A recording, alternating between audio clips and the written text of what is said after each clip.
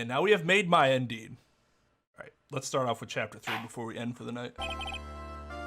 That's enough. This court sees no reason to further prolong the trial. This case is extremely clear. I see no room for misinterpretation of the facts. It wasn't me. I swear it wasn't me. Who's talking? The evidence and testimony we have seen and heard are conclusive. The victim was alone at his table when he drank from that poisoned cup of coffee. No, you're wrong. I know what I saw. I saw...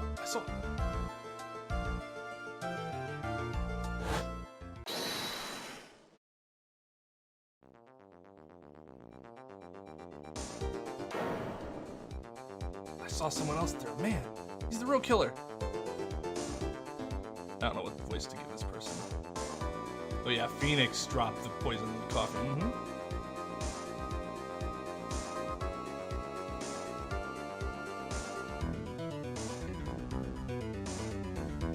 Why won't anyone believe me?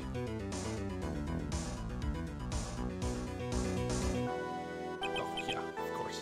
Well, I'd say that pretty much wraps this case up, wouldn't you? Mr. Wright? This court finds the defendant guilty. We got beat by Pain?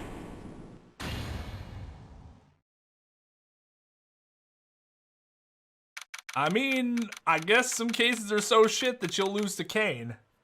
That can't be the case. Yeah, that was a quick case. Chapter 4, let's do it. You guys didn't tell me this would be the quickest VOD that I've ever had to put together. Let's go. The start of the new year always makes me feel like I can take on the whole world.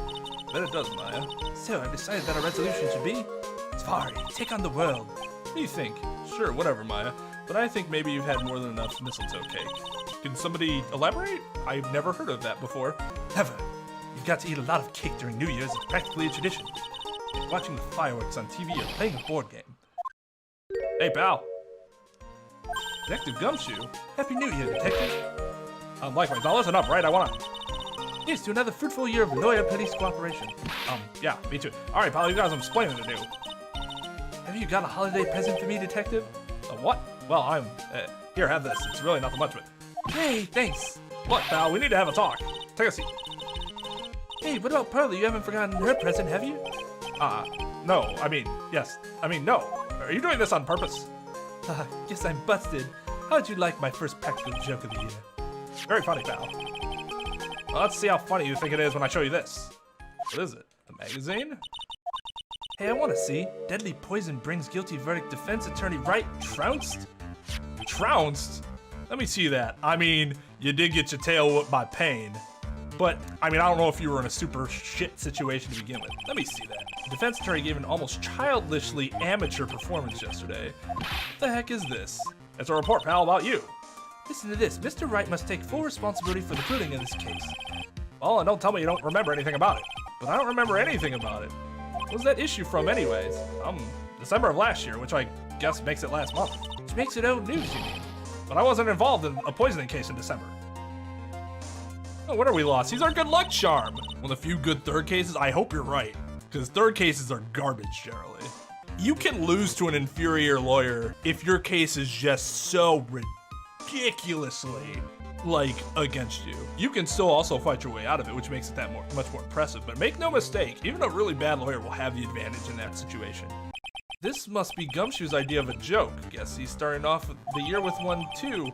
How does he not know that there was somebody impersonating him? So what are you gonna do about it, pal? What do you mean, what am I gonna do about it? Well, it's your fault that the judge found the defendant guilty in the first place. No, it's the judge's fault that he thought some other person was me. My fault? How do you figure that? Because the Phoenix Wright is super famous now. Well, maybe only sort of. Yeah, see what happens when you hotshot starts getting too full of yourselves? But I didn't do anything wrong, at least not that I can remember. Better make this right, pal, now. And that means taking the case back to court, got it? Sounds like we've got our first case of the new year. Let's tackle it with gusto. I don't know, the judge already issued a guilty verdict once in this case. It's not going to be easy to get it overturned. I guess that New Year's resolution is going to have to wait until next year. They're taking the case, right? Good. I'm gonna head over to the courthouse then. After that, I'll go back to the precinct. Drop by if you need something, okay, pal? I guess people are starting to know the name Phoenix Wright. Of course they have. You know how ridiculous it is to get as many acquittal verdicts in your jurisdiction by your age? Apparently, most attorneys in your jurisdiction don't get that many acquittals in their entire lifetime. It would have been odd if you didn't become famous. The client entrusted a case to me based on my reputation. I guess I'm kind of responsible. But why would someone want to impersonate me? What sort of a guy would do that? Wow, okay. I am intrigued.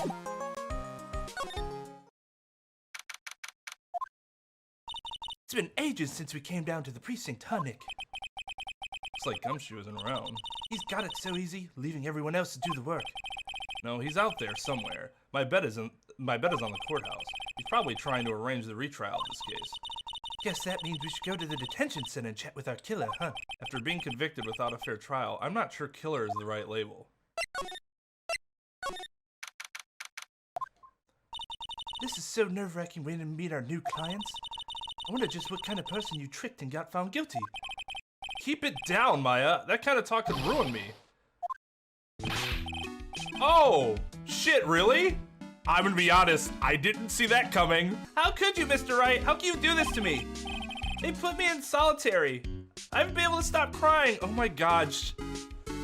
Her sad face is one of the saddest faces in this entire game. Look at how she looks back up at you and then down.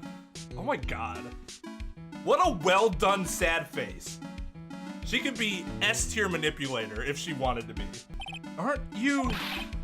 Yes, I am. I'm totally and utterly let down. Ah, you? Don't pretend you don't know me. It's me, Maggie, remember? Maggie Bird. Maggie Bird. Ah! Maggie Bird. She's the policewoman I defended that one time. That one time. She was accused of murdering her lover. He was a cop, too. She arrested working for a maid cafe? What are you doing in here? Didn't you get a quick... Oh, sure. Very funny. After that fifth-rate defense job, you come in here and start making jokes?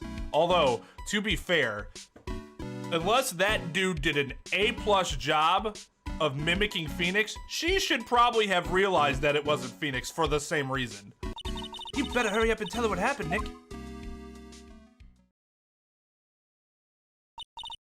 Oh, I see. So that's where we stand right now. I'm sorry you've been caught up in another murder. My whole life has been nothing but a whirlwind of bad luck and failures. That's sad. I vaguely remember her saying the exact same thing last time. But I don't mind. What's one more disaster in my life? Except, you know, life in prison. Or being executed. At least now the real Phoenix, Mr. Wright, is here with me. Mr. Phoenix, right? I won't let the world keep me down, sir. So, how come you're dressed like that, Maggie? Last year you looked so sharp in that police uniform.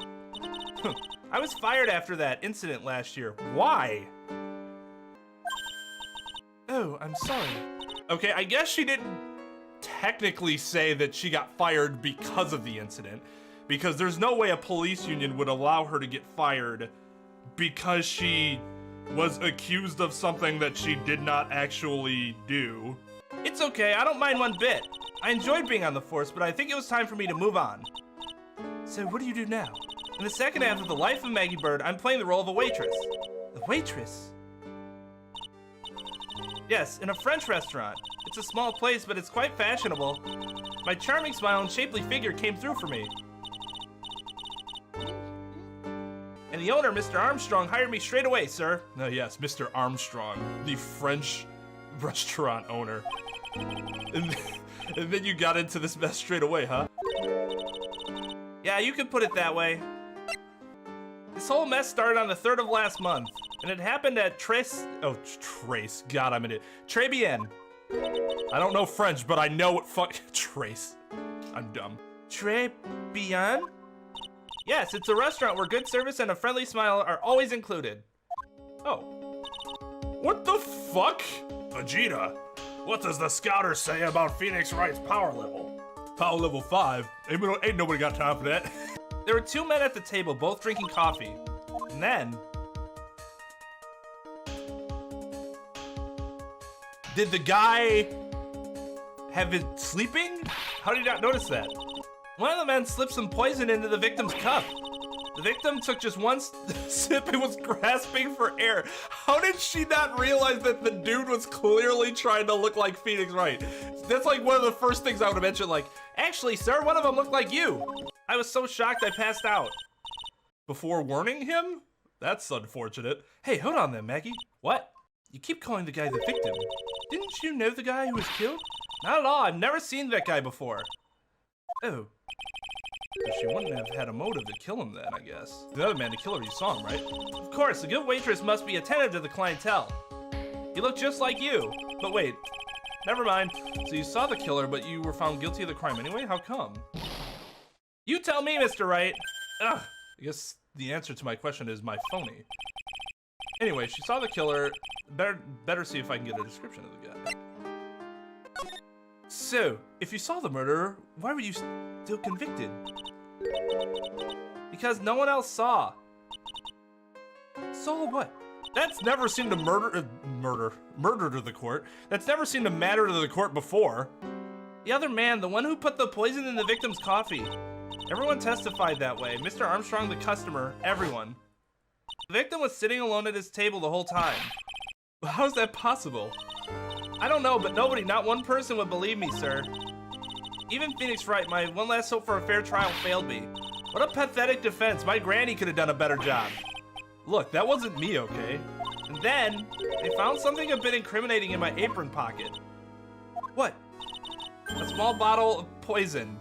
Yeah, that would be quite incriminating. What? Poison? It was in your pocket? Well, I passed out when the victim collapsed. The killer must have slipped the poison into my pocket when I was unconscious. And no one else saw this other guy? No, sir, that's what everyone said. But I don't see how they could have missed him. The other guy? I was the one who took the coffee to the two men. Oh? And what was your impression of them? Well, when I first saw them, I kind of thought they might be in the music industry. In music? How come?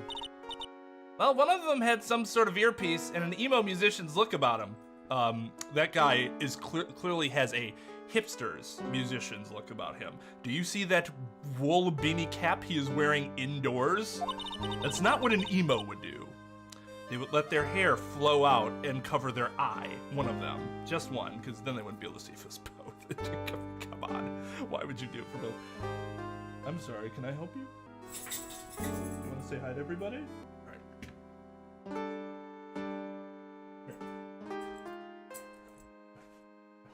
Oh, yeah, there you go. Oh, how are you? She's sweet, just very attention heavy. And there was a sample CD on the table, sir. An earpiece and a sample CD, huh? Did you get a look at the CD at all? Could have been an important data CD. You just gotta assume it's music. Okay, well, shut me up. It had a band's name written on it. I think it was MC something. Of course it was. They must have been preparing for their debut, I guess. So it was a band CD, maybe a promo disc? An EP, as it were? Maybe it was MC Screwdriver. Get serious, Maya. What a stupid name. Would you buy the CD of a group named that? What was the name of that group again? MC Hacksaw? No. MC... What about the killer? What did he look like? Well, I don't really remember. Only that he was a young man, well built like the victim, really. Let's present this. Oh yeah, I need to ask you about this. Hey, this article's about my case. Can you tell me anything about the guy who was pretending to be me? Yes, sir. It was the morning after I'd been arrested. I met you in the visitor's room here. You were wearing one of your super sharp suits. Me? Yes, you, Mr. Wright. Ugh. Hey, Maggie, what was my evil double... That's funny. I am doing here. Was my evil double I am here too? No, I don't remember a phony you, Maya. Oh, it would have been so cool. She's like legit sad she doesn't have an evil double. Then you got really worked up and passionate. I'm gonna get you cleared of this crime. You said. Oh. Has she ever remembered me talking like that? What? It sounds like he's been horrible at pretending to be me. How did the judge not realize that it wasn't me? Oh, I get it. Oh, I get the picture. But you've met me in person before, so that actually seems really fucking stupid. So how come you didn't realize that guy wasn't the real me? I guess, looking back now, it was a little strange. Only a little? Well, okay, so you're a bit taller than normal, and you looked a bit shady, and your voice was a bit weird. Oh, and you had this kind of funny accent, and so the guy was nothing like me then. He had your spiky hair and blue suit. That's all people think of Phoenix, is the blue suit and spiky hair. First of all, diversify your suit, man. You don't want to be overly reliant on one colored suit. That's why I don't wear the same suit on stream all the time. Today I have my really dark gray with light blue striped suits for the courtroom. We can go with the blue, or we can go with the gray, or slightly darker gray. We haven't gone with the black. Black's not really for the courtroom. It's for funerals and weddings. Is that all it takes for someone to imitate me? How about everyone else in the courtroom, like the judge and the observers? Didn't they realize he was an imposter? Everyone had these big question marks on their faces, but it seemed that no one wanted to say anything, sir. This is weird. This case just keeps getting weirder and weirder. Mr. Wright, do you think it's possible to get a retrial? Probably. The court ruled in the absence of a genuine defense attorney. He's right. So we should be able to get a retrial. If you were deceived into believing that somebody was an attorney that actually wasn't an attorney, and you relied upon that essentially the promise that that person was a licensed attorney, I would assume that the judge would have no choice but to give you a retrial. So we should be able to get a retrial. Mr. Wright, do you think we'll win next time, sir? My life has been a full course meal of bad luck, complete with defeat for dessert. That's funny. Since I was 6 months old when I fell from the 9th floor of my apartment, but I completely forgot about that. Oh my God. I've been hit by all sorts of vehicles, gotten sick from all sorts of foods, failed at almost every test I've taken, except for getting into the police academy apparently, experienced almost every kind of disaster. I even landed a phony lawyer when I had the misfortune of being accused of murder. But I will survive because Maggie Bird always lives to fight another day. And one day I'll find it. Just you wait and see, sir. I'll find that one single moment of good luck. He's really gonna pay for this. What are you staring at me like that for? But Maya's right. Whoever it is that thought this was a good idea to use my name and get an innocent girl convicted of murder had better watch out. We'll find him, don't you worry. We'll get Zin Yep for you. Thank you. Oh, I'll tell you where Tribulations is then. Yeah, right. The restaurant where the murder took place. Yes, sir. When you go, please tell Mr. Armstrong I said hi. Sure. All right, Nick, let's go check out this restaurant and its food.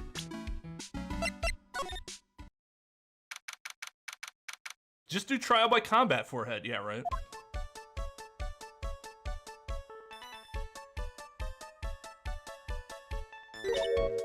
Wow, it's so pink. Look at this place. Look, more like smell. What is with that suffocating sense of flowers in here? Then again, girls like that kind of thing, right? God, Phoenix. Actually, I'm not all that into it. No one's coming to see this. Maybe there's no one here. Don't be silly, Maya. This is a restaurant. It's open for business. Hello? Anyone here? I don't believe it. There really isn't anyone here. Perfect. Let's get intrusive. Yeah, like my wife would hate something like this. She'd walk in and be like, ugh. There's no one here. We can take anything we want. That's not how it works. Yeah, I suppose we can't. Wait, no, that's not true. You can't actually do that. Huh? There's something stuffed in behind the rack. Looks like a sports paper to me. Hey, and look at this. Someone scribbled a little doodle on one of the pages. MC Bomber and 1, 2, and 3, 4, 5 zeros. $100,000? Maybe? I wonder what MC Bomber is supposed to mean. It's paper. It's from December 3rd. This paper's from the day of the poisoning. What? Paper from the day of the murder. This has got to be a clue. I should see if I can find out some more about this paper. This must be the table where the murder occurred. I guess so, with all this police tape around it. That stain must be from the poisoned coffee. Don't go licking the tablecloth, okay, Maya? Why would I lick it? I'm not a cat, you know? And why can I picture you doing just that? Oh, a sports paper. Let's see. Did Gustav Braun manage to defend his heavyweight title? Sorry, Maggie, that paper is actually a month old. It's from the day of the murder. And Gutzen got knocked out yesterday, I'm afraid. Oh, no. I had money on that. I mean, I don't gamble legally. I found this paper in the magazine rack at Tribien. Really? That's strange. Tribien doesn't get newspapers. Mr. Armstrong says he's not really fond of them. And because why would you bother with the paper medium anymore? Then maybe one of the customers left it behind? What I want you to take a look at is this scribble here. Ah, that's it, sir. MC Bomber. That was the name that was written on the CD. Just as I thought. Guess it was an MC Screwdriver after all, huh? So that $100,000 must be a down payment for a record deal, right? If someone gave me $100,000, I'd sing for sure. The Master of Crime, or the Spirit Song, or even Maya's theme. Okay. So if the sample CD was on the victim's table, that means this newspaper may have belonged to the victim. You're right. So the victim left this behind on the day of the murder, huh? I think we better step up the investigation, don't you, Nick? Okay. Go back to Tribien, maybe somebody will be there. Yep.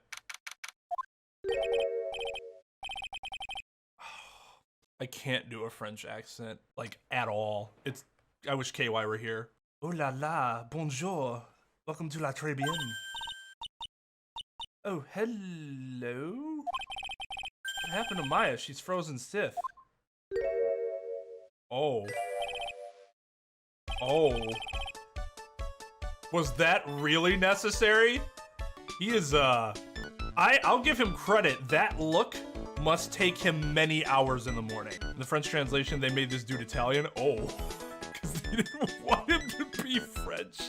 Bienvenue, welcome to my petite restaurant. Huh? Bienvenue? Oh no, my petite tulip. Huh? Me? Look at his face, like a kitten rejected by its own mother. You are fatigued, no? Alors, you need this. Aromatic bath oil melange of God, I can't speak French. Of Neroli and La Rose. Is it Rose or Rose? Rose? My personal recommendation. You think I need what? Oui. Just add a couple of drops of this mixture to la bath water. Voila. It will soothe your body and your mind. It's simply fantastic. And for la monsieur. Who, me? Look at that face, like a puppy rejected by life itself. You're fatigued, no? For you, monsieur, I recommend this. Oil of bergamot. And maybe an hint of oui. I will add the peppermint and the clary sage for fragrance, exceptional. Such an invigorating recipe will bring out your delicious beauty, monsieur. My beauty? Hello, if you'll be seated, I'll bring you la special menus today. Actually, we're not here to eat. We're lawyers. I'm a lawyer. My bien sûr.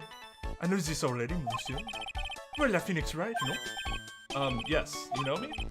My oui, I never forget a man who flirts with me, especially in court. I absolutely need the transcript of what happened during that cross-examination. I guess he was cross-examined by a mysterious Zen... Yep. Looks like everyone to do with this case knows who I am already. Wonder what sort of impressions Zinniap's been leaving on people, don't you? Well, I think we know what kind of impression we left on Armstrong. Allow me to introduce myself to you again. I'm Jean Armstrong, enchanté. It's just enchanté? Enchanté! That's what it is. That's why I don't do French shit. So what does Tribien mean? I know Tre, that means 3, right? No. Tribien is Francois. Francais. Thank you. In English, you would say very good. Oh, very good. Oui, exactement. The atmosphere is Tribien, and the cuisine is Tribien. The food's so good, why aren't there any customers here? The cuisine is not for all. Some people, they do not appreciate la haute cuisine. I thought everyone liked hot cuisine. Or is it just haute? I don't know. I had lost Maggie. I do not have enough M. So you're running around this place on your own now? Oui. For the moment, no one has answered my advertisements. Oh, poor moi. Please don't eyeball me while you say that. Bruh, I want eyes like that. No lie. I'm the chef, I'm the manager. I'm also a trained aromatherapist. A roaming what? Practitioner the aromatherapy, the art of soothing la soul des delicate floral aromas. Delicate? The smell coming from that bottle earlier was anything but. Yeah, this person has a very different definition of the word delicate. Could you tell me what you know about the incident? Yeah, it makes me sad to remember it, yet I remember it so well. More than a month has passed since it happened. Yeah, I guess it's been about a month since Maggie's sentencing. Why hasn't he hired somebody since then? It was the 3rd of last month, just after 1 in the afternoon. A man who was in here for coffee suddenly became ill. Because of the poison in his coffee. That is the truth as I know it. It was Maggie who took his drink to it. I was in my kitchen. I heard the sound of someone collapsing.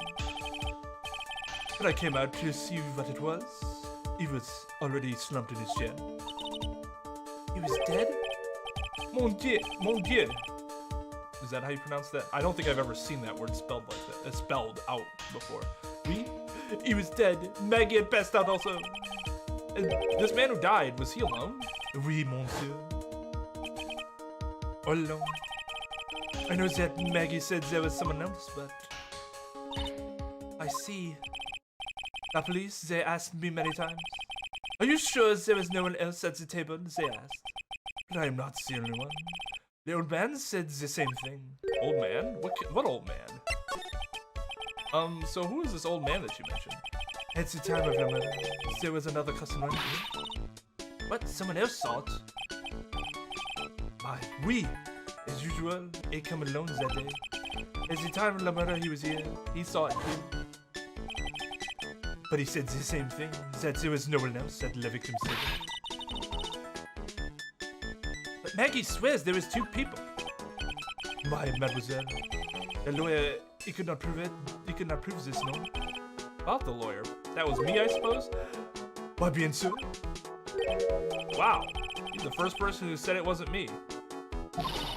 Don't kid yourself, Nick. Now who's the one making stuff up? Oh, I can't show him me. Maggie was a policewoman once. Yes, but she had to quit for reasons beyond her control. Oui, oui. She was less suspect in the investigation, no? Oh, do you know about that? That is why I gave to la perfume for la happiness. Happiness perfume? We blended from bergamot. Like I have given to you before. But she's been arrested again. Found guilty this time. This is true. A natural aroma of unhappiness must have been very strong. Just admit it, your perfume doesn't work. I'm not surprised she was the prime suspect. For something like that took place before my very eyes. Something like what? What is this guy talking about? Does this mean Maggie did have a motive? We've got to ask this guy for more info. Stats! When Maggie took the coffee over to the victim, did anything happen? Oui. I suppose you could say so. So what happened? No, it was, this was nothing. Look, Maggie says she didn't even know the guy, but she's still been indicted for murder. And actually found guilty for murder. The prosecution must have come up with some kind of motive. Oui, it was true. It is true. If there's anything at all between Maggie and the victim, it could be relevant.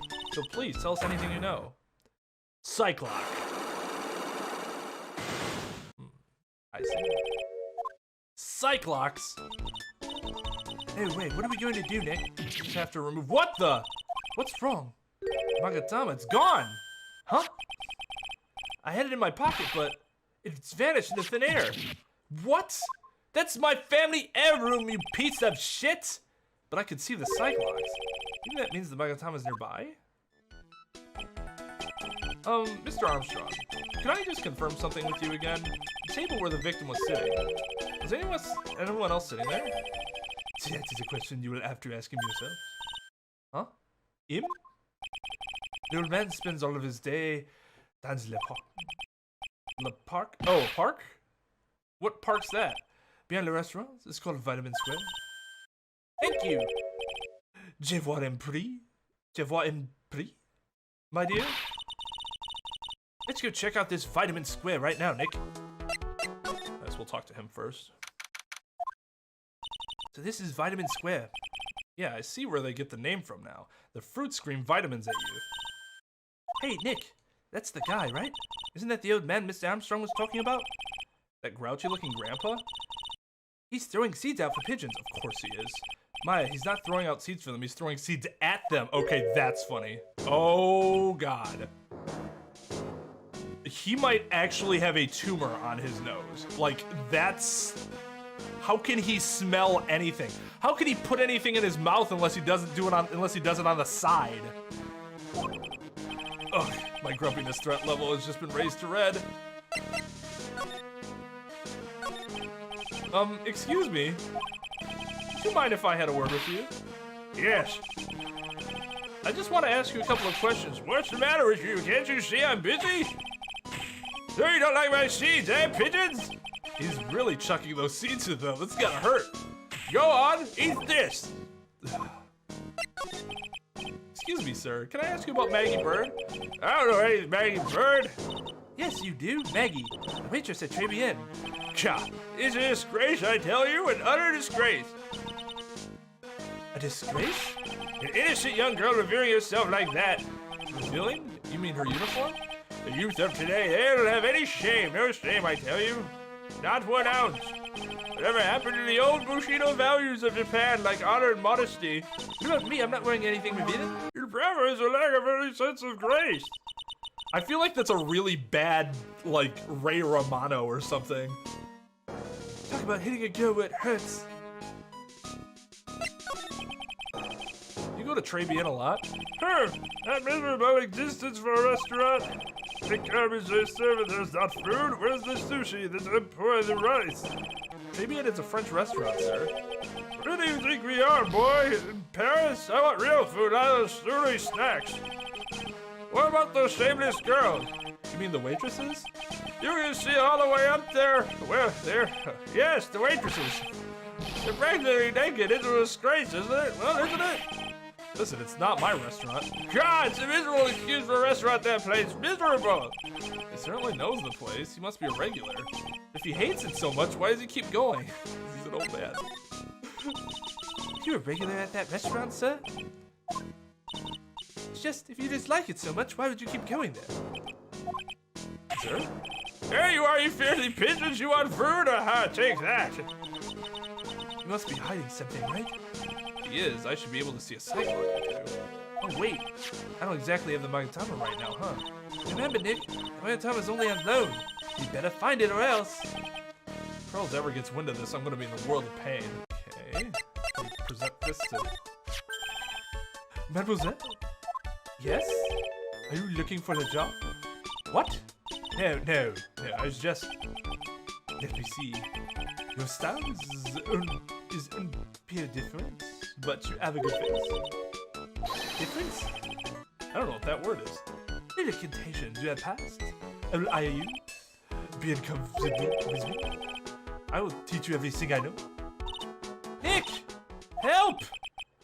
I don't know whether to laugh or feel bad for Maya. Maybe I should do both? Maybe I should let Maya literally get kidnapped against her will. But you know what? I'm just gonna go somewhere else instead. Hey pal, have you found the evidence yet? The one that's gonna find her innocent? No, not yet. We've only just started our investigation. Well, whatever you need to do, I'll give you the dirt on it. I'm putting off all my other cases for now, pal. Oh yeah, didn't he have like a crush on her? I hope she was really fired up about this. Oh yeah, one more thing. Retrial's been approved. Court's sitting at 10 a.m. tomorrow. And Gano's gonna be the prosecutor. Wouldn't they have sent me notice of this? Why would I have to get notice of this through the okay. Although I guess I technically haven't had the letter of introduction already, which I assume you file with the court just as you would a notice of retainer.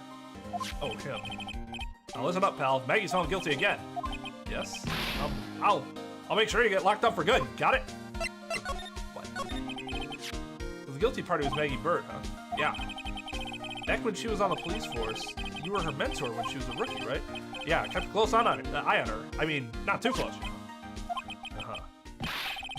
Hey, what's with the funny looks, pal? I was just her. There wasn't anything like that. Look, sure, I was her boss when she was doing her training. That was it. Nothing happened. Sadly. Gumshoe sure is sweating up a storm over nothing. So that's it. Our big old Gumshoe has a little crush on Maggie.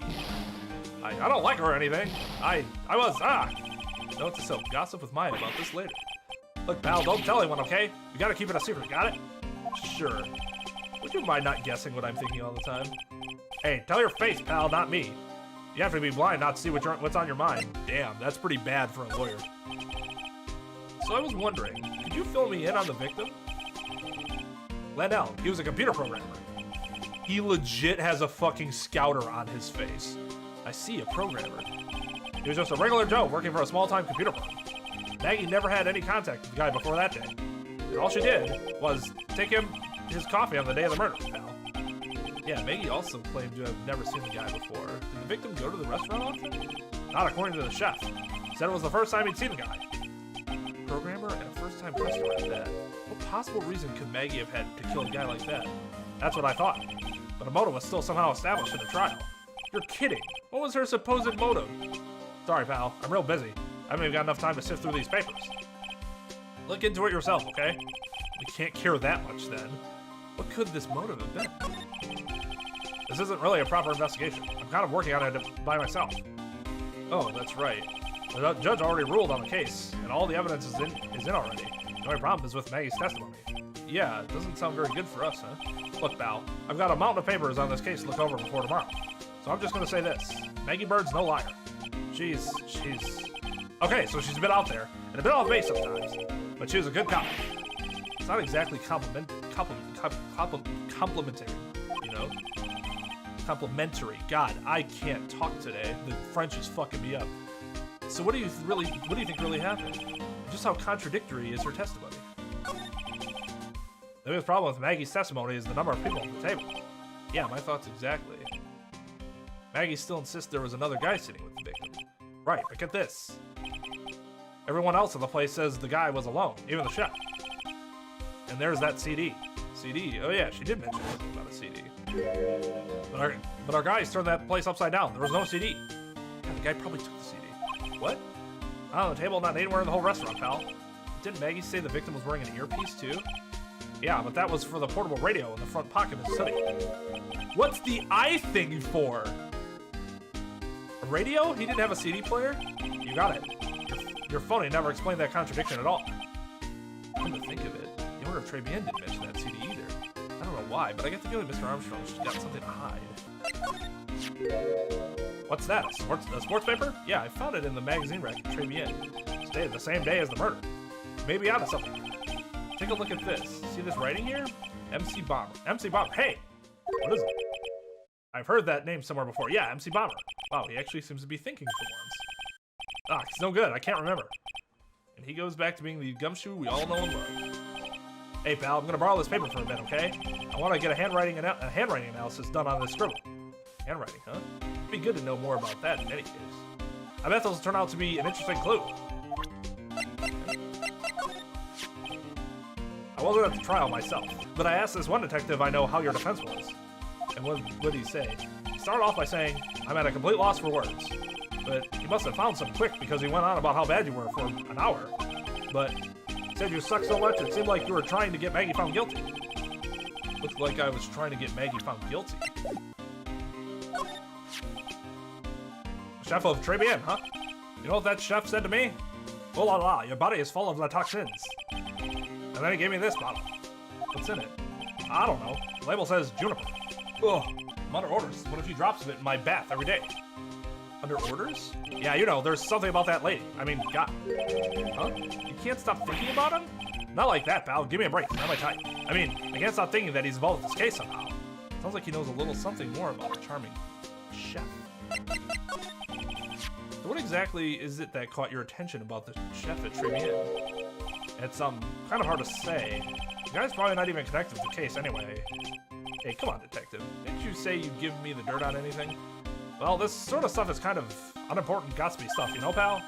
Look, how about this? You go with Tribulations and investigate the place yourself. If you find out anything suspicious about the guy, you report it back to me, okay?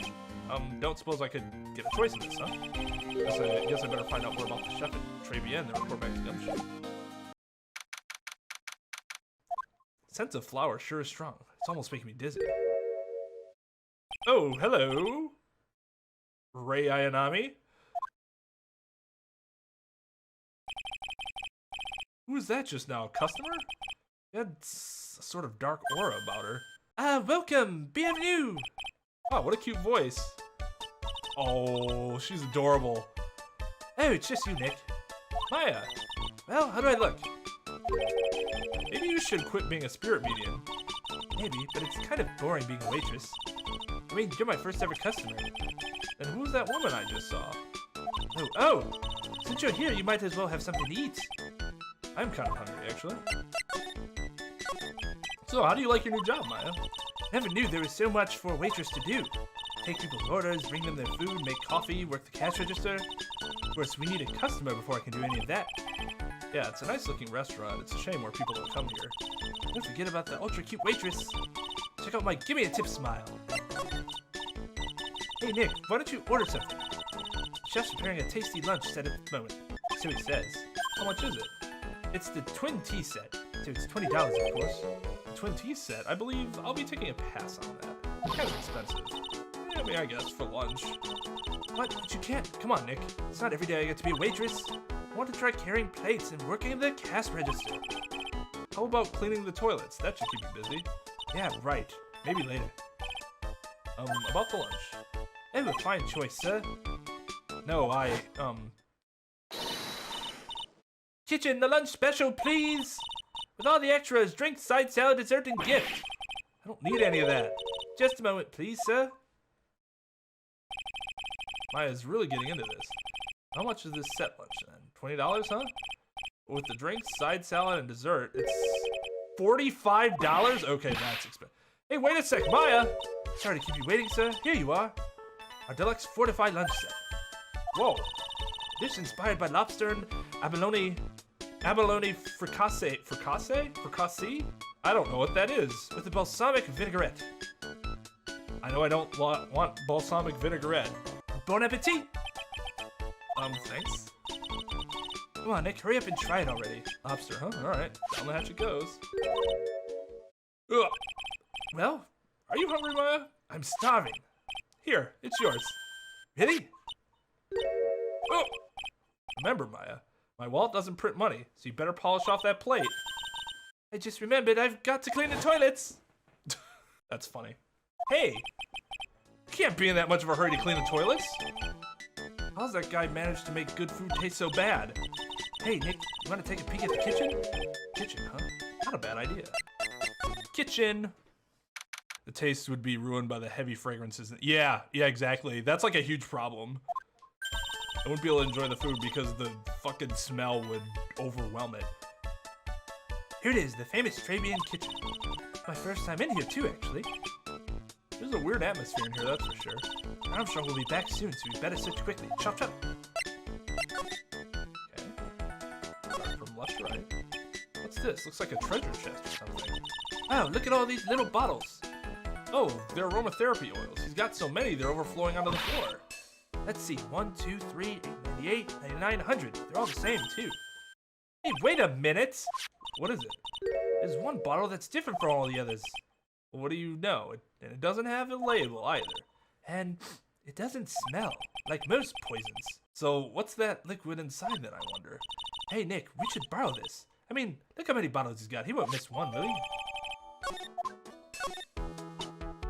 Now I know I'm in a French restaurant, I've never heard of most of these seasonings. Hey, Nick, this container has oyster sauce? What's that? I follow some, I don't know, I think it's a Chinese YouTube channel. They show a bunch of, like, alternative ways of using food that you, as opposed to, like, what you would normally do with them that are, like, healthier but still tasty. Or, like, really interesting ways to use foods in ways you haven't used before. And one of them was, like, just add oyster sauce. And I'm like, you say it so nonchalantly, like I just have oyster sauce lying around. I didn't even know oyster sauce was a thing until I watched this video. Isn't that used in Chinese food? Ah, look, right here on the counter. My Magatama, what's it doing here? What indeed? You just lift that from me? Okay, is that it? We got everything, no? So we found poison, probably, and our Magatama. That's kind of weird. Hey, you're just in time. What is it, Detective Gumshoe? The lab got back to me about that newspaper you gave me. It must be the sports paper with the memo scribble. So? What did they say? Did the analysis turn up anything? They said that the doodle was written by the victim, Glenn Hick. No doubt about it. I expected as much. The victim took the paper with him to the restaurant on the day of the murder. That's our best interpretation of the facts at the moment. MC Bomber. Get the feeling I've heard that name somewhere before. Oh well. Guess it'll come back to me. Don't forget to report back to me with whatever you find in the restaurant, okay, pal? It's when I start taking orders from Gumshoe. Hello. Get the feeling there's something I need to show him. Yes, there is. This bottle. You got one of those aroma bottles too, huh? Only this one doesn't smell. Huh? I don't get you. This was mixed in with all the other aromatherapy bottles, but it's not the same. It doesn't even look the same. Wouldn't you agree? The cologne bottle doesn't smell, huh? Smells like a skunk to me, pal. Mind letting me borrow that bottle for a while? I want to send it back to the lab for analysis. The victim was poisoned, so the contents of this bottle are pretty important. I will also say that a lot of labs don't process information this quickly in, like, criminal cases. I had a hunch there was something funny about that chef. You suspect Jean Armstrong? I got that guy's number. I know what a secret is. That must be the same secret Gumshoe was talking about before. I guess I better fill you in on the details. About this Armstrong guy's secret, I mean. Talk to me. So what's Mr. Armstrong's secret? You ever had lunch at Tribulations, pal? Yes. So how was it? Just put it nicely. It was inedible. Hey, don't worry about being nice around me, pal. You and I both know the reason that place is so empty is because of the food. I mean, the place is clean, and he's got a girl like Maggie as a waitress, so... Yeah, I guess it's probably the food. The real scoop on the guy is he's up to his ears in debt. Really? How much does he owe? This is a copy of his loan contract. He's about $500,000 in the red. Oh my god! $500,000? Are we talking dollars? Yeah, hey, if it was sterling, he'd really be in trouble. Sorry, that figure just took me by surprise. Yeah, this case is full of surprises. I'd be willing to bet that chef's got something to do with most of them. That's my hunch.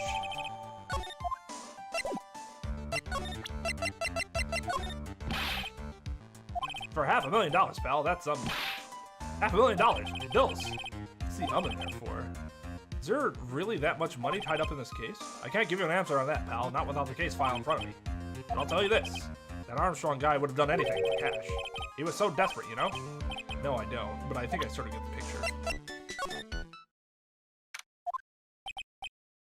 The old guy's not here anymore. Drat, and I still have some unanswered questions for him. What is this? Scooter, huh? Who'd leave it right in the middle of the park like this? The wheel guard and the light are busted. Guess it must have been an accident. It's totally wrecked.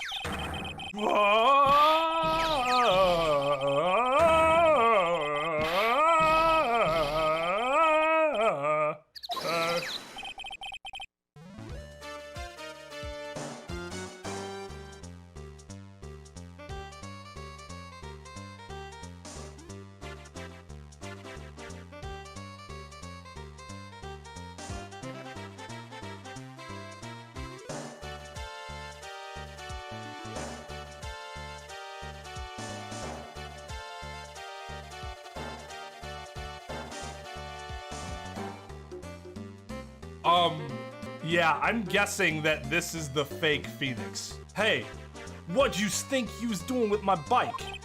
No, I was just... Whoa! Oh my god. You's been messing with my new ride? Is that what you's been doing? Bro, you's gonna pay for this.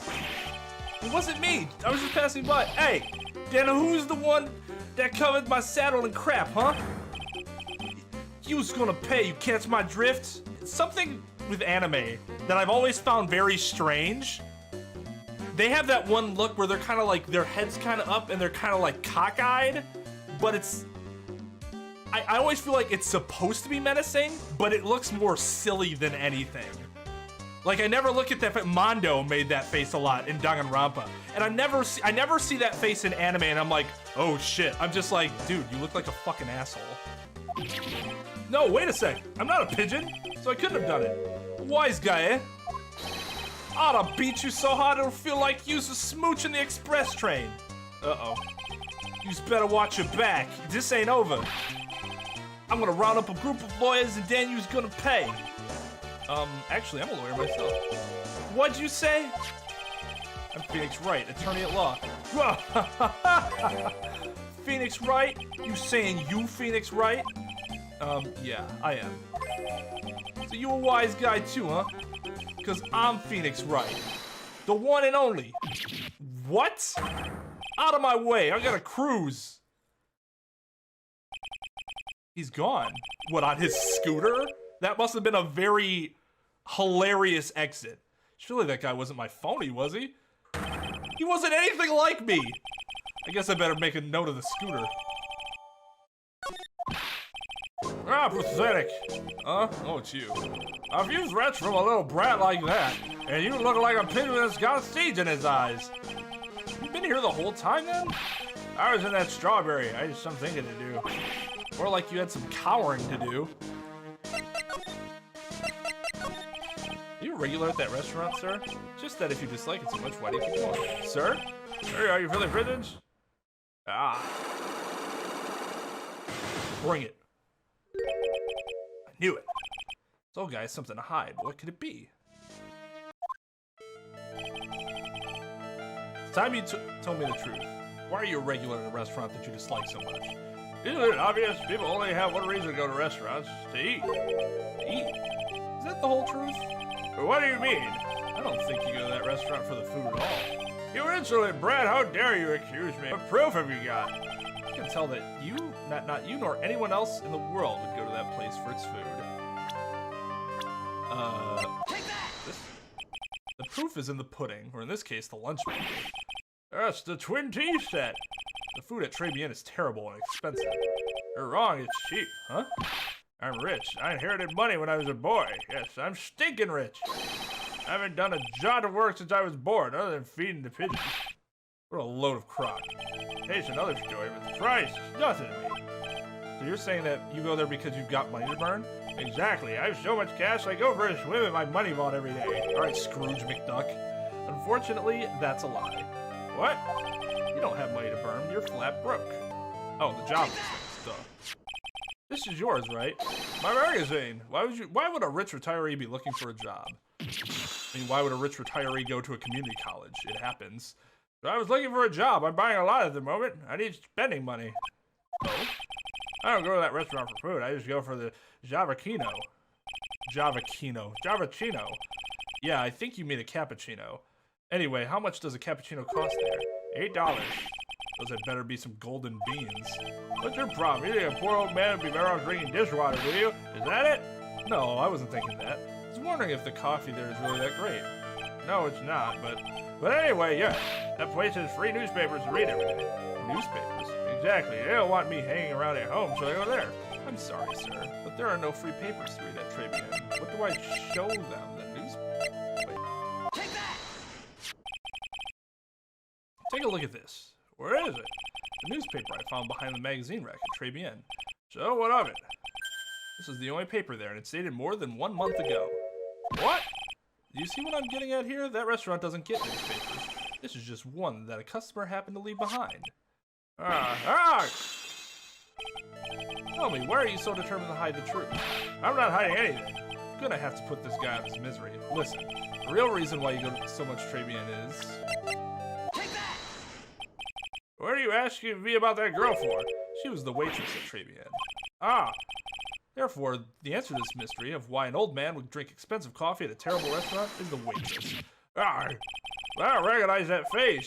And you are probably telling the truth here, because you weren't looking at the girl's face, but at her outfit. Or, that's the truth, isn't it? You became a regular at the restaurant because of the waitress's uniform. That uniform is all you can think about, isn't it? I can't take it. To you, the waitress was your... Enough, please. No more. Stop saying that word. Stop saying waitress. Stop it, stop it, stop it. Pop the nose.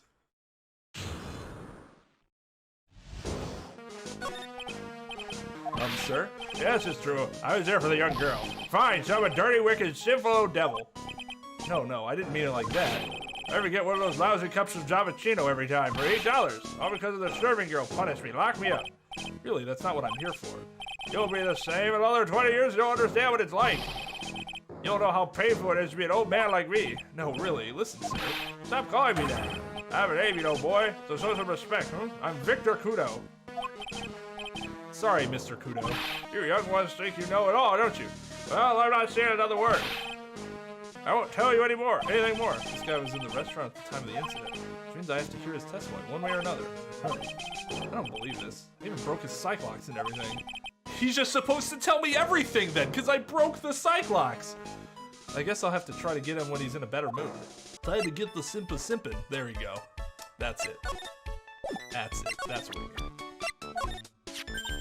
Oh, it's that old man. Is he still feeding the pigeons? Yeah, he fed me as well. I got a bunch of those seeds in my eyes. Oh, ouch. Hey, Maya. Would you mind coming with me for a while? Huh? Me? Why? Something I really want to ask that old man. Sure, okay. I'll just get changed. No. Hang on. Can you go like that? I guess? Sir? Oh, you again. Oh my. Well. I see. Nick, his eyes are burning into me? It's okay. I think it's going pretty well. Dude, you're pimping her out. That's not okay. Huh? You're still just a little child. Run along and play on the slide, alright? Oh my. Play on the slide? Ah, we were so close. Just a little more and he would have spilled. Pigeon. How can we crack this guy? Excuse me, sir, please. Why, can't you see I'm feeding the... Oh, excuse me, sir. Can we talk to you, please?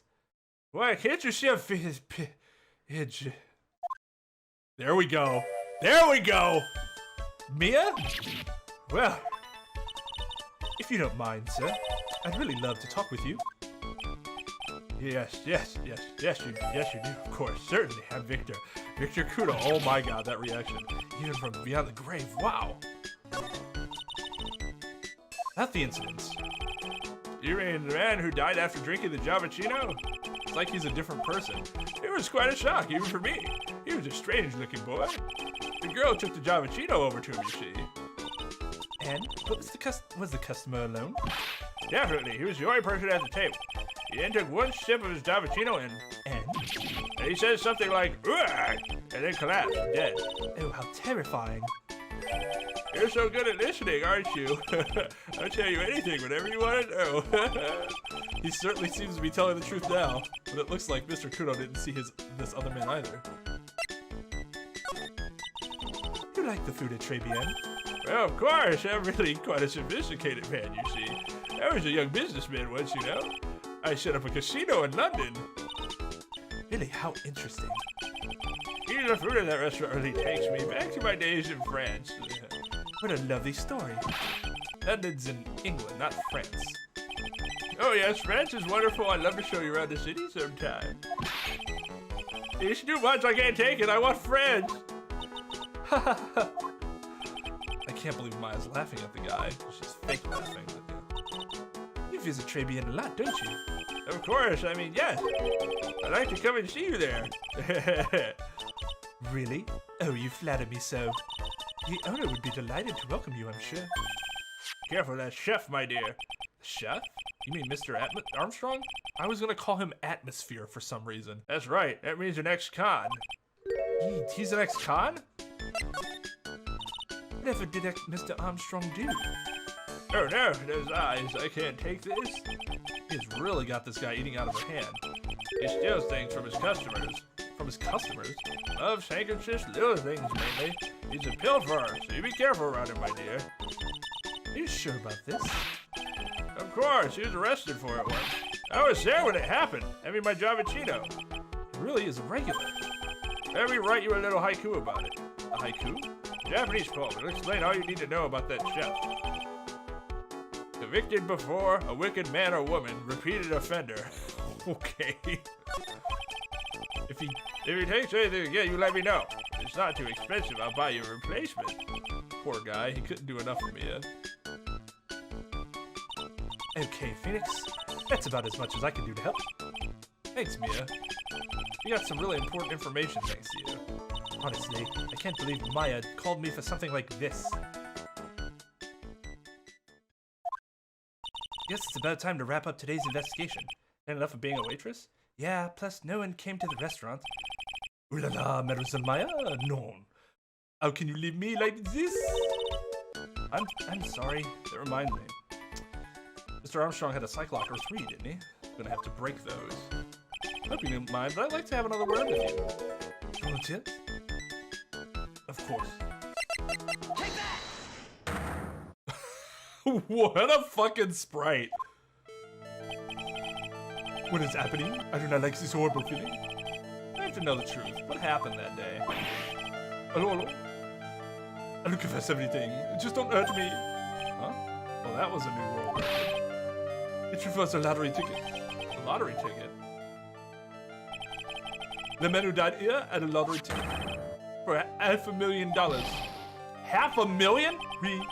But after the incident, this ticket. It disappeared. The ticket disappeared.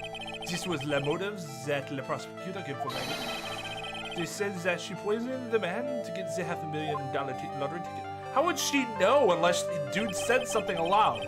Unless they're expecting me to believe that she knew the numbers, the winning numbers from the night before, just happened to see the lottery ticket, had the numbers memorized, and was like, that's a winning lottery ticket. Why didn't you tell me about this sooner? Maya, no. You've been trying to hide this information about the lottery ticket from me. I want to know the reason why. No, monsieur, you doubt me, but I have confessed to you everything I know. Mr. Armstrong, $500,000 lottery ticket. I think I know who took it. I think the winning lottery ticket was stolen by this person. I should say it's him. Mr. Armstrong, I believe there's a very high probability that it was you. Wow, that is one piercing scream, even for a man like him. My pourquoi moi? Why, you have no evidence. I am not masked to mask. Nice callback. I am not the kind of person who steals the property of others. Sorry to disappoint you, Mr. Armstrong, but I have evidence to the contrary. I present to you proof that you have stolen from others in the past. Take that! Oh, fuck. I'm just gonna show him what he stole from me. Oh, that's right. Duh, I'm a moron. What is this, a poem? Oh, monsieur, you know me so well. I adore poems. Please read it, and put some feeling into it. Convicted before a wicked man or woman, the repeat offender. I'm sorry to have to bring it up, Mr. Armstrong, but you have been arrested for stealing from your customers before, haven't you? Mon Dieu! Le mensonge! You are the liar! You deny it? I could probably just go look online in the public records right now and find that information. Do not make les false accusations, s'il vous plaît. So, do you have any proof? I want to see the incontestable proof that I've ever stolen from one of my customers. Take that! Now you show them how you done. Seems old habits die hard, Mr. Armstrong. What is that? This is my magatama, and I found it in your kitchen. No. Wow, that scream just about broke some windows. Oui. I have a weakness for la trinkets and la figurines. And it just slips out. I cannot stop it. You stolen handkerchiefs, gloves, and other things from your customers, right? Oui, it is la truth. I'm just a timid little girl inside, monsieur. A timid little girl. Besides, this time it's not less small trickery.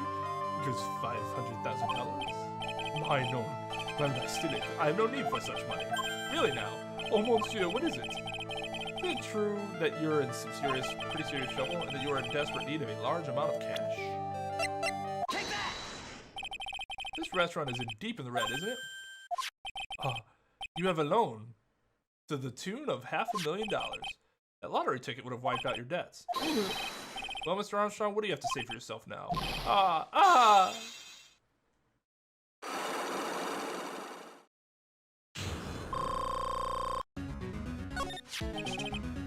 Mr. Armstrong, you said that the victim had a winning lottery ticket for $500,000. How'd you know he had something like that in the first place?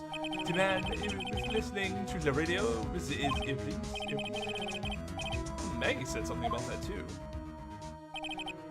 The winning number was announced on the news, I think. All of a sudden, exploded. Yes, $500,000, he shouted. And the ticket? He had all of his tickets spread out on the table. I was so desperately in need of money, so I took the poison in his coffee? No, no, no, no, no, no, no.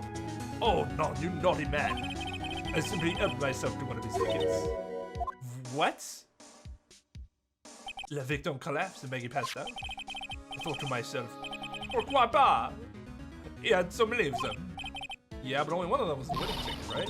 How could you do that, Mr. Armstrong? Maggie was arrested because of you. No, this is not true. I did not take it. Did I take it for $500,000? I mean, but you told us you did. You said you took a ticket. My filly? It was not. That's enough, huh? Ah! Mr. Godot! What in the heck are you doing here? Okay. This is without a doubt the worst coffee I have ever tasted, Mr. Armstrong. You came in here for coffee? Does this craving for coffee know no bounds? Perhaps Mr. Armstrong stole one of the victim's tickets on the day in question. I am no, just a pretty little girl who everyone is laughing at. But in that case, Maggie shouldn't be the only one under suspicion. He had the wrong ticket. What? Mr. Armstrong made off with the winning ticket's pretty neighbor. So the ticket he took was worthless? Not quite. He did win something, $1. You see, I'm just a pretty face. Without me looks, I have nothing. So, what happened to the winning ticket then? The one he meant to steal? Indeed, what did happen to it? I don't like spoiling myself by watching trailers, so we'll just wait and see how the motive turns out tomorrow, won't we?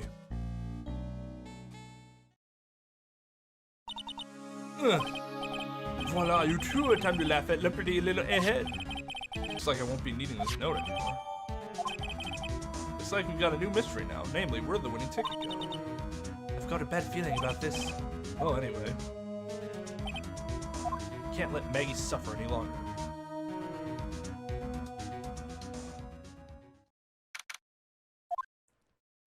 Oh, I see. I guess I should have expected this. Nobody saw the other guy, huh? He was there when I took the coffee over, sir. Scout's honor. Maggie! Ah, Detective Gumshoe! Are you doing alright? How are you feeling? As if you need to ask either question, sir. Don't let him get you down, Maggie. Don't forget to eat well, okay? Roger. And you! Yes? You better square this case away, got it, pal? Maggie's innocent, you hurt? You hear? If you screwed up, then I'll be doing some squaring away myself. Gumshoe actually looks like he could knock a motherfucker out. Squaring away some paperwork for your arrest. Oh, God. You ruined it. I think he's serious. Hey, detective, you're on our side for once, right? Yup. Actually, Maya, ooh, this is awkward. See, we did a case without you once, and he was on our side then, too. Ugh. What? You did a case without me? I'll kill you, Nick. I'll kill you good. So you'll be able to help Maggie out, right? Really? Can you, sir? Of course. I got this situation under control. I'm gonna be the first witness on the stand. If something I say doesn't match with the facts, make sure you point it out, all right? Sure. Okay, we're forming a united front today, pal. You got me? I can't tell you how grateful I am, sir. I've always admire you so much, detective. I know I can count on you. Oh, Maggie Gumshoe's a great ship. Looks like it should all go pretty smoothly today, huh? How? We don't even know what happened yet. I can only wish.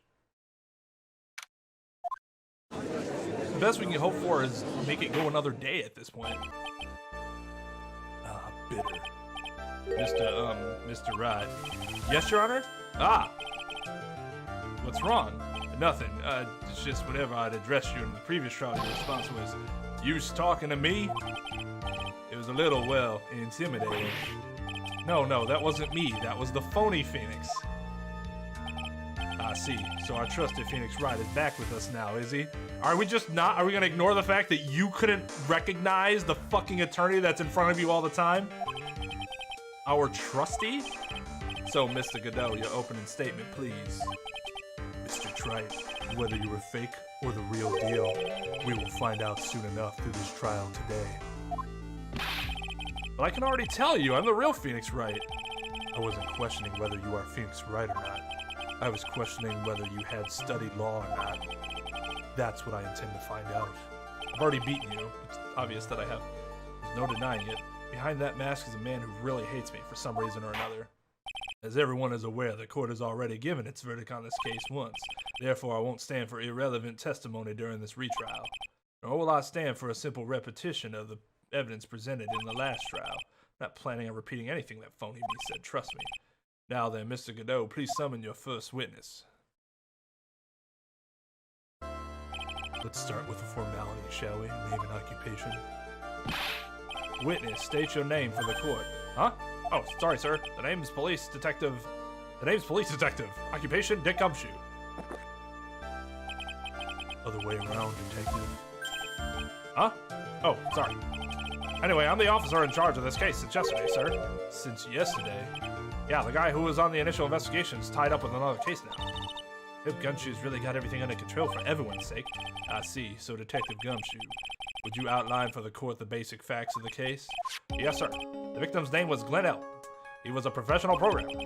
He was on the payroll of Blue Screens, Inc., a local company. This is the victim's autopsy report. The court accepts this into evidence. And here are the floor plans of the restaurant. When the incident took place, the victim was sitting right here. The poisoned coffee was brought over to him by the waitress. The waitress being the accused. Yeah. The victim died from poisoning almost immediately after he took a sip of the coffee. At the time of the incident, there were two other people in the restaurant. Mr. John Armstrong, the owner and chef, and a regular by the name of Victor Kudo. It still seems to be a very straightforward case to me. Come, detective, take up this hammer and nail the defendant's coffin shut with your own two hands. God damn! Now then, Detective Gumshoe, let's have your testimony. Yes, sir. The incident took place. The victim was alone at his table, sir. We understand that the guy, Glenn L., was listening to the radio at the time. Traces of poison were found in his coffee cup. What we found was potassium cyanide. The stuff really packs a punch. And it looks like Miss Bird might have had, well, some kind of motive.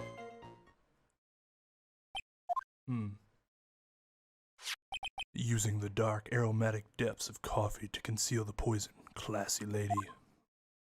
The facts of this case seem to be ironclad, Mr. Wright. Ironclad. I'm allergic to the judge. I would ask you to begin your cross-examination, but yes, please, no intimidation tricks this time around. Is that understood? I already told you that wasn't me. Can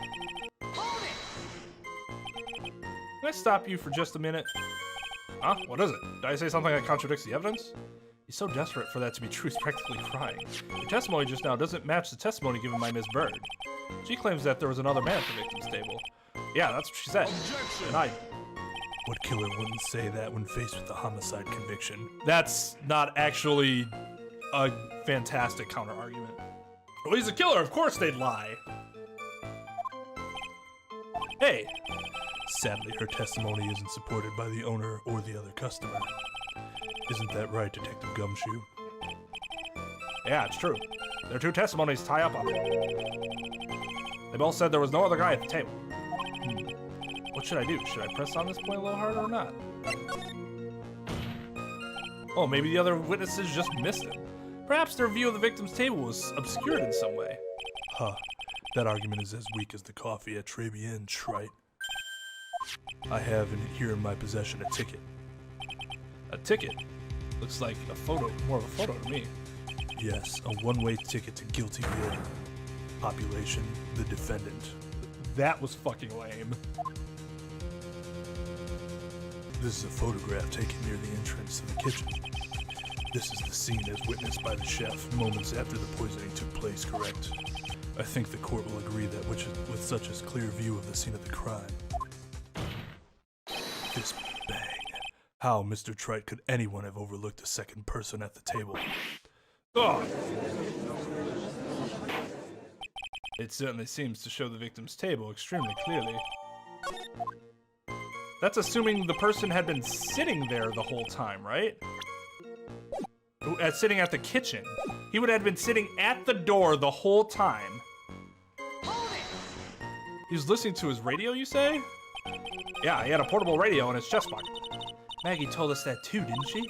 Something about how one of them had some sort of earpiece. What should I do? Should I press harder on this point? A little harder or not? And what was it the victim was listening to on the radio, Detective Gumshoe? Huh? How should I know? Thanks a lot. No, we're one step closer to the middle of nowhere. This isn't going very well, is it? Detective, could you perhaps tell us about the poison and how it was used? So traces of the poison were found in the coffee cup and nowhere else? Not sure I get you, pal. Was the poison a liquid or was it a powder? If I had to put it in layman's terms, I'd say it was a powdery substance. So the poison could have been in anything that was on the table. Sugar, salt, pepper. Huh. Do you put salt and pepper in your coffee, Trite? No, but you do sugar. But I guess it would have had to have been in packets, right? The victim took his coffee black with no sugar. Ugh. Well, normally you put sugar in yourself. They don't... Well, I guess if they make a cappuccino... But if you just get normal coffee, you normally put the sugar in yourself. You wouldn't know if he drank it with only... drank it only black unless you paid attention to him drinking it right after, you know, giving it to him. It seems that the poison could only have been in the coffee. What should I do? Should I press on this point a little harder or not? Let's do it! Are you absolutely certain that the victim even drank any of his coffee? Huh? What do you mean? According to this file, the victim was found in the poison was found in the victim's coffee cup. Well, what proof is there that the victim ever drank any of it? Oh, hey, you're right. That's what I was thinking.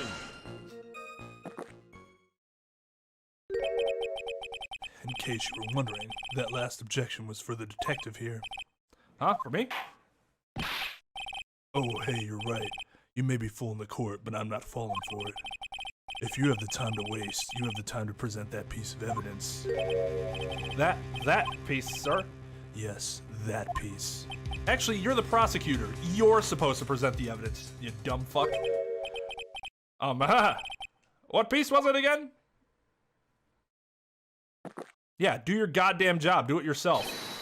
This. Should I be grateful this coffee's only hot enough to give me first-degree burns? Oh, now I remember.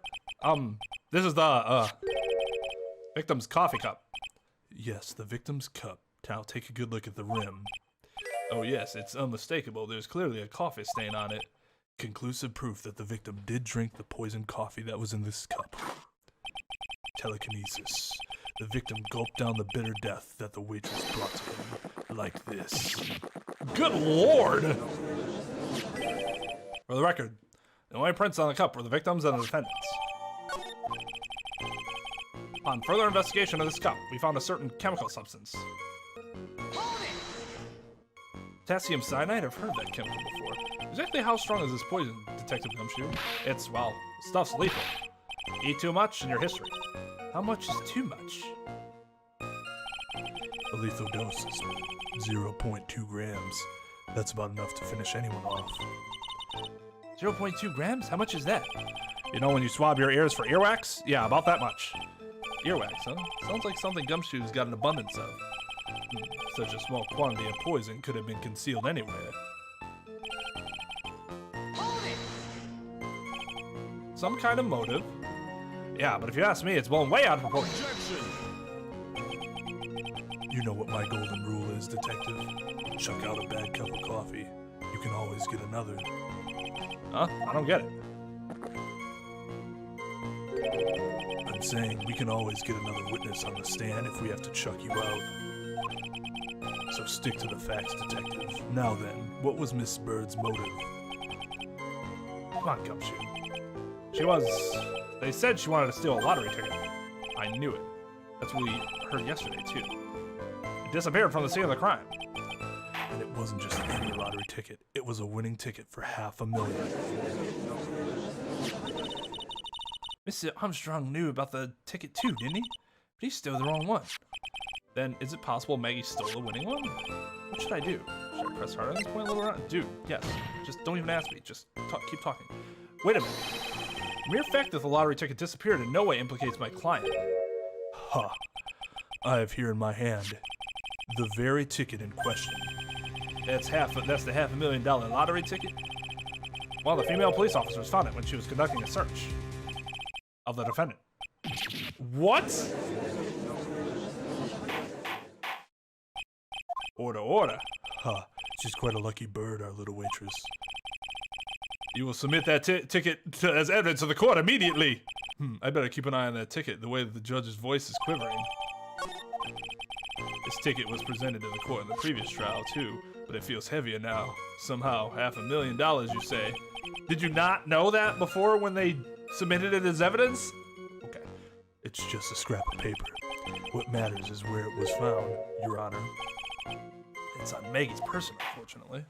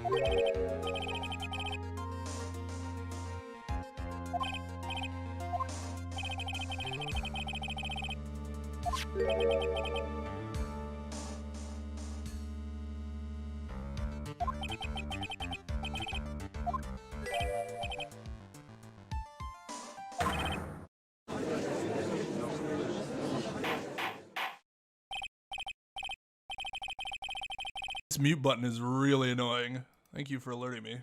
I guess it was just that little line of questioning, so it didn't lose too much, but ugh, annoying. Order, order. This court will accept these items into evidence.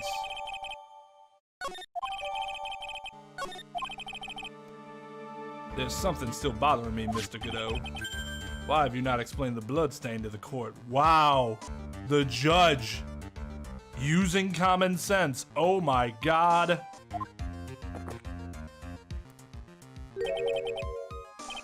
Bloodstain? What bloodstain would that be? Don't play games, prosecutor. The blood-colored stain that's smeared all over the apron. That's ridiculous. No one told me anything about a bloodstain. You don't need to be told, just look at it. Well, detective, Is he like actually blind? could this stain really be blood? No way, sir. It's just ketchup, sir. Ketchup? She must have gotten some on her apron while taking someone to breakfast that day. You could have spoken up a little sooner, Detective Gumshoe. Pull a stunt like that again and I'll have you drink 17 cups of ketchup, witness. I thought everyone knew what it was already. I haven't seen anything yet to make me doubt the last ruling I made on this case. The motive, the opportunity, and the supporting evidence, they have all been clearly established. Doesn't matter. You'd almost certainly still have to let us present our witnesses if we wanted to before making a ruling. Actually, any judge worth their salt would do that. Well, Trep, it seems you really are a phony after all. Ugh, you really know how to drive a man nuts. Witness, please continue with your testimony. Describe for the court the crime scene and the findings of your investigation there.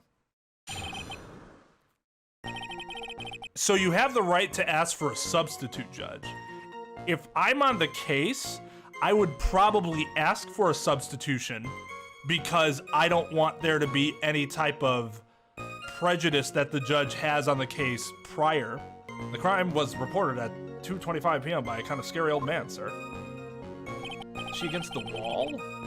Or Maggie had passed out from the shock. Must have been real tough for her. The victim didn't have any identification. Well, we figured out who he was pretty quick, and then the investigation went smoothly. When Maggie was searched, we found the lottery ticket in the bottle of poison. And that was it. There was nothing else missing from the crime scene. You identified the victim and secured your prime suspect. Very good. Last chance to convince the court you're a real lawyer, Trep. I've already convinced the court that I'm a real lawyer. You can say words that don't actually mean anything all you want. Don't count on any more cross-examinations after this one, so let the fun begin. Also not true. Again. Well, I guess maybe technically that's true because in his case, he might just say, I'm done with I have no further witnesses. And then I would be able to present my own witnesses and be on direct as opposed to cross-examination. The prosecutor would be on the cross-examination. So he's technically correct, but not for the reason that he actually thinks. Of course, the way this court works, apparently the defense can't present witnesses, which is asinine.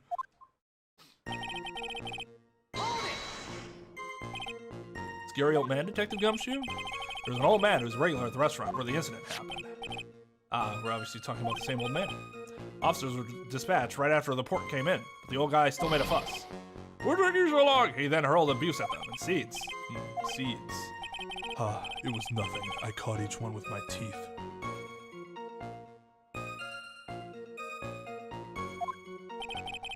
I guess not even the mighty Godot can avoid being attacked by that guy. The old man was the only other customer in the place at the time. He took his time finding a payphone apparently, so he was late reporting the crime. How long was the defendant unconscious for? The officers got to the crime scene around 2:40. Maggie was still out cold in the kitchen at that time. It took another 10 minutes or so before she came to.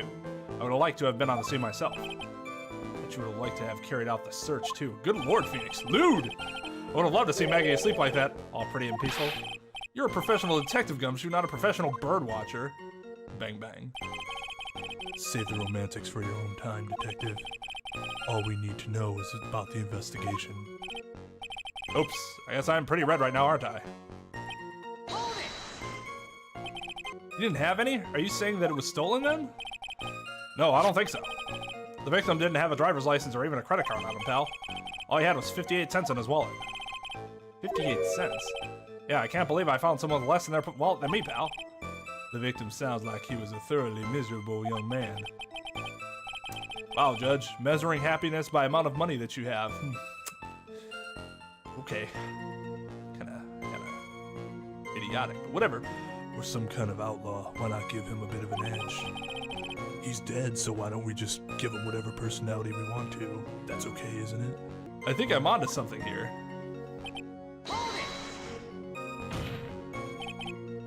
Wait a sec. Huh? Did I say something dumb again? Let me paraphrase what you just testified to this court. The victim didn't have any form of ID on him. That's basically what you said, yes? Yeah, basically. In that case, how are you able to identify the victim so quickly? Oh, that. He's so let down. He's got the whole sagging shoulders and puppy eyes thing going on. There was a prescription bag on the victim's table along with a winning lottery ticket. It seems Mr. Glenn Elg visited the doctor before he went to Tribulations. You got the victim's name from the medical records of the doc who prescribed him the meds. I mean, he went to the doctor. It could just mean he went to go pick up the prescription. That's a reliable enough source for the court. What should I do? Should I press this? Hello?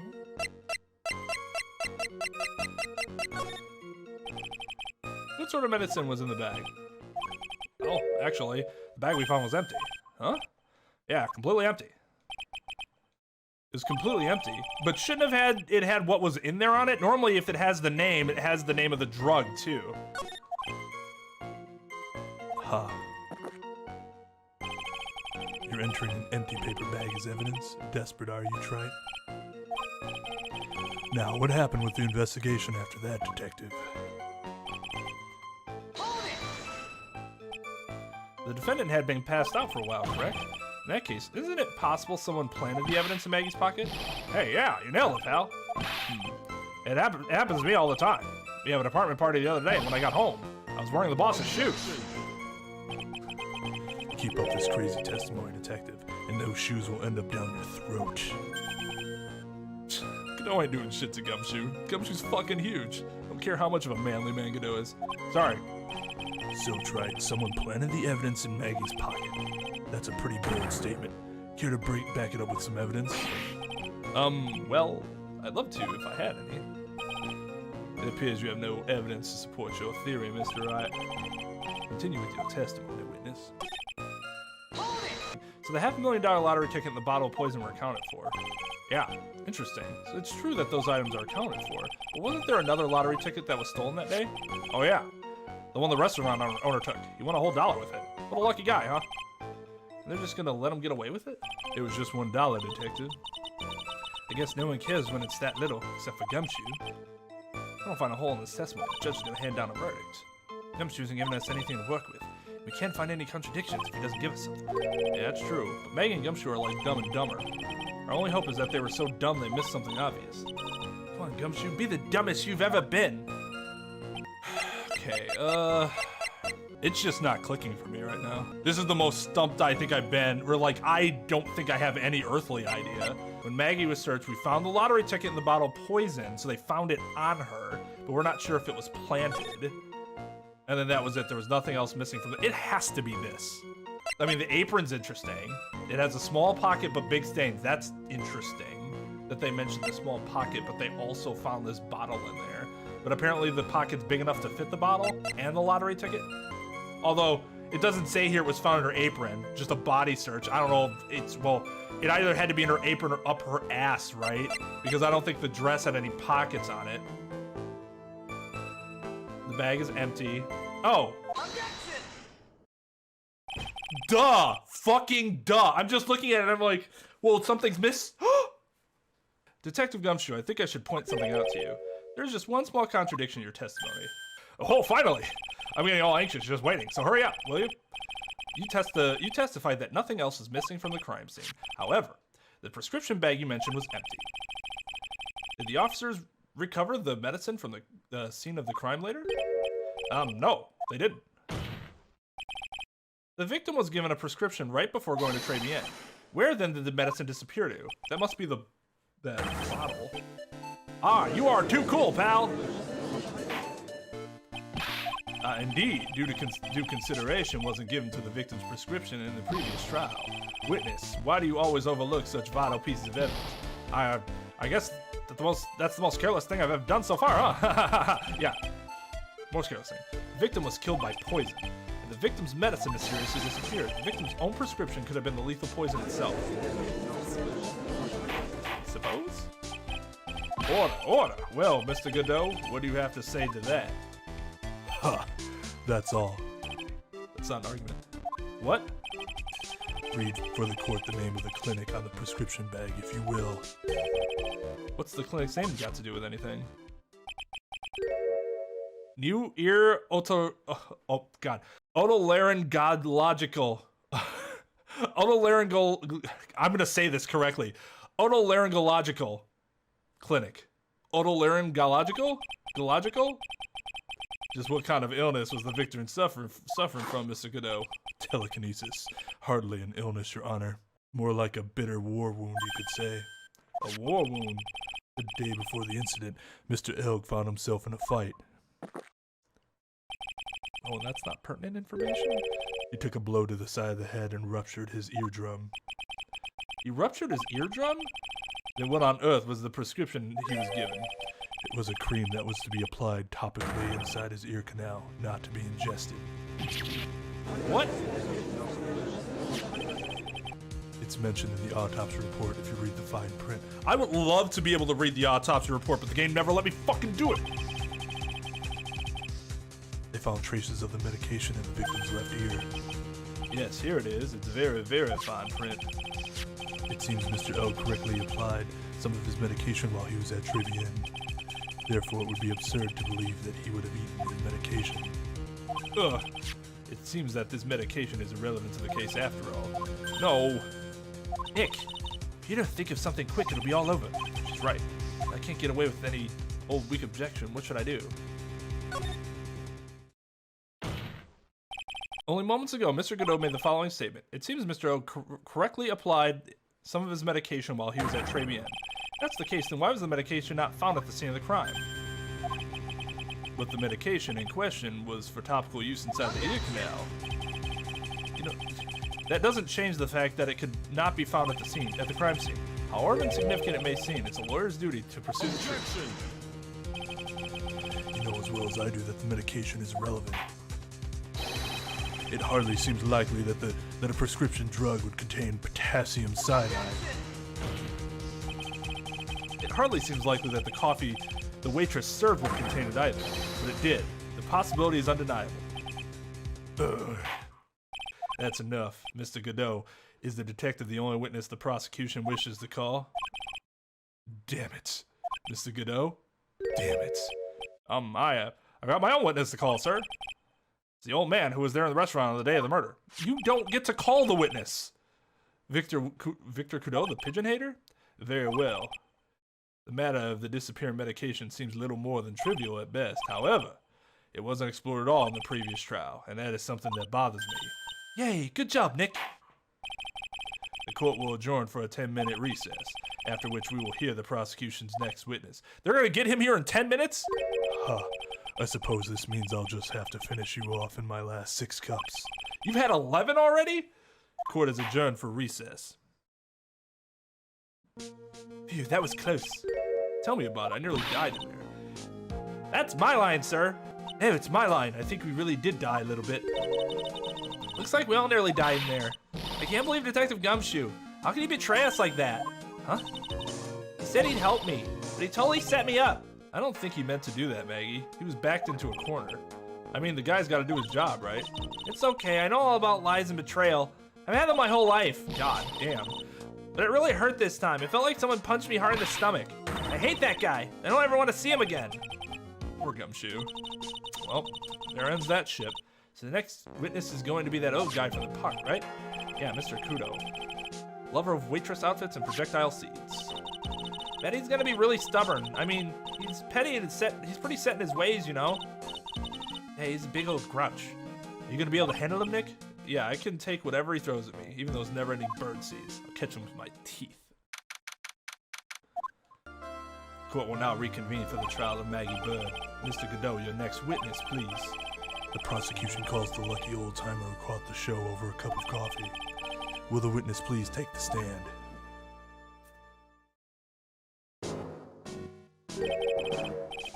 Name and occupation if you don't mind. Name is Victor Godot, born and bred in the land of the rising sun. Honor and duty are what make me. Mind you, I can be quite emotional at times, too. We don't need to hear about that, Mr. Godot. Just tell us tell the court your occupation. My occupation? Listen, young'un. How much call do you think there is for kimono embroidery here? Kimono embroidery? That's what I do, or did, back in Japan. I embroidered family crests on kimonos. My ancestors were embroidering kimonos before this country even existed. Oh, real craftsman. There's a dying breed. Hey, maybe you could embroider my costume sometime. Anyway, like I said, there's not much demand for that kind of thing here. So I had to take a job working a cash register at a burger joint. Pretend to smile. That burger joint would have been better off putting him in the kitchen. Now then, witness, where were you in the restaurant at the time of the incident? Oh yes, I was eating some seeds over a cup of Javachino. Seeds? What do you think these are, I see. So you saw everything that happened, Gramps? Did I? Oh yes. Oh yes, I did. I saw it all. Then please tell the court. We're all ears. Sure, I'll tell you. Tell you every last detail. He's really getting into this. The young man was reading a sports paper. The serving girl brought him a Javachino, but she put something in it. No, they said that he ordered it black. That's completely different. The man took one sip, looked like he was in terrible pain, and then collapsed. That's the serving girl right there in the defendant's chair. I remember her well.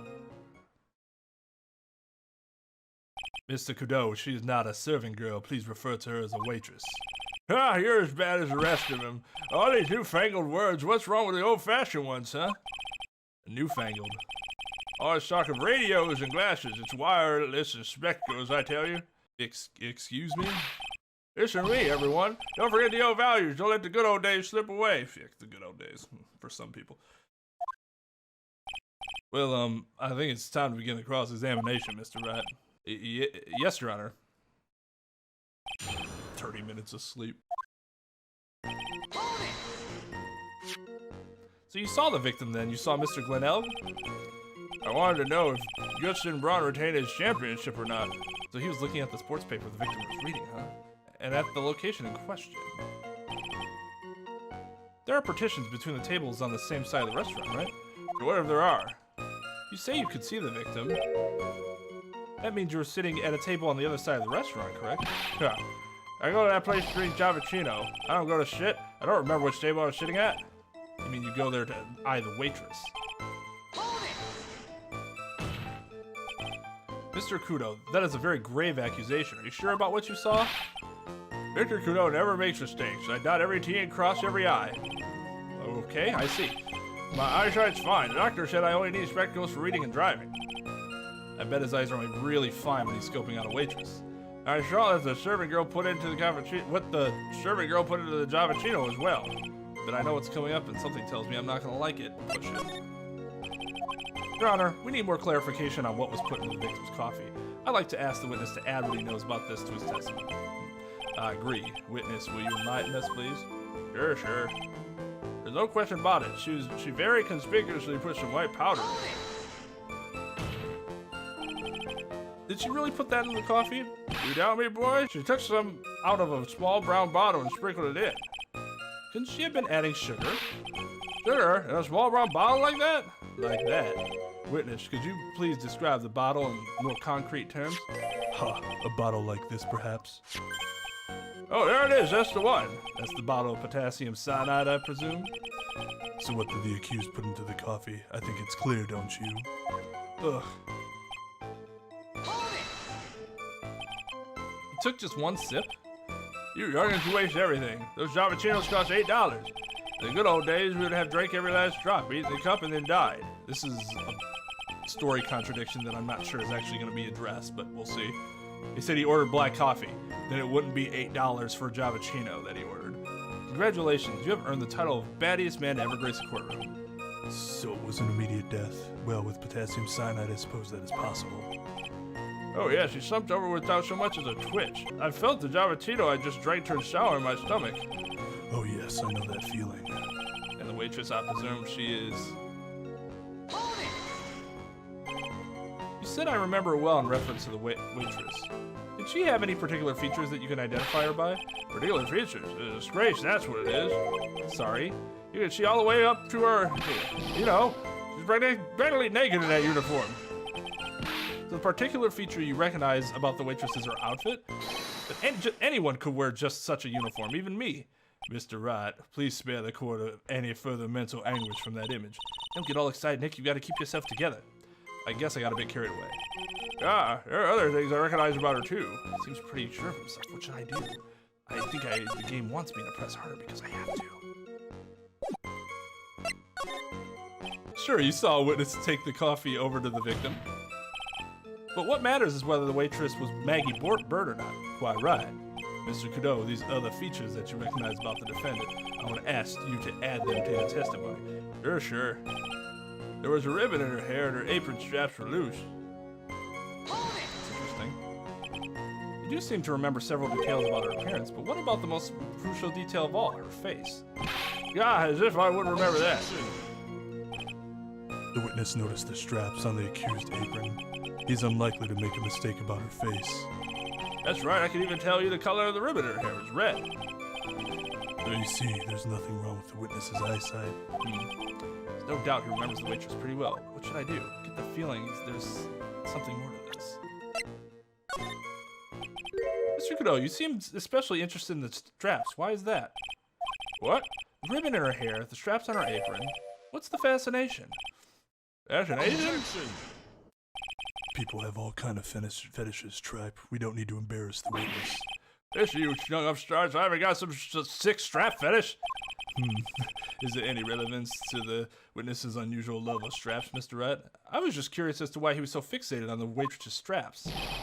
I said I haven't got a strap fetish. How many times do I have to repeat myself? Very well. Continue with your testimony, Mr. Kudo, and make it strapless. You think Ode CD really saw Maggie do it? Well, he probably had his eye on the waitress the whole time. That's why he was there. But he was there for the cute outfits, right? Not the waitress. I guess. She makes a good point, though. Hey, did I just say something clever? I wonder if the waitress Mr. Kudo saw was really was Maggie. That's what we have to figure out, Nick. The identifying features you describe are all things you would see from the back. So what? Is it possible that you never saw the waitress from the front at all? Ha! He's got you there, Gramps. People normally talk about the facial features when they're asked to describe someone. But this witness's testimony is nothing but straps and ribbons. This is harassment. I tell you I'm not obsessed with straps and ribbons. I just tell you what I saw. Mr. Kudo, the court requests that you add details about any identifying features. Features you observe from the front, that is, to your testimony. Sure. Third man's testimony is getting longer and longer. If I can't find a hole in it soon, it'll get even longer, I bet. Wasn't anything that caught my interest about her when I saw her from the front. Mr. Cadeau, I'd like you to please take a look at this. Ah, that filthy thing would suit filth like you just perfectly. Actually, it reminds me of what my grandson looked like just after he's done eating. You ever seen this before? Of course I haven't. Do you think I'd forget something as dirty as that? Well, you half-witted clot. A clot? Like a blood clot? He just must be really worried about those these days if he's calling me a clot instead of a clod. What is it? Ever since I said you half-witted clot, there's been an eerie silence in here. Mr. Cadeau, this apron is the apron worn by the defendants on the day of the poisoning. And as you just said, you wouldn't forget something like this, which means if you had really seen this apron before, yes, you know what I'm getting at. You couldn't have possibly seen the waitress from the front. Oops. Why do so many people in this town fucking lie just for the sake of lying? Witness. You can't just oops your way out of this. You committed perjury. That is quite the crime. Well. Looks like we finally have a genuine trial on our hands. Telekinesis. Listen, try. Here are the facts. On the day of the incident, there was only one waitress in the restaurant. That being the defendant, Miss Maggie Bird. Exactly. And when that one waitress put the poison into the coffee cup, this old guy was watching. I hope you understand the gravity of this situation, Mr. Cadeau. The fate of the defendant may rest on what you say you remember seeing. Just tell the court exactly what you saw, Gramps. You can rely on me, Captain. My noggin's in perfect working order. I can't remember a single occasion when I forgot what burger a customer wanted. You can't remember? Probably more like you messed up so many times he's blocking it out. Very well. Let's just test how good your memory and attention to detail is, Mr. Cadeau. Tell us what you remember about the victim. Thanks, Fences.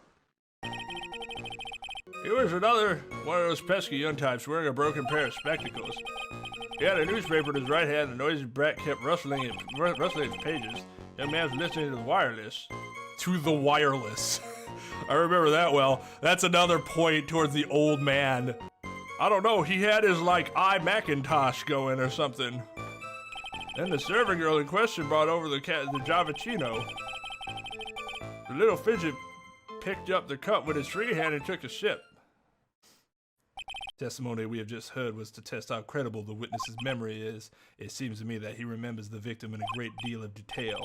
That's not what we're talking about. We're talking about, did he actually see the defendant from the front? Oh yes, I hate those you-know-what types who are so vague about everything. How are we going to handle this, Nick? You only need to do one thing. You just need to prove that the old man's memory is shot.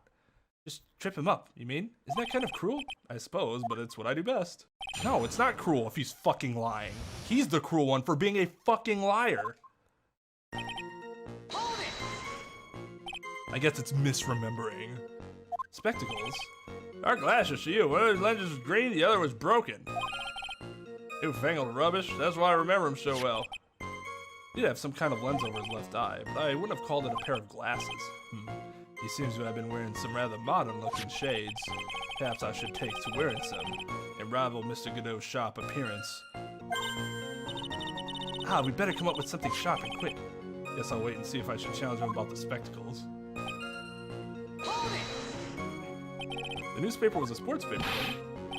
Hey, young hooligan, I nearly asked him, can't you even read without fidgeting? How was I supposed to be able to read the back page with all that wrestling going on? I needed to find out if Cootston Broad retained his championship title. This is paper, not yours. If you wanted to know so bad, why don't you buy your own? We're looking at me, little bit. Ow! Cootston Brown got beaten yesterday, by the way. Anyway. Listening to the wireless. The wireless? Yes. Perfect question. The wireless? The decadent young rational of my day is one or the other. Read the paper and listen to the wireless. Oh boy. Using an earpiece is selfish, that's what it is. I was straining my ears, but I couldn't catch any of it. You're not desperate to listen to the radio? Well, look at me out there before I'm just sorry for blah. Ow! His free hand? Yes. Which hand was that? Weren't you listening before, cloth ears? I said he was rustling a newspaper with his right hand, didn't I? If his free hand wasn't the right hand, then what that? Ow, ow! Perhaps the great Mr. Trite has 3 hands. Yeesh. I was only asking. No need to gang up on me and treat me like a freak. The whole point of this cross-examination is to establish just one thing. This old guy's memory has more holes than a slice of Swiss cheese. Guess we just need to find a contradiction in his testimony somewhere, huh? Anything will do, even the smallest detail. We just need one mistake in these hours, and we impeach the witness's credibility. I mean, I guess he had it with... No. It looks like he was holding the cup with his right hand. If you take a look at this, that means he was holding it with his right hand, and then sipped it like this. Unless he had it with his left hand and was like... Ugh. I think I present it here, but I'm not entirely sure. It might be the other one. Mr. Kudo, do you remember what you were told at the start of this testimony? That this was a way of testing the credibility of your memory? I know, there's nothing wrong with my memory, I tell you, nothing. If I got anything wrong, I'll eat these seeds and sing the pigeon song. Care to tell us where this is going, Trite? According to Mr. Kudo, the victim was holding the paper in his right hand, while drinking coffee with his free hand, which would make that his left. Oh, what is this, kindergarten? But I would like the court to please take a look at this. That's a cup the victim used, correct? Yes, and on the rim you'll notice the mark left by the victim's lips. Yes, there's a stain left by the coffee. If you consider where that stain is, you'll clearly see that the victim was holding the cup in his right hand. But how? Well, Mr. Kudo, the court is waiting for your epic performance. You said you'd eat those seeds and sing the pigeon song. Ah! Dick. Mr. Kudo, I'm afraid this is simply not acceptable. I think the witness had better... Wait! You think I'm gonna stand here and listen to you tell me I'm mad? You're wrong. I don't care about the dirty coffee cup, I know what I saw. You still insist on your testimony? That young Brown was holding the cup in his left hand. Oh yes, no question. I'm a good law-abiding citizen, I am. That dead young hotbot and you spiky-haired yahoo who are at fault. Who, me? Thank you, old man. We've heard quite enough from you already. Don't call me old man. Been around for 68 years, I have. You can't ignore me. Only 68? I was going to get... Listen to what I got to say! I'm sorry, Mr. Kudo, but... Sure, why not hear a little more? Mr. Kudo? Kudo? But this is my 16th cup of coffee, so this is your final stand. Thank you, Captain. You can rely on Victor. The boy is wearing an earpiece on the same side as the green lens of the specs. He kept fiddling with it all the time. He was fiddling with it just before he picked up the cup, too. And he used the same hand to pick the cup up, his left hand. How is this possible? We know that the victim was wearing an unusual monocle over his left eye. It wasn't a monocle, Your Honor. It was a small computer monitor often used by programmers. A monitor? You mean like a television screen? The inside of the lens is a screen that displays computer data. It's called an HMD. It's a common tool in the victim's line of work. HD, TV, DVD, CD, all these newfangled letters drive me mad. They don't matter. I know what I saw and I'm telling the truth. It's true, he doesn't seem to be lying. And those are the facts in good old black and white.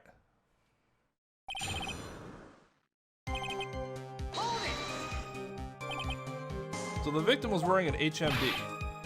HD, TV, CD, DVD, what does it matter? There's none of them actually, but anyway. And you're sure that he was wearing the earpiece on the same side? No question. I could only see that side of his head from where I was sitting. Yeah, that's pretty obvious if you look at the floor plans.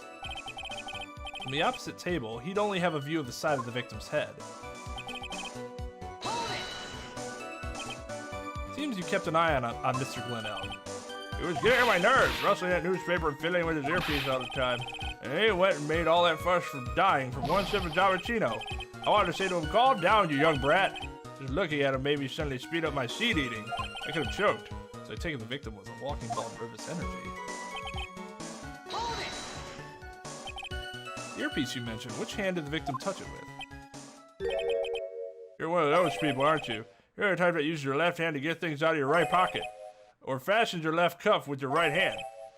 Or when the tour guide says, on your right side you'll see the famous blah blah. You're the only one who deliberately looks left. Well, aren't you? That's funny. No, I didn't mean... Obviously, it used the hand on the same side of his body that the earpiece was in. Ow, ow!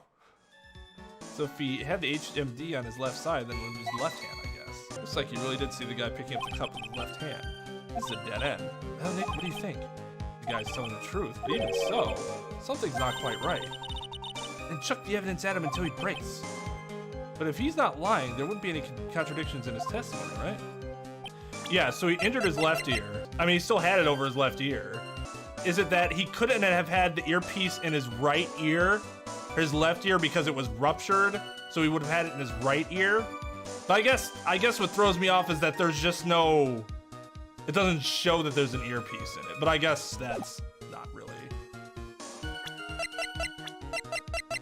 Do we show him or the prescription? Objection! Yeah. I'm not sure what the relevance of this is, but... Mr. Kudo, there is something very strange about your observations of the victim. What? You say he was wearing the earpiece on the same side as the HMD. No question. You can lock me up if I'm wrong. It was his left ear, without a doubt. I could always see that side of his head from where I was sitting. I don't think so. What'd you say? You're no doubt unaware of this fact, Mr. Kudo, but the victim couldn't hear with his left ear. His eardrum was ruptured. Huh? Traces of medication for his condition were found in his ear canal. That's right, it's impossible that the victim was wearing his earpiece in his left ear, because he couldn't even hear in that ear. Is that true, Captain? It is. Pigeon! Order. This witness's testimony is completely unreliable. He only saw the waitress from behind, and he claims the victim was wearing an earpiece when we know his eardrum was ruptured. Well, Mr. Godot? A single drop of milk is all it takes to destroy the pure black magic in the cup. This old man is my drop of milk. Captain, are you calling me a drip? This is the victim's coffee cup in which the potassium cyanide was found. The mark on the rim clearly shows that the victim picked it up with his right hand. I'll never back down, I know I'm right. The lad drank his Javachino with his left hand.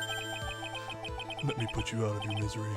Clearly the victim used both hands. He took a sip with the cup held in his right hand and then switched to his left. That's what the old man saw. Impossible. The witness has already testified on numerous occasions that the victim died immediately after taking just one sip of coffee. Telekinesis, which hand the victim used to pick up his cup, is irrelevant, Your Honor. The fact still stands. With one hand or another, Mr. L drank the poisoned coffee. Like this. Stop doing that, you're gonna kill yourself. Sadly, Mr. Godot, that doesn't wash. The point of this testimony was to establish whether the witness's memory is credible. The results are clear. The testimony given by this witness is useless. It has been impeached.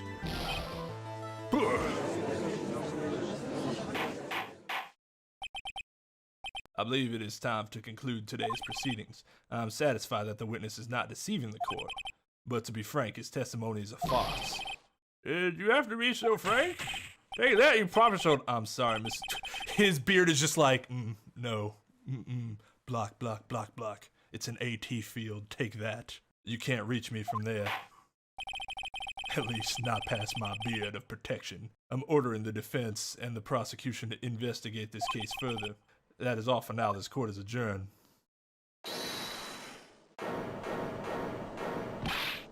Wait! We stop now, where does that leave me? Leave you, Mr. Kudo?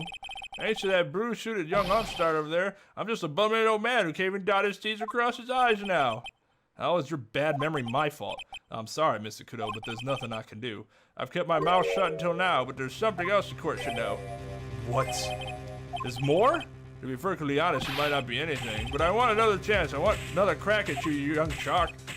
Me? He's looking at me like I'm some sort of ego shogun. Well, everyone, what do you say to one final showdown? The final chapter of this eccentric old man's scrapbook. Sorry, Rams. I've already had my 17th cup of coffee. What have you got to lose, Captain? I'll give you all the Javachino if you want to come to my house after the trial. I may be 68 years old, but Victor Kudo is still a man. That's enough, witness. I believe it would be quicker for the court to just hear your testimony. No, it wouldn't, actually. If I'm the judge, I'd tell him to fuck off. He's already impeached. Adding more testimony isn't going to make him more credible all of a sudden. He's already shown to not be credible. You bet. Much quicker. I can't believe this is happening. Ha! You better get ready, youngster. I get the picture. Just quit throwing those seeds at me, would you? Gotta be using some sort of infinite ammo code with that box of seeds. Gamer. First of all, I want to stress that this might be nothing. I'm not too sure of myself. The young boy slumped over the table as soon as he took one sip of his Davicino. Well, the clumsy idiot upset the vase. He knocked it right over. It broke, and a strip of cloth covering the table got completely soaked. Well, how about that? Turn things upside down, Is that all? Yes, that's all. I remember it perfectly. Yeah, you're doubting me again? You're doubting poor defenseless old man? Yes, actually. No, we're not doubting you, Mr. Kudo. Don't you get the feeling there's a question hanging on everyone's lips, Nick?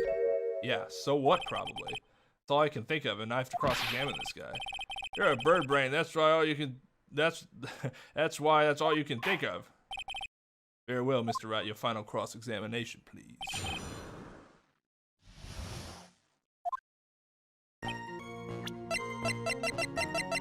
Hey, that vase that's clearly sitting there and not knocked over.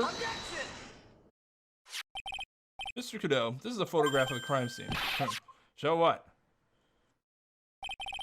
Look carefully at the table. The vase is there, intact. Huh? Lost your tongue, granddad? I'm not granddad of yours, hopscotch! Ow, ow! Enough. If you throw... Ah! What is it now? I just remembered something. Yes, go on. A broken vase was on my table. What? How well you see? It startled me when that collapsed, so I stood up. That must have been when it fell over. The vase on my table, I mean. The vase on your table? Yes, it was on my table. That's how my groin came to be completely soaked.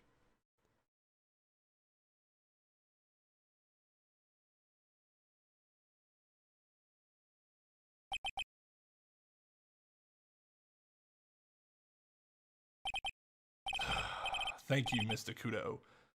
You've certainly earned your kudos for today. I'd like to ask this question now. Have I been any use at all? Perhaps that's something you should reflect on yourself, Mr. Kudo.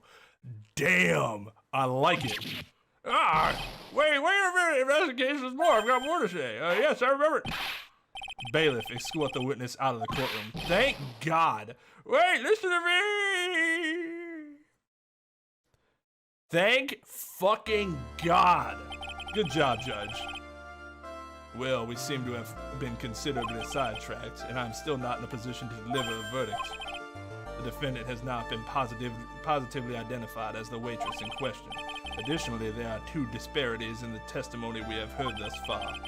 Mark on the coffee cup that the victim supposedly drank from with his left hand, and the earpiece, which was inserted into his left ear, of which he couldn't hear. Wow, Nick, you did it! I therefore require both the defense and prosecution to further investigate the facts. And by that, I mean the defense. Yes, Your Honor. There is one more thing before I call today's session to an end. One more thing, Your Honor? The witness we just heard from is most insistent that his testimony should be of use, so he summarized it accordingly into this statement. Okay. You may each have a copy of it if you wish. Whatever. The prosecution doesn't need props like that. Yodo's really mad, huh? Yeah, I would be too. Very well. Here you are then, Mr. Wright. There are 3 copies. My own, yours, and Mr. Godot's. Yes, Your Honor. I'm sorry? This isn't a piece of testimony. More like a 5-year-old's apology. What the heck are we supposed to do with 3 copies? They're not. So, that is all. Court is adjourned. One would be for you, one would be for the defendant. Generally, so you'd make copies for your client, the opposing, yourself, and for the court. I think you do one more too? I don't know, it's been a while since I've needed to make copies. So how do you think the trial went this morning? How do you think it went? It got a bit crazy in there. I just wonder if that killed our chances. Yeah, I guess it did get out of hand. Mr. Kudo's testimony did nothing to help us. It didn't do anything to really hurt you either. Plus, now we don't even know the identity of the waitress who laced the coffee. All we know is what Mr. Kudo saw, the apron, straps, and the ribbon. And that the victim was wearing an earpiece when his eardrum was ruptured. Talk about a terrifying case of contradiction, unitis. I'm glad I didn't just let that word go. I caught the rest of it there. Time to play doctor and find ourselves a cure then, huh? Yeah. You've got to find one for Maggie, or she's going to have a terminal case of guilty. God, you two are so fucking lame, but I guess that's cute. Go here first? Looks like Gumshoe's not here. Never mind that. What's going on? It feels different in here somehow. You think? Yeah, everyone seems to be on edge. What are you doing? Calling the offices for the briefing. Quick. Can't you shut down the station, sir? Hey, Chief, quit playing on the internet.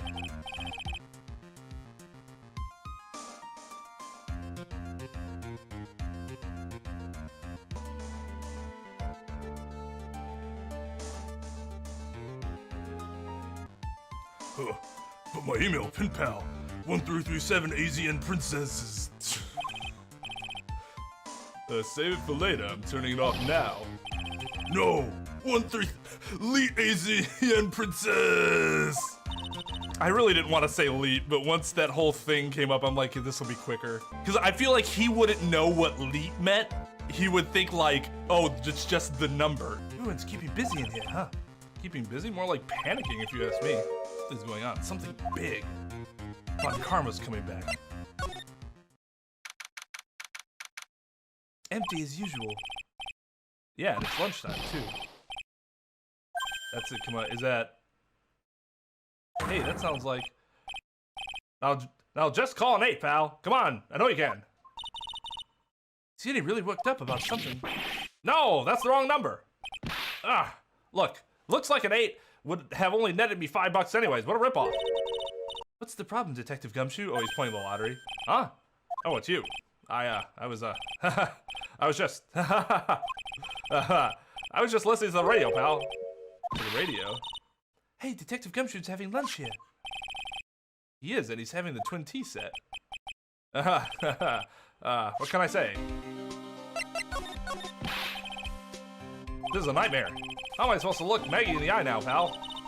Yeah, she really hates you. I mean, you did really drive her into a corner, you know? You always blow apart my testimony. Why, of all days, didn't you do it today? Sorry, there just weren't any holes in it for once. Yeah, what happened? Usually your testimonies are like Swiss cheese. Swiss cheese?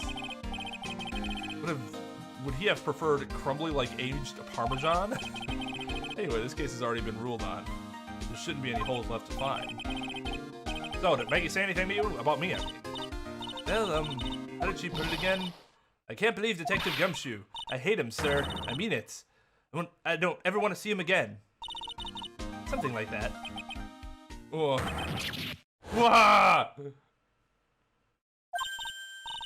Please, Detective Gumshoe, I didn't mean... Why? Why is this happening? He's banging his head on the wall, Nick. Oh man, poor Gumshoe. Maybe I should stop him instead of sitting there being like, oh wow, that sucks. So, did you like the twin tea set? I've never paid that much money for lunch before. I was so nervous, my hands were shaking. So, how did it taste? Well, for $20, I guess. I don't know how to describe it, really. It was delicate. Delicate? You mean you liked it? It didn't taste bad for you? What's the matter with him? Looks like he's thinking. That's it. I've been trying to think of the right word to describe the taste. And I just realized it's bad. That's it. It tasted bad. It's just kind of hard to admit it to yourself when you paid $20 for it, you know? Maybe you should have found out about the price after he had finished eating. Hey, Nick, maybe that's why Glen Ale came here. Maybe he heard about the super fierce twin tea set. By fierce, you mean fearsome. Speaking of Glen Ale, that reminds me. You still hardly know anything about the guy. Why don't we ask Detective Gumshoe what he knows, seeing as he's here? So what were you all excited about earlier? Ah, that's right. You said you were listening to the radio or something. Oh, that was nothing. Come on, Detective Gumshoe. You can tell little old me. What were you listening to? Nothing, really. It was just, daily exercise show. Oh! What the, Cyclock? This lunch special's lobster sure is great. Why are those tears in your eyes? Why are there tears in your eyes? Can we get them right away? Alright, Detective Gumshoe, tell me the truth. What were you listening to? No way, pal. Now that you made a big thing out of it, I'm not gonna tell you. We'll see about that, pal. Considering all the noise you were making while you were listening, it's pretty clear what kind of radio program it was. I'd say it was related to... the lottery. I'm right, aren't I? You were listening to the lottery results, weren't you? You thought you'd try to win big just like Glen Elg did. It's like you can see right through me! Huh? I cracked him already? See, pal? That's why I said it was nothing.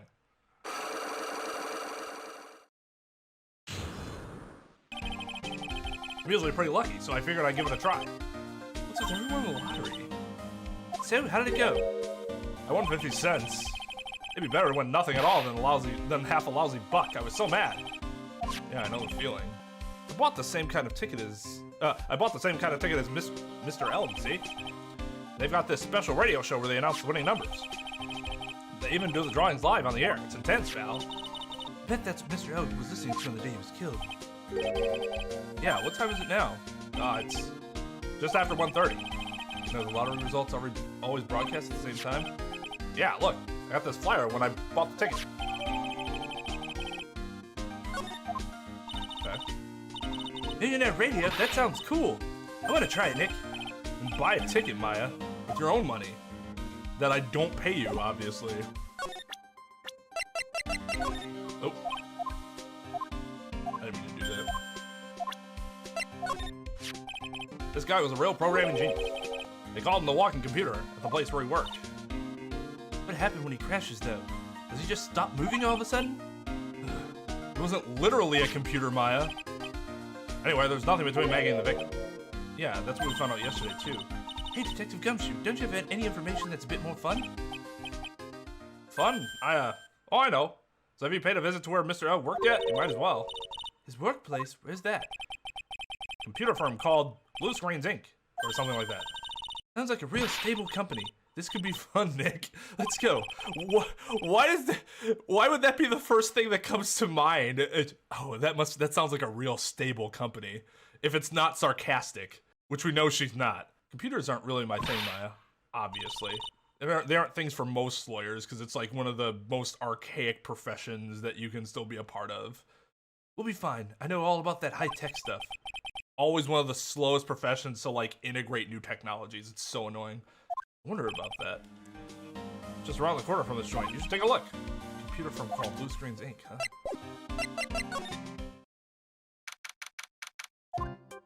Oh my god. They're working in some combo of Tron and Apple stores. Oh, this place is so high-tech. You can almost smell the electricity in the air and the sterileness of the design. This is a computer firm, Maya. They can't work without electricity, you know? And they certainly don't have good taste. Who are you? Oh no, she's like, oh shit. She's like fucking Android 23 or some shit. Oh, hello. I'm sorry. Access is restricted to authorized personnel only. This is a computer programming laboratory. There are far too many trade secrets that could be leaked. Wow, what secrets? Everything you see here is classified. No information can leave this building. Understood. Who is this woman? She's like a robot from some kind of whacked education show. Oh my god. Okay. My name is Lisa Basil. Okay. More palindromes. I'm the computer director. Director? She's human? She seems more like a ghost in the shell. Nice. And that thing over her eye, isn't that the same scouter as Glenn Elgs? That's NDMH? That's DMH, right? Nice tried, but it's the other way around, Maya. It's an HDM. Ah! All of my programmers here at Blue Screens Inc. are supplied with HDMs. Then do you write programs too? No, I just enjoy wearing this. They are pretty cool. I wouldn't mind one. So, what exactly is this firm's business? I will try to simplify it so that you can understand, you puny human. We analyze the data management systems required by certain branches of industry, and then deliver optimum operation systems and source level components to them. Huh? You lost me at the corner of analyze and management. Doesn't matter. They analyze stuff. You got that much, right? The software we produce is distributed on CDs. This medium will really last another 100 years or more, we predict. CDs? Yes, compact disc, digital optical storage media. Of course, CDs are used for software as well as music. It is a small firm, but all of my employees are first-class programmers. It doesn't seem like it has a small budget. Let's ask one of them what they are doing. Excuse me, what are you working? Something like, Excuse me, lowly worker. What are you doing what are you working on right now? I'm researching on the logical analysis of shared various obviously program structure, influences response time and performance of the co-independence variables and memories overhead is vitally important to the says the execution. Though you get the idea, this is the sort of thing we are involved in. Did you good people follow all of that? Yeah? Your blank smile just said otherwise, Maya. You know about what happened, right, Miss Basil? You mean about Glenn being poisoned? Yes, I know. It's terrible. Smiley face. Can you tell us anything that might be helpful? I don't think so. A police officer was here earlier too, but I couldn't tell him anything either because the waitress who committed the crime has nothing to do with Blue Screens Inc. Oh. How about Mr. Elg's desk? Have you cleared it out already? No, not yet. It's this one right in front of you. If there's anything that might be useful to you, you are welcome to take it. I guess there might be a clue here somewhere. Wow, just giving away his property like that. You got no family that might want that property? About Mr. Elg. He was a top programmer. I would even say he was a genius. But he did suffer from 1 or 2 bugs in his personality. Bugs that I, of course, do not suffer from, as a superior life form. Oh, like what? He was a bit of a loser. Perhaps that would be the best way to describe it. That's what got him into trouble. What's the matter? He was a top programmer. I would even say he was a genius. So he was really no trouble at all. A model employee. Hey, wait a minute! Just now you said something about him being in trouble. We've got to find out what this trouble was exactly.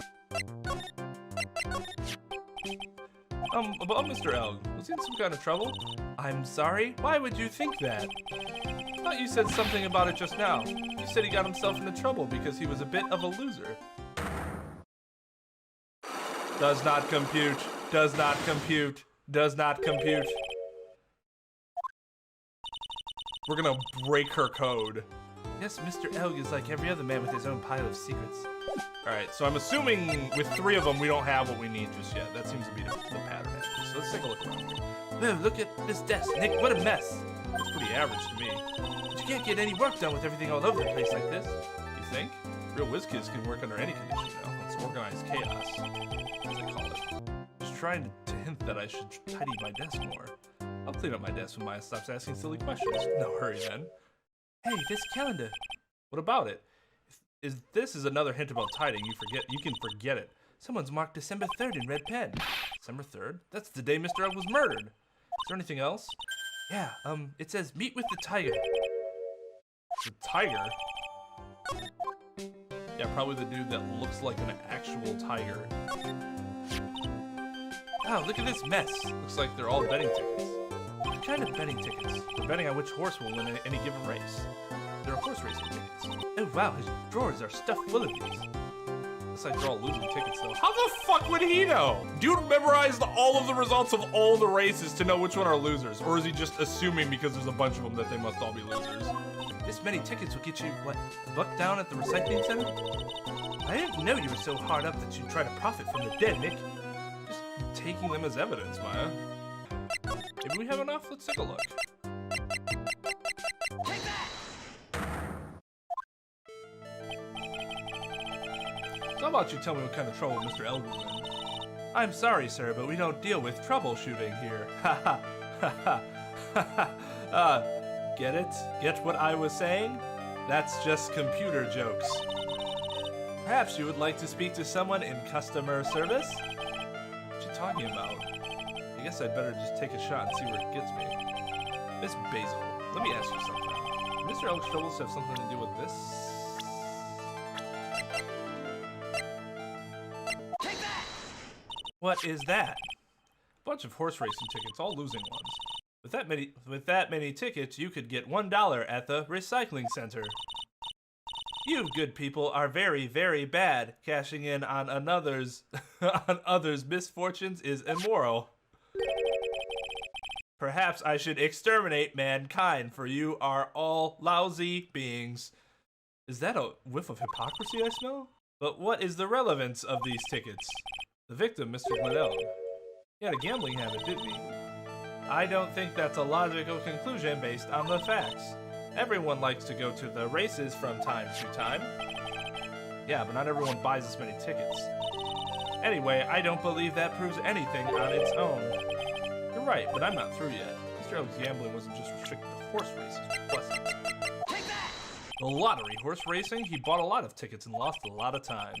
That's got to have hurt his wallet pretty bad, don't you think? Bad enough to be the cause of some pretty serious trouble, perhaps. Man, she's gonna short-circuit herself with all that artificial sweat. No! You are right, Glenn did have a gambling habit. You good people must not follow his example, do you understand?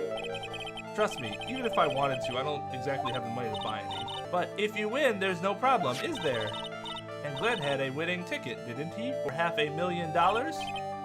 Yes, but it's hard to imagine how he could have been in trouble then, isn't it?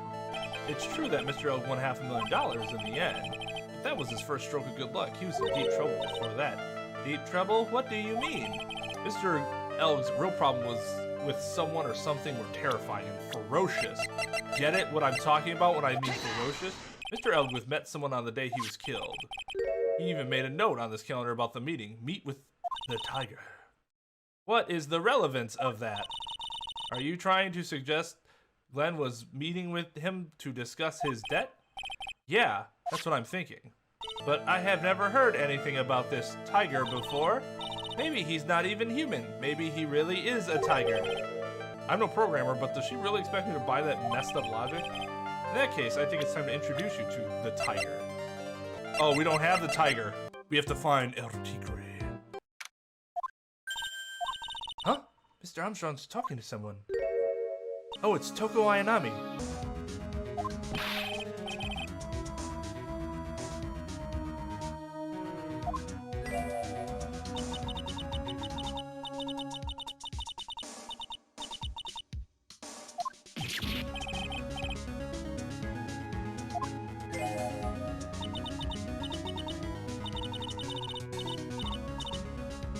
Fuck! Damn it, you missed all my good readings. I love fire, you know. I love the way it crackles.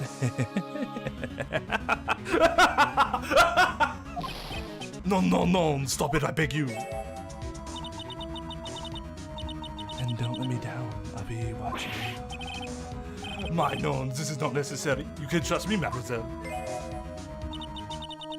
Talk to anyone and I'll drive a knife right through your heart. Oh no, you don't have to worry. You know, you worry far too much. I like my heart where it is, nice and solid and lacking of stab wounds. Maybe this will help you relax. Is that oil of sandalwood? I do love raw meat from time to time.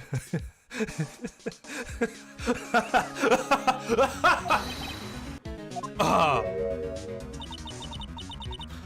I'll be taking my leave. Goodbye for now. I have less shivers. I'm less rub some of my oil all over my body before I become zen of this wreck. There. Oh, oui, oui. That feels good. Oh, oh la la. Excuse-moi, monsieur. My eyes, my eyes! Your eyes? If you have trouble with your eyes, you need this. La oil of sandalwood. Isn't this just the leftovers of what you were using? You don't exactly have many customers, do you, Mr. Armstrong? No, you're right, monsieur. Perhaps that is the perfect time for you to visit me, no? That way, I can give you my undivided attention and cook for you, Lady Supreme. Putting on a brave face, huh? That's what girls do, Nick. But you are right. Business is difficult these days. Perhaps your name is the problem. People do not understand it. They think it is Trey. I just wanted people to think that my restaurant was exclusive. They think you just serve fast food on cheap plastic trays? Nick, that's the kind of thing that can make a girl cry. you forgotten that Mr. Armstrong is a man, Maya? But this restaurant is my life. It is everything to me. I will defend it to la finale. No one will take it from me. Except for that woman just now. So who was that woman you were just talking to? Ooh la la, you saw that? Oh, well, yeah, sorry. So, you gotta tell me now. So who is she? She looks so polite and graceful. Polite, graceful? And she likes raw meat and fires, right? Smiley face. Now that I think about it. Hey, Maya, I think it's pretty clear what kind of conversation they were having. Oh, he didn't realize it by that point either? She literally said she was gonna stab him in the heart. You think so? Well, then let's show him the piece of evidence and see what happens. That piece of evidence. So long as that paper exists, I am but a delightful angel with la broken wings. Angel, huh? Doesn't bode well when you think about it. Oui, they kept harassing me after month. In the end, I had to give in. I had to agree to help them. Help them with what? My bien sûr. If I did not owe them the money, I would have refused. But my hands are tied. Please, what'd you agree to help them with? No, I cannot say. If I tell you that woman, she'll slice me up and eat me with the salad garnish. Ew, I hope she doesn't mean that he'll literally be sliced up and served with garnish. I guess that woman has something to do with your loan contract, am I right? Please, Mr. Armstrong, tell us about that woman. Loan shark, that's what it sounds like. That's the most obvious loan shark. The woman who was here earlier, I take it that she's, Why has it come to this? What a tragedy. Suddenly I found myself so deep in the debt. It is a sign of the bad world we live in now. I'd say it's more of a sign of the bad culinary skills. The woman who was here, this is a scary woman. She's from the loan office. Loan office? Is that where you borrowed $500,000 from? We tender lender, it is called. Okay. Get your name. Just hearing it makes me want to borrow some money. Please, you must not borrow money from them. If you must, no more than $10. $10? Sounds like your whole monthly stipend. Hey, I get a bit more than that, thank you very much. So tender lender is the loan office you borrowed $500,000 from, huh? I wonder if they've got anything to do with this case. I am a weak woman. When I am upset, I have to buy something nice to cheer me up. Thanks to him loaning me the money, I have to pay back $500,000 now. I am like a slave. I have to do everything that he tells me. Who is this he? The tigre. The tiger? Oui, he is the manager, the tender lender, a terrifying man, la big city mobster. When he shouts at me, my knees are trembling and his voice is ringing in my ears for 3 days. 4 days. As soon as I hear the noise of that battered old scooter's rides, I start to cry. A big city mobster who rides a battered old scooter? Does this guy resemble me by any chance? Oh no. This man this man has a presence, a most formidable personality. Although, oui, he does have the spiky hairline just like you. Oui, there is a resemblance there, I suppose. Sounds like this loan office is worth checking out after all.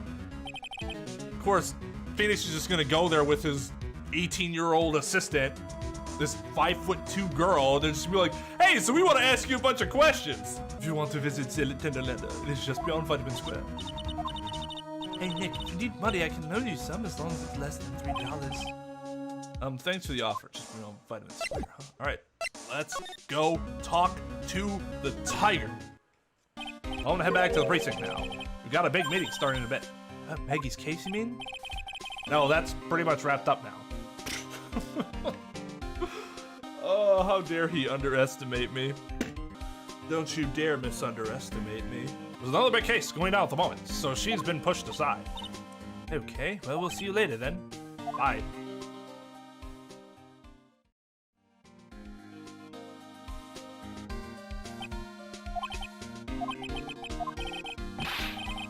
You'd better get going, detective, or you'll be late.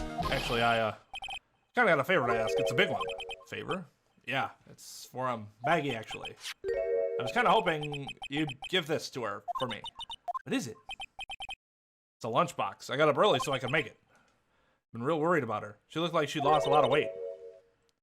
Detective Gumshoe. How many weenies are in here? There's not a person on Earth who could down this much meat. Says Maya, of all people. You think? I love Winnie's. Can't get enough of their tender juiciness. God, come on, game. That was a little too much. So we give it to her? Took me ages to debate. So please say you will. Oh, God. Can't exactly say no, can I? Maybe I'll eat it myself if I get hungry. Don't forget, okay? I'm counting on you to give that to Maggie. Uneaten. Okay. Hold up. Let's examine the problems with this office. First of all, he is obviously just a wannabe red-white because he tries to have the tacky desk, but it's just not as gloriously over the top as red white's is. He's got this ridiculous boombox in the middle of the desk. What kind of placement is that? You just put it in the middle, facing out away from you? Who do you want to hear the music then? The corner of the room instead of you? Doesn't have a computer at his desk, which would be a huge red flag for me considering he's a loan company. You got a phone, that's fine, whatever. Decor in the back's like weird, but all right, your thing, I guess. Then he has a fucking punching bag hanging. Is there a more Chad thing you can do in this world than have a punching bag in your office? This place gives off a really strange vibe, doesn't it? Looks like the tiger isn't in his lair. And that is, as they say, a very good thing. Welcome. Oh, talk about a creepy voice. Makes you so want to shrivel up and die. Or is this the girl? Yeah, it's the girl. Okay. You're here to discuss alone? No, not exactly. The manager is away at the moment. Wait quietly, please. What is with the... Why is she fucking always laughing? She's gone just like that.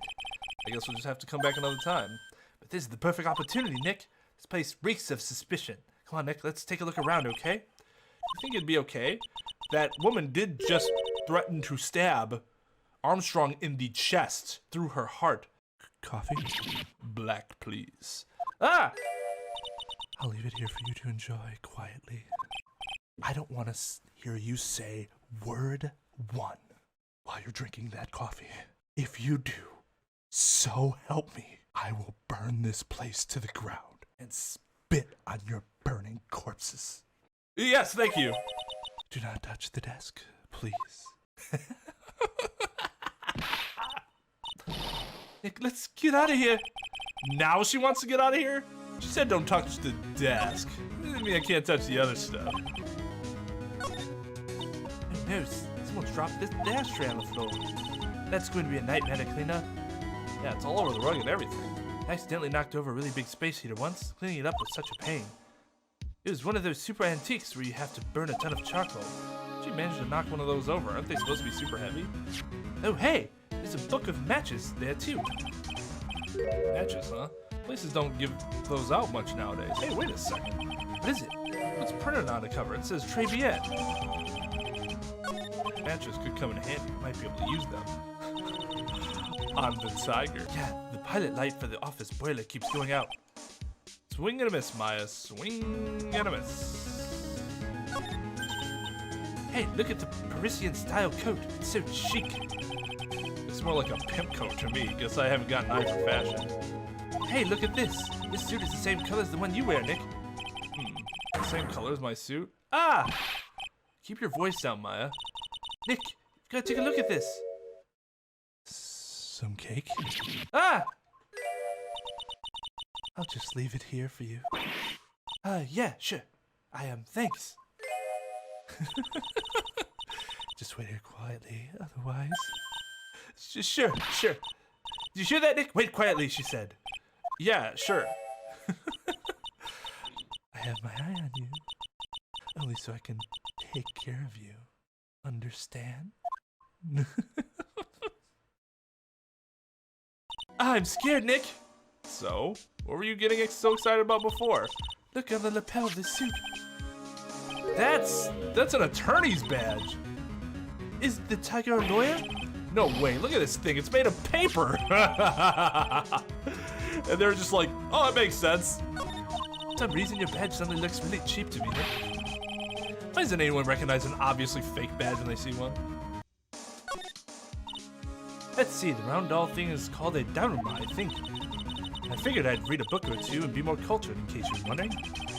When you aren't making stuff up for a change? You mean you aren't making stuff up for a change? I bet you also didn't know that no matter what, he'll always write himself. Go on, Nick, give him a good shove. Only if I feel like dying. Now this the other thing, this is a Japanese chess piece. I think it's a king? Not that I'm an expert in anything, I'm more of a reversey person. You know? I don't know what that is. Assuming she knows what she's talking about. These aren't exactly your typical mobster wannabe items. They're not trophies, are they? Ugh. It's a piece of paper sticking out from under here. What is it? A repair bill? Looks like he did some repair work on his car. Does he even have one?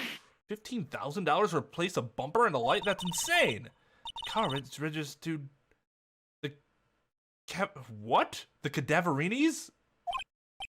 Huh? So it's not even the Tiger's car? Why would someone else's repair bill be in the Tiger's office? Well, I wonder. It's a web of mobster stuff. I really feel like I shouldn't touch that desk. Win through a compromise? I wonder what that's supposed to mean. Must mean something if they took the trouble to frame it like that. Yeah, well, still wouldn't make any sense to me. Ah! That's Tender Lender's guiding principle. Oh?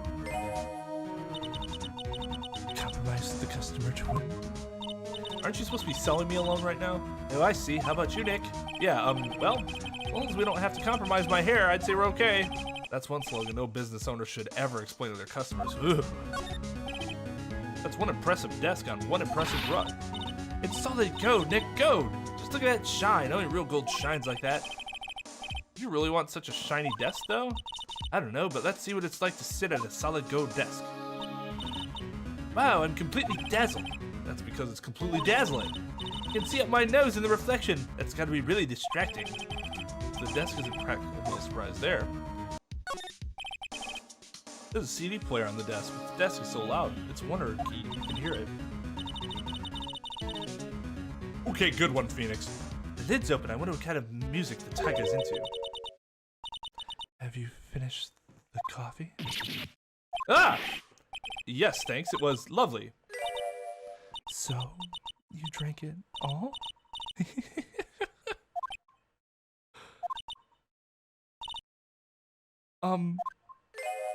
Gulp. You touch anything else that doesn't belong to you, there's always another cup.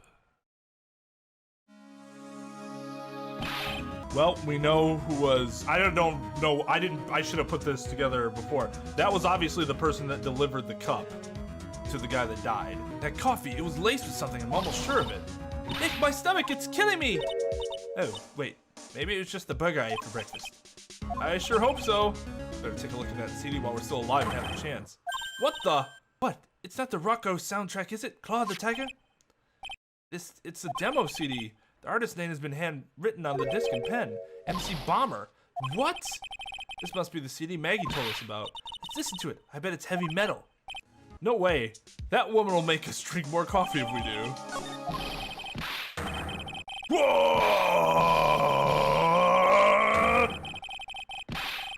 I couldn't hold that for as long. Ah! I'm out from under the desk, Maya.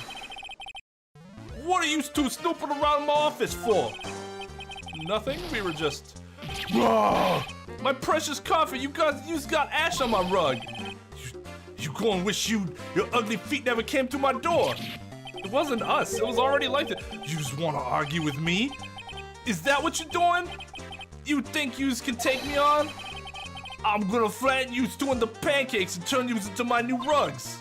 Ah! Oh, Don Tigre, you're back. Ah, that voice, it's like evil seeping into your head through your ears. I'm sorry, Don Tigre. I knocked over that ashtray earlier and... Eek! She got a death wish or what? Oh, right! Huh?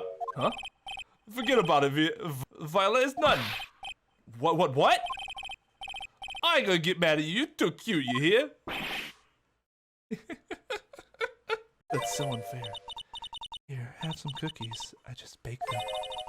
And you'll need some strong espresso while you're discussing it alone.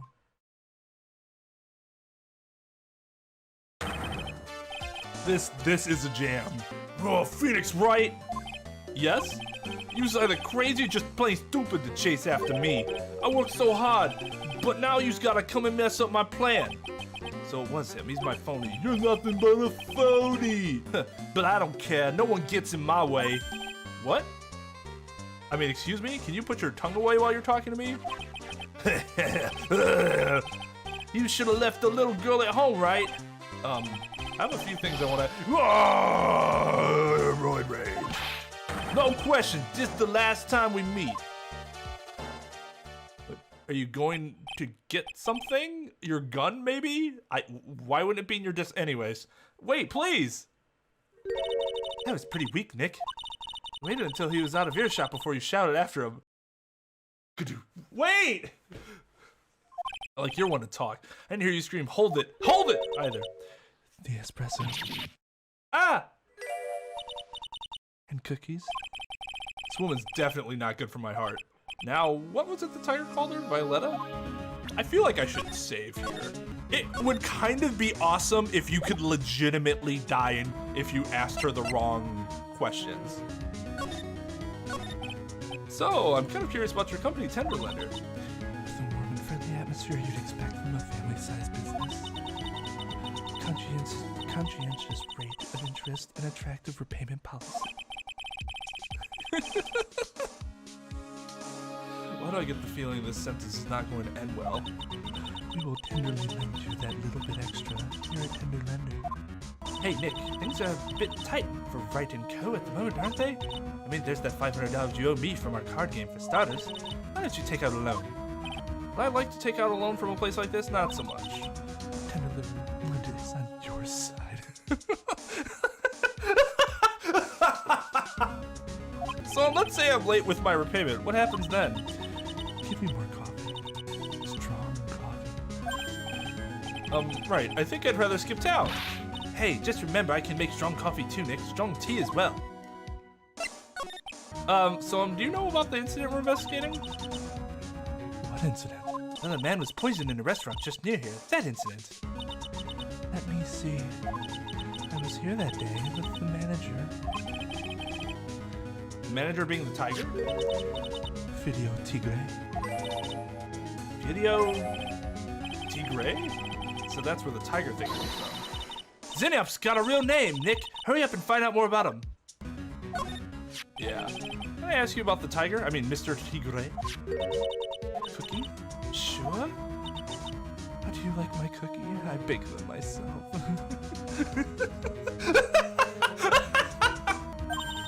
Go ahead, Nick. The honor's all yours.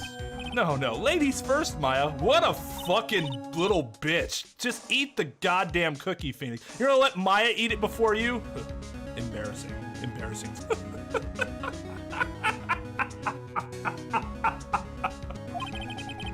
No matter how I look at this, I just don't get it. What are the tiger and the scary girl working together? We are lovers.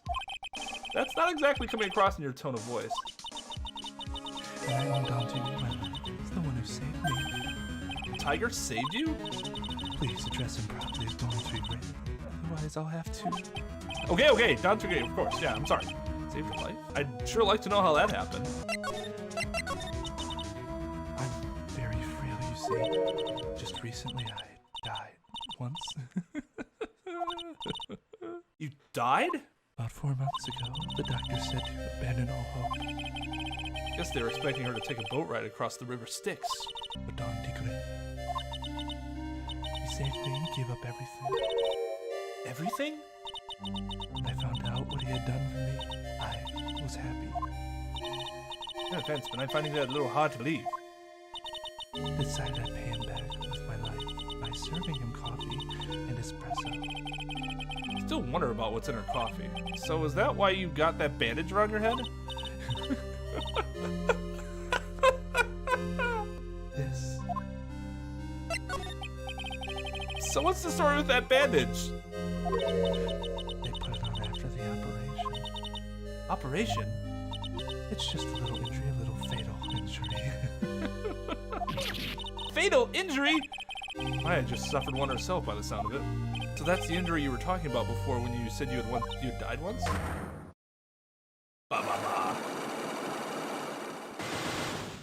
Oh shit!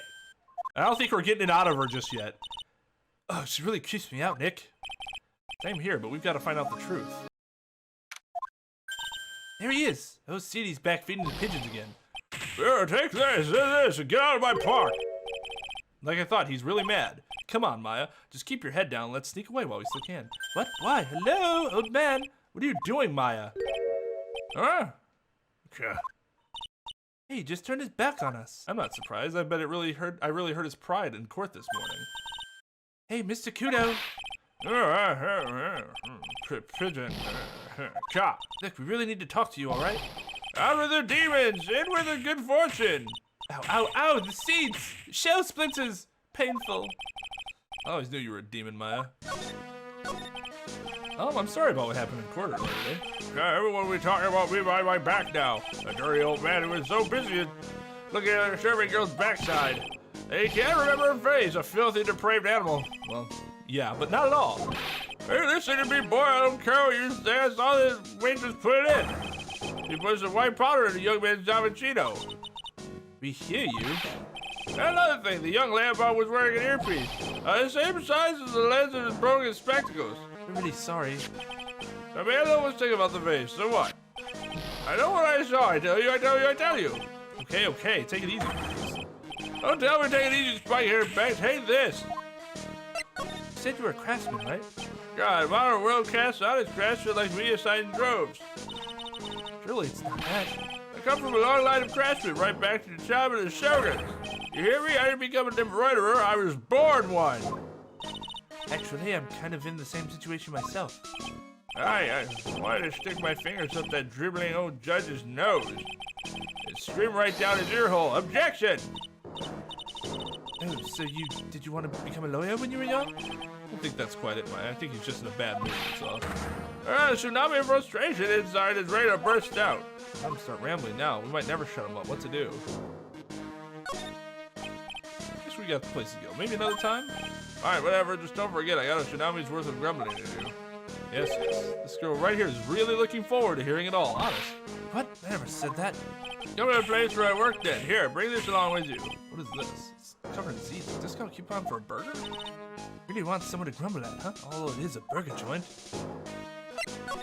So better let him talk. So there's not much call for the craftsman these days, then. Of course not, you idiot. I'm good for nowadays. All I'm good for nowadays is running errands.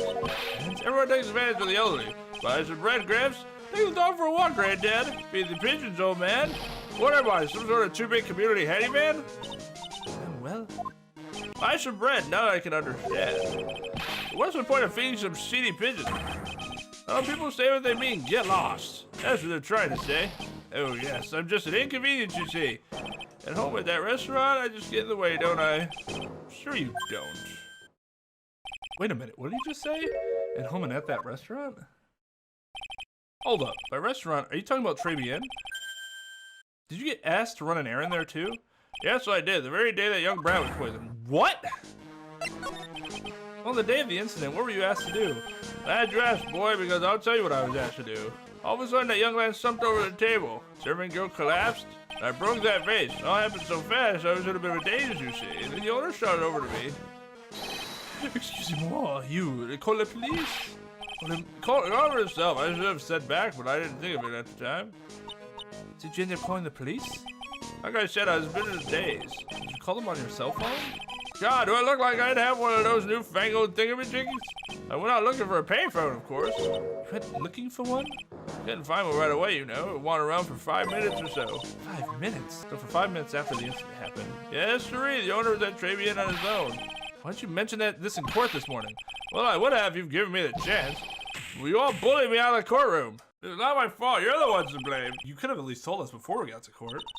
Is it really that important that Mr. Kudo is the one who called the police? What's more important is the unaccounted time before the police arrived. The victim was dead, and Maggie was unconscious. Which leaves that man alone in the restaurant. Kudo might have been chased out of the place on purpose. What do you mean? Maybe certain someone didn't want him in the restaurant. Ah, Oh, sorry, go ahead and say I was in the way as usual. I suppose I should be getting myself covered in pigeon poop instead, huh? I need to get more details about what happened exactly. From Maggie and from Mr. Armstrong. oh, Mr. Wright. Hello, Maggie. So they finished questioning you? Wasn't it just unbelievable in court today, sir? I'm gonna stay up all night and blog about everything that happened. Weren't you scared? It was pretty touch and go in there. Yeah, but you totally nailed that old man. Maggie, I did no such thing. Well, he was all over the place in this testimony. Not the only one. Huh? What do you mean? You know what the fuck she means. Everyone else's testimonies don't match up either. Not with what I remember the incident anyway. Is it possible she's the one misremembering things? Oh, that face is just tragic. I feel so bad for her. Maggie, you know you said that everyone else provided testimony that doesn't match up with what you remembered? Yep, there are just so many things that don't seem to add up. The biggest contradiction is the other guy I saw at the victim's table. He was the one who slipped something in the victim's coffee. I'm sure it was him. But didn't Mr. Kudo testify earlier today that it was the waitress who put some white powder in the coffee cup? Do you really think it was this disappearing man that did it? Well, he's not the only thing that disappeared. The CD vanished as well. You know, the CD with the writing on it. Oh yeah, the MC Screwdriver album, right? It was MC Bomber, Maya. That name was scrawled on the sports paper as well. They never did find that CD at the crime scene, sir. Or the victim's medication. That's gone missing too. Ouch, my head. This is getting way too complicated for me. You said that you passed out when the victim Glenn L collapsed, right? Yes, it's so embarrassing. I mean, I used to be a cop. I came to the restaurant was buzzing with police. Before I knew what was going on, they arrested me, sir. So between the time the victim collapsed and the time the police arrived on the scene, you have no idea what went on at Tribulations. No idea at all. Why? Is it important, Mr. Wright? The other witness, the old man from the park, was pretty much chased out of the picture. Chased out of the picture? What do you mean? Oh, CD wasn't inside the restaurant because he was told to go to call the police. Exactly, and you, Maggie, were unconscious. That means Mr. Armstrong was alone in the restaurant for a brief period of time. No! You don't think Mr. Armstrong set me up, do you? You consider the facts. It's hard to imagine that Mr. Armstrong isn't involved in this at all. It's like that master biting the paw of the dog that it feeds. Are you sure about this, Mr. Wright? Well, the old man said as much when we spoke with him earlier. I don't know. The things that man says don't add up for some reason, sir. Maggie looks like she's trying to figure something out. Maybe we should ask Maggie exactly what she knows about old CD. Anything about Mr. Kudo's testimony that stood out as odd to you? Actually, yes. The fact that he was even testifying to begin with doesn't quite what? Well, when I took the coffee over to the victim's table, it's true that there was another customer in the restaurant. Yeah, we know that already. It was Victor Kudo. I can't really say it was an old man. Okay, then what about calling him a really old middle-aged man? No, age isn't the issue. The other customer was a woman. A woman? Are you sure, Maggie? Well, I'm not 100% sure, but I think so. So, what did this woman look like? She was sort of creepy, and she had kind of a cackling laugh. Creepy? Cackling? Why do I get the feeling I've come across a woman like that recently? Holy smokes, that's him! Huh? That's your phony, Mr. Wright. That's the great big phony. Just look at that ridiculous suntan. For the record, I'm not sunburned like an over-dried tomato, so I don't know how. He told me he'd been on a business trip to Hawaii and that's where he got the tan. Where'd he get the scar from? Literally fighting a tiger inside of like a circular ring? Should I show her any of this evidence? She was like, nobody's found the CD, and we're like, we found the CD. I used to be on the police force, sir, but I don't know what the hell you're talking about. Ah, is that your attorney's badge? Actually, it's a fake. Holy smokes, that's it. Huh? That's the badge your phony had, Mr. Wright. You got duped by this? It's a completely different color. And what about the fact that it's made of paper? He said the badge got a tan as well.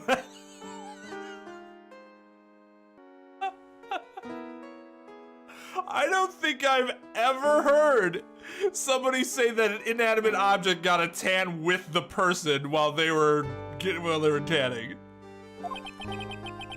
Beginning to see how my phony was able to gain her trust. Oh, I've got something you're going to love. Really? What is it? Yeah, love is a strong word. Lunchbox, just for you, here. Wow, a lunchbox, weenies too! I can't believe it. Thank you, sir. Did you make this just for me, Mr. Wright? It was Detective Gumshoe. Who else would make such a nice lunchbox for you? Detective Gumshoe? Fuck that guy. He's really worried about you. Looks like he put a lot of effort into making this, too. I can't accept it. Detention center rules. No gifts allowed, sir. Hey, come on, Maggie. Don't be like that. Rules are rules. They'll lock you up if you break them. Somehow when an ex-cop turned waitress says that, it seems a whole lot scarier. Anyway, I hate weenies. Oh, really? It's all yours, Maya. You can enjoy it with Mr. Wright. But she's right. It's better than letting it go to waste. But I guess so. Well, how was it? That hit the spot. I love weenies. Oh, good. I'm glad I gave it to you then, sir. Still have to go to... The main server just went up in smoke. Hey, why the heck isn't the press conference set up yet? The superintendent's here already. Oh yeah, and there's a problem with the internet too. I already told you to stop using your computer, Chief. But I'm watching videos online. I'm catching up on my Asian soap operas. It's gonna have to wait, Chief. I'm throwing a switch. No! Just when some young guy was about to confess his son's hot-to-trot girlfriend. Wow, this place is really buzzing. Something must be going down. Something really big. Oh, what are you doing here, pal? Detective Gumshoe, we wanted to come and tell you that... that Maggie was like, fuck your lunch. She's not eating shit. And then we ate it right in front of her. She looks really depressed. You can't be here right now. You'll be roped into the briefing if you stay. I don't think that can actually happen. Huh? We've got big problems here today. Why? What's going on? It's a virus! A virus! A virus? It's a virus ripping through the precinct's computer system. But I really need to ask you some questions. Okay, I'm only gonna say this once, so listen up. Yes! No matter how poor you get, never borrow money from a place like this, you hear? Okay. If you got money trouble, just go on a diet of instant noodles and hand it. We're not thinking about borrowing money, Detective. We want information. Oh, is that all? Well, let's see. Tender lender is considered to be even fishier than the average illegal loan shark. And it seems it ran into trouble just recently. Those guys have been pretty heavy-handed, calling in all their debts. Really? Don't go poking your nose around their business, pal. You really regret it if you upset that lady. All right, I get the picture. Hey, wait a minute. Hey, wait a minute. What did you just say? That lady? Who's this lady he's talking about, Nick? Better find out what the story is with this lady. So what exactly is a computer virus, Detective Gumshoe? I don't know. What? Look, I just go with the flow, all right, pal? Here I thought detectives were supposed to be somewhat knowledgeable. What's with that face, pal? You think you know what a virus is? No, Nick, do you? Computer virus? Sure, I mean, only in simple terms, of course. Really? Wow, you know everything, Professor Nick. Yeah, I'm gonna call you Dr. Wright from now on. Hey, that sounds pretty cool. Don't you agree, Dr. Wright? I mean, I am a Juris Doctor. Anyways, why do I get the feeling they're making fun of me? Okay, fine, I'm no expert, but I can at least explain the basics of the two of you. Virus is a program that gets inside a computer and can cause damage. Damage? You mean it makes the machine go boom and explode? No. Damage is well, it's all internal. So the inside goes boom, right? Imagine all the case data you've got stored on your computer here in this station. A virus could wipe out all that. That's the kind of damage I'm talking about. Whoa, that's scary. Yeah, what's even more scary is that viruses are infectious. Infectious? Most computers are connected through a network, right? A virus can move from one machine to another over the network. The virus just keeps spreading faster and faster. Just like a real virus, huh? Hence the name Tribulations. Nick, why would anyone want to make a program like that? Yeah, it takes ages to type in all that data. Why would you want to destroy it, pal? You're a criminal? No, people don't infect their own machines. They send the virus to someone else. What? That's horrible. Oh, I get it. It's like you sneezing on Mr. Godot so he catches a cold. Right. Then he wouldn't be able to turn up in court because he'd be too sick. You really shouldn't do stuff like that, Nick. It's wrong. Who, what, where, when, and why did the conversation jump to talking about me? Anyway, that's what a computer virus is. A bad program that causes damage. And all the different viruses have names, right? Kind of feel like I've heard the name of that virus that we caught somewhere before. The name of the virus? I feel like I've heard of it too. That's a girl who works over at Tenderlander. You want to stay away from her, okay? I mean it. She does look kind of unforgiving, doesn't she? That should be the least of your worries, pal. What's that supposed to mean? What could be worse? When she said she would literally stab Armstrong in the heart. Her name's Viola Cadaverini. What a name. Cadaverini. She's the only granddaughter of Bruto Cadaverini. Bruto Cadaverini? Do you know who that is, Nick? Never heard of him. Bruto Cadaverini is the boss of the Cadaverini family, I guess. The Cadaverinis? That's one scary sounding name. Shit. Can't touch them. They're way too powerful for the police. But you're thinking of taking them on, aren't you? No, I don't remember ever saying I was going to. Better get some more info about info out of Gumshoe about this family. I'm not sure if I really want to get involved in this, but who are the Cadaverinis? Or are they a very scary bunch of people? That's it. You're a cop and you're scared? What's that about? Trust me, it doesn't matter if you're a kid or a cop. These people are scary. They got some serious clout in the criminal underworld. You can't touch them. They've got too much moolah. Moolah? As in dinero, bread, cash. They pretty much control all the cash on the city's black market. Black market, huh? And that includes Tenderlander, I take it. Sure, no one stands up to Bruto Cadaverini. And I mean no one. Interesting. So Viola's the granddaughter of some mafia boss, then? Yeah, and everyone knows how much Bruto loves his little girl. She means everything to him. So, how did she end up at Tenderlander? I don't know, pal. I heard she and the boss of Tenderlander are pretty tight. Tight? That's what it said in the file I read related to Maggie's case. Sounds like a pretty important clue. Mr. Elg's real problem was with someone or something more terrifying and ferocious. Take that! Furio Tigre, the boss of a loan office called Tenderlander. Tenderlander? People with businesses should think harder before naming their offices. Like you're one to talk. Well, what do you think? Our firm is doing very well at the moment. I don't think we need to borrow money. No. I mean about Mr. Elg. You think Glenn had something to do with this Furio Tigre? Yes. I'm sorry, I don't know of any connection between the two of them. Really? Because I've got proof that Mr. Elg and the tiger knew each other. Take that! Furio Tigre, aka the Tiger, is the boss of a loan office called the Tenderlander. This is who Mr. Elg met with on the day of his murder, and the only thing a loan shark would talk with him about would be his debt. No! It's true that Glenn had racked up quite a bit of debt from his gambling habit. About $100,000, I think. $100,000? Ouch! But I heard he won the lottery, so he should have been in the clear. Shame Maggie couldn't get a bit of that good luck. Okay, so the guy got lucky and won the lottery. But what if he hadn't won? What was his plan then? Well, this isn't easy to say, but he said he would use his talents to repay the money. His talents? I suspect he was talking about programming. Why would his boss know all of this? What computer program is worth $100,000? Perhaps you good people should leave so I can get back to my work. I'm so close to cracking her. The virus, maybe?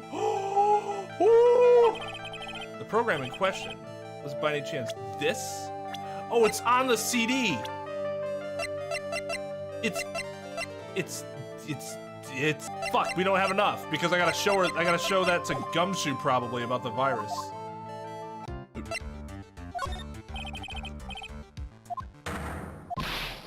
This is it, this stupid name, I remember this now. I thought so, here it comes. Don't just nod to yourself and keep me in the dark, Nick. What's going on? It's okay, Maya, you don't have to cry about it. The name scribbled on that sports paper, written on that CD. That's the name of the virus, MC Bomber. What? Yeah, the virus that's just infected every computer in the station, pal. It's MC Bomber. Why would you write that down anywhere? Can you give us more details, please? We already knew about the MC Bomber virus from a while back. A group of criminals issued a series of demands to the head honchos of law enforcement. They threatened to release the virus if their demands weren't met. Who are they? I don't know. Some hotshots from the criminal underworld would be my guess. And now the virus has been released, huh? Yeah, it's in every computer in every public office in the city. Everyone's going nuts. They're hopping around like they're dancing at a carnival. All this stuff with criminals and viruses almost feels like we're in a sci-fi movie. Apparently the programmer who made the virus was a real genius or something. The focus right now is on tracing the route of this virus on the black market. You mean someone put this virus up for sale? Yeah, and because this one's so powerful, The estimated price tag was in the millions of dollars, pal. In the millions, a virus can be worth that much? Ah, I can't believe it. I almost forgot the most important thing. And that is, you know, the lunchbox. How did everything go? The lunchbox? You remember the weenies? So, how did my weenies taste when they went down the hatch? Huh? Well, it was delicious. Yeah, that's what she said, really? Not exactly. Don't worry about it, pal. I heard something would happen, so I came prepared. Prepared? What do you mean? I made a jumbo lunchbox. Oh. Do me a favor again, huh, pal? And deliver this? This sure is a heavy burden in more ways than one. I can just imagine Maggie's little eyes sparkling with joy when you bring her to that. When you bring her that. Weenies again, Nick. Tell me we don't have to eat all these too. I really can't eat anymore. The program in question, was it by any chance this? Well, this is it, isn't it? This is the virus that's infecting the computers worldwide as we speak. MC Bomber. No.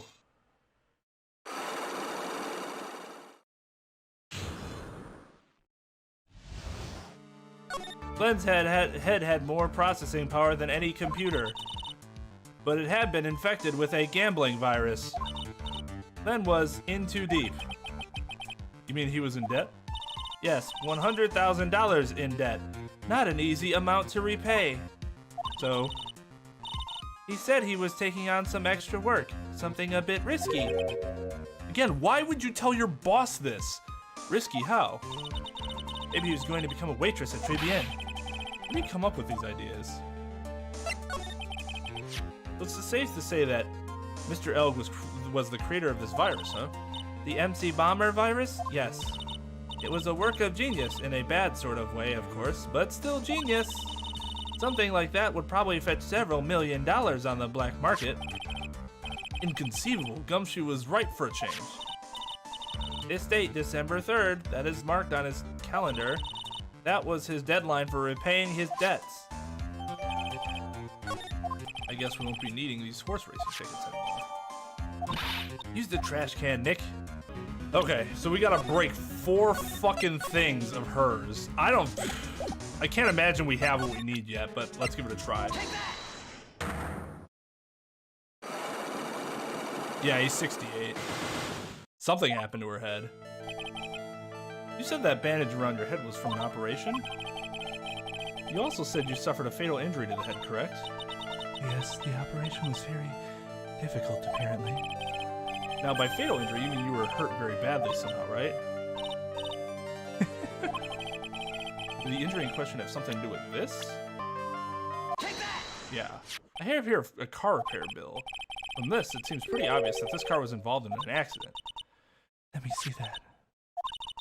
This bill is made out to the Cadaverinis? Yes, it is. I don't think I ever introduced myself. Tell me, what do the Cadaverinis have to do with me? Something tells me she's not about to say hi and introduce herself. All right, then. Your relationship with the Cadaverinis is very strong, and this is why. The Cadaverini is strong with this one. I know exactly who you are, Viola Cadaverini. Sustained that injury in a traffic accident, didn't you? Wow, she didn't even say anything, it just broke. It happened about 4 months ago. I was driving in one of our family's cars when someone pulled out in front of me. It was a motorbike or something like that. I don't remember it much. She doesn't know that it was him? He has a broken-ass motorbike. How'd she not put that shit together? Anyway, I swerved to try to avoid it, but...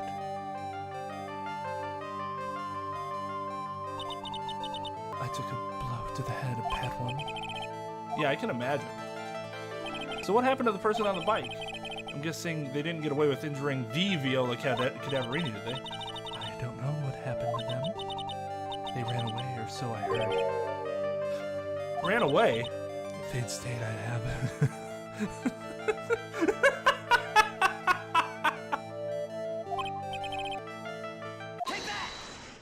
It was this man, wasn't it? He was the cause of your accident.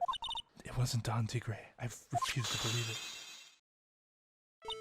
But she's not hiding something. She's saying so she must really know that it was him, right? We collided the motorbike in my car. But Don Tigre isn't injured at all, was he? It was the tiger caused by Viola to crash. I can feel it. Plus, one of her locks just broke, so she must suspect it was him too. I'm sorry, Miss Cadaverini, but I have proof that the tiger was involved in a traffic accident on his bike. The bike itself? It's not exactly a motorbike, but Mr. Tigre rides around on a scooter, doesn't he? And you'll notice that the front wheel guard is badly damaged. Miss Cadaverini, you know the truth, don't you? This repair bill was paid by Furio Tigre. The Cadaverinis have known for ages who caused the accident, haven't they? It's possible. Perhaps. Somewhere inside me, I know that might be true. I knew it. But Don Tigre still saved my life. The operation was very complicated. It was very, very expensive. How much are we talking? Very, very, very expensive. Seems kind of hesitant about giving me an actual figure. I should back off. Well, anyway, it was the tiger who paid for it, right? After I recovered, Don Tigre told me. He said he paid for the operation because he cared about me. I believe him. Really? But do you honestly believe that to be true? You want to know what I think? I think the reason he paid for the operation wasn't because of you, but someone else. What, her dad again? Yeah. Perhaps I shouldn't be saying this, but your grandfather, Brutal Cadaverini, controls a lot of dubious cash, right? And you are his beloved pride and joy. Sure, I don't know exactly how much the operation cost, but you weren't the granddaughter of Mr. Cadaverini. Do you think Mr. Tigre would have paid the money? $1 million. That is an expensive operation. 4 months ago, I was in a traffic accident. That's why I needed the operation. When I woke up, they told me it was nothing serious. A simple procedure. Oh, really? Well, I guess if she recovered in 4 months, it couldn't have been too big. They said the operation cost $1 million. $1 million bucks? My grandfather ordered Don Tigre to pay $1 million in compensation. Compensation, huh? It's underworld lingo for paying money to settle a score. Basically, pay or get into some serious trouble. But $1 million bucks? This has to be related to our poisoning case somehow. I wanted to believe him. I wanted to trust what Don Tigre said. He said it had nothing to do with my grandfather being Bruto Cadaverini. I wanted to believe he helped me because he cared about me, not about my grandfather. Oh, she's actually crying. I'm kind of surprised. I thought she was just a sociopath. Or maybe a psychopath. Cry more. But I knew that wasn't really true. Wow, I'm so sorry. What he did to get the money was evil. Hold up. Am I misremembering her directly threatening to stab that dude in his heart because he hadn't paid a debt? And she's talking about someone else being evil? He said it was all for me, so I helped him. You helped him? In what way? Here, take these. What are these, medical papers? I'm Bruto Cadaverini's granddaughter. He had to pay compensation.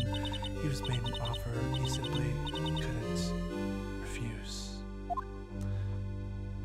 Well done.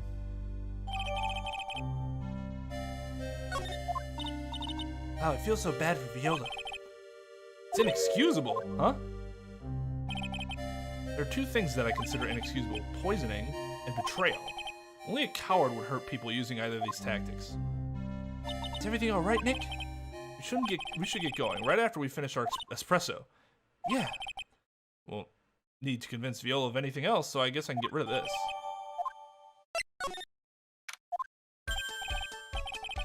Hey, bonjour. I have been waiting for you to return. Mr. Armstrong. Ah, good timing. I was hoping to find you here. We'd like to ask you a few questions. Well, he hasn't got anything to say to you fellas. This fucking guy. We'll take care of Zinnia. Ah, Zinnia! Who are you calling Zinnia? Ah! Off from under the table already, Maya. Okay, hand it over. What? You just want to play games with me? I don't recommend that. The medical papers now. Uh-oh. I think he wants Viola Cadaverini's papers back. You mean this? The $1 million medical papers? Miss Cadaverini trusted you. That's why she said that she helped you. Forget about it. That girl's dumber than an eggplant. Is that a thing? Is that a thing that happens? Yous wanna know what's sad? I'll tell yous what's sad, and it ain't only your face. God damn, dude.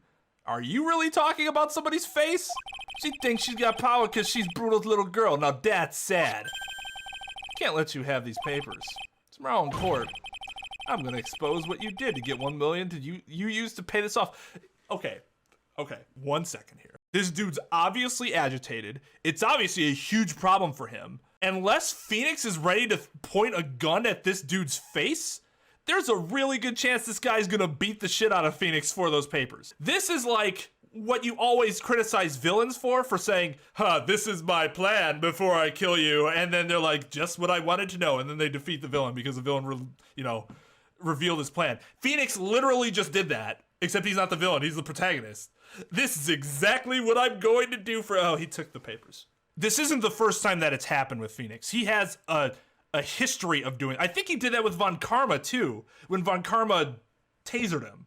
And I think it happened at least one other time. He has this really bad habit of being like, I'm gonna tell you exactly what I'm going to do, even though it makes no sense for me to actually do that, because it doesn't matter if you know what I'm going to do. Are you crazy or something? I don't care if you want to give it to me or not. There's 2 of us here, you got that? 2. Oui. Mr. Armstrong? Forgive me, désolé. I cannot argue with him.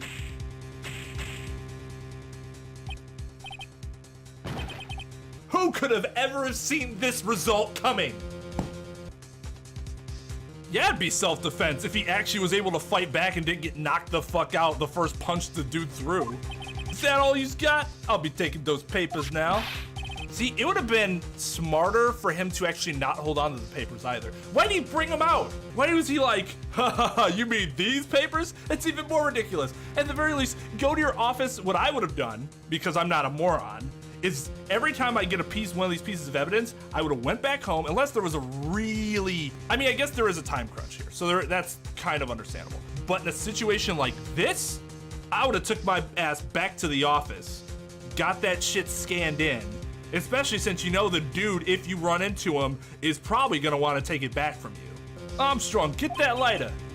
Wait, don't take it too hard, Phoenix, right? That was so stupid. I shouldn't have let my guard down. You didn't just let your guard down. You let your guard down and then went up to him and showed him, hello, my guard is let down. Please do whatever you want to me right now. Those medical papers were vital evidence. Why didn't I? Oh, look. He gets saved again. Bailed out of his stupid decision. Detective Gumshoe. Detective! You think you want to stop me, copper? Beat it! Dude actually growls. Whoa. Come on, Gumshoe. Keep it together. You guys, get out of here. Leave this guy to me. But, go, pal, and take this. Wait, where'd he get it from? Did he take it from Armstrong? I guess. If you get hurt, who's gonna look after Maggie, huh? Alright, thanks, Gumshoe. Wait, Nick, don't leave me behind! I'll get even with that guy tomorrow in court. Tenderlander's going down.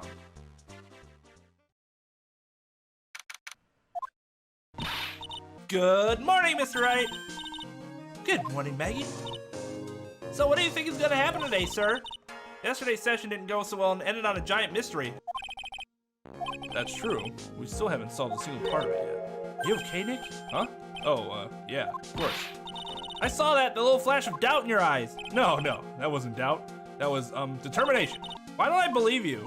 Should have said it was hunger. It's nearly time, Maggie. You better get going to the defendant's seat. Roger, don't let me down, Mr. Wright. I'm counting on you. This is one of the things that, I think makes me the most anxious thinking of if I were in Phoenix's shoes. It is really beneficial to have your defendant stand or sit right next to you. The fact that they don't and they have to sit in their own booth is terrifying to me. Hey, pal. Hey, Detective Gumshoe. Quit stressing Maggie out. She doesn't need that. How'd you know she was stressed? I was watching through the doorway. Oh. And also because she's on trial for murder. Fucking duh. You look like you lost the case already. Show a bit of confidence, will you, pal? Here, maybe this'll help. Huh? Have you taken up aromatherapy too? Not in a million years, pal. Don't tell me that you don't remember this thing. Come to think of it, that doesn't look like one of those aromatherapy. Phoenix! How do you that was 2 days ago. This is a small bottle that turned up in Trebien's kitchen a couple days ago. We finally got the analysis results back from the lab. So, what is it? Is it the poison? I'm afraid not, pal. It's medication. Medication? Yeah, for ears. Topical use only, apparently. For ears? You mean... Yeah, it's the medication Glenn Elg was using for his ruptured eardrum. Is Glenn Elg's ear medicine doing in the kitchen?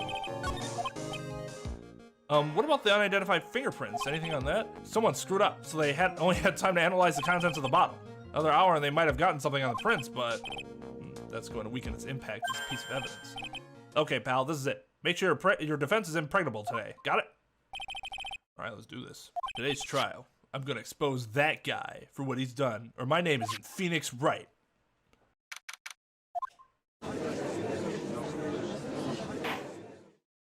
Court is now in session for the trial of Maggie Bird. The defense is ready, Your Honor. Ready and waiting as always, Your Honor. Very good. Then we'll get underway at once. Yesterday we heard the testimony of Mr. Victor Kudo. He claims to have witnessed the defendant putting powder into the victim's coffee. However, the witness's testimony was plagued with a number of problems. The mark on the rim of the cup shows that the victim drank from it with his right hand, but according to the old man's testimony, he picked it up with his left hand. Thank you, Mr. Godot. Furthermore, according to the witness's account, the victim was listening to the radio with an earpiece in his left ear, yet the victim's left eardrum was ruptured, which made him effectively deaf in that ear. It's amazing how many contradictions a single case can have, Hunnick.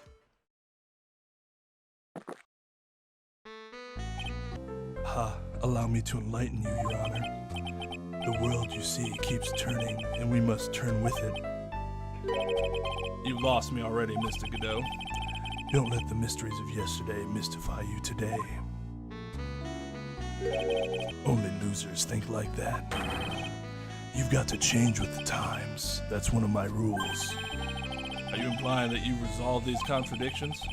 You know the answers to these riddles? The old guy wasn't just throwing seed in here, he was throwing us off the scent. And today I'll prove it. Very well, let the first witness take the stand. And you are? Oh, bonjour everyone! I am Jean Armstrong, the owner and head chef of La Tribulations restaurant. Enchanté. Forgive me for asking, witness, but are you a woman? Oh la la, monsieur. As you can see, I am le pert and perky gentleman. Okay, so this judge wasn't... Well, maybe they just didn't call him before. I guess. I thought they said Armstrong testified. On the day of the incident where you were in Trebien's kitchen. Isn't that right? Objection leading. With you, monsieur. Everything feels right. Yeah, it does. Telekinesis. Ha! Wow, he's totally unfazed. Does anything intimidate this guy? Please tell the court what happened that day at Trebien. Oui, volontiers. Volontiers. When it all happened, there was just 2 customers in my restaurant. I remember I was experimenting with some new art déco sauté. Like having a large mirror between our tables, for example. Oui, perhaps that is what the old man was looking at. The cup, la earpiece, and the glasses. He would have seen everything in reverse, no? Mirror? Oui, un grand mirror. La most enormous mirror. And suddenly the mystery disappears. Like I said, the world keeps turning, so roll with it. That would explain the coffee coffee. I'm sorry, it's a little early for me. The coffee cup and the earpiece conundrum. The mirror would have made everything appear back to front. What the heck? It's way too early in the morning for this to be happening to me. Now then, Mr. Wright, you may begin your cross-examination. if they're between the tables, I don't think I'm quite understanding this. Is he saying he put the mirror in the center? Because if he didn't put the mirror in the center, then it doesn't matter, right? Because he's still not looking at a reflection. Or is he saying the partitions would have been mirrors? Because when he says between the tables, I don't know if he means between the tables on one side or between the tables on both sides. This photo seems to completely contradict that. Actually, no, it doesn't. Shit, you can't see his fucking, that's bad. I thought it actually showed the thing, like, on his side, but it doesn't. It doesn't really show where he was holding the cup, and it doesn't show his head and where anything is positioned. I guess I don't get the mirror, because if Victor is sitting to the south of them and there's a big ass mirror in the center, how could he have even seen them? He would have just saw his own reflection. That's generally how mirrors work, right? If it's a two-way mirror or one-way mirror or whatever, he wouldn't have seen anything in reverse, because the image doesn't flip once it gets to you. Are they trying to say that that's where he was sitting? Because if that's what they're saying, then the testimony would show that that if he broke it, he couldn't have been looking from that direction to see them, because then the vase would be broken. And that's what I'm confused about. Armstrong doesn't actually say that that's where he was sitting, because Victor himself said he wasn't sitting there, although the testimony is problematic because Peach's witness, but you know. My initial thought was the crime photo, but I didn't see what I thought I'd see in it. Objection! Yeah. Like, it could just be the floor plan, I guess. He's saying it's possible the old man could have seen everything in reverse if he saw it through the mirror. However, based on where Victor said he was sitting, that doesn't make any sense. He would have had to have been sitting behind them, as opposed to their south. Because if he was sitting to their south, he would have only seen his own reflection, not theirs. Now, technically, this photo doesn't show that Victor wasn't at the table to the left, because he could have been off of the, you know, but the photo also seems to indicate that the mirror was never in the middle, because the angle that you would have to, I'm not sure it's even possible to have this angle on the picture without the mirror being there. I don't think it's one of the profiles. Like, because you could show this profile, but this isn't actually a picture of the person that you're using, right? So I can't just say, oh. Objection! The coffee cup, the earpiece, and the HMD. Let's think back over Mr. Kudo's testimony for a second, shall we? We were told that both the HMD and the earpiece were on his left side. Now, if Mr. Kudo saw that in the reflection in the mirror, it means that both the HMD and the earpiece were actually on the victim's right side. Exactement. You see, monsieur, now that you think about it, it's not so odd, no? Unfortunately, that's where we run into a monumental contradiction with the facts. If Mr. Kudo really did see everything in a mirror, why is it that the HMD is now on the wrong side of his head? Order, order.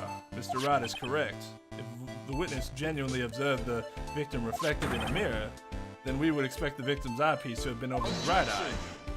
Wait, I still don't understand. Are we showing him an actual picture? How bitter.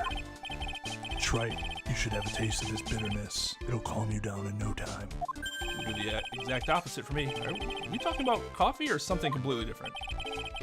You don't understand the way the witness thinks. How he thinks? You remember this, I presume? I broke the vase.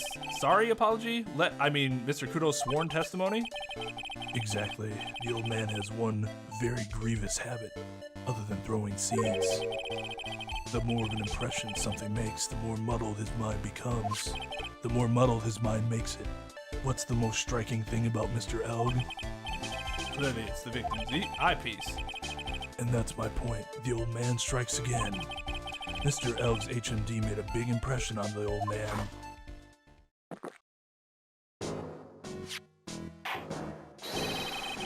I saw the earpiece and those newfangled spectacles he was wearing.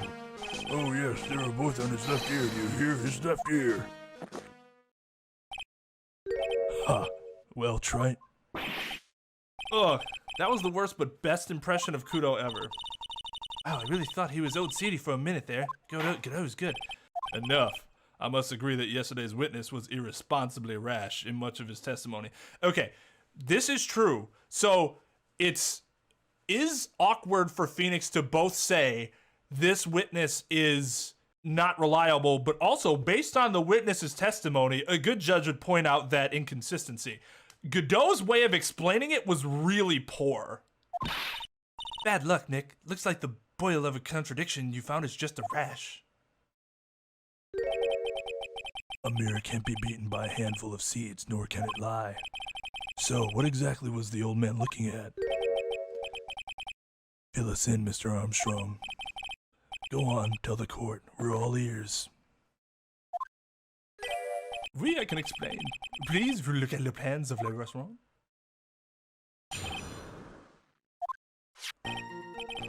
Hello? Is everyone sitting comfortably?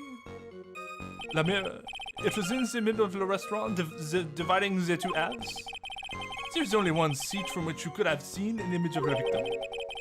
That was the seat at the table next to the victim.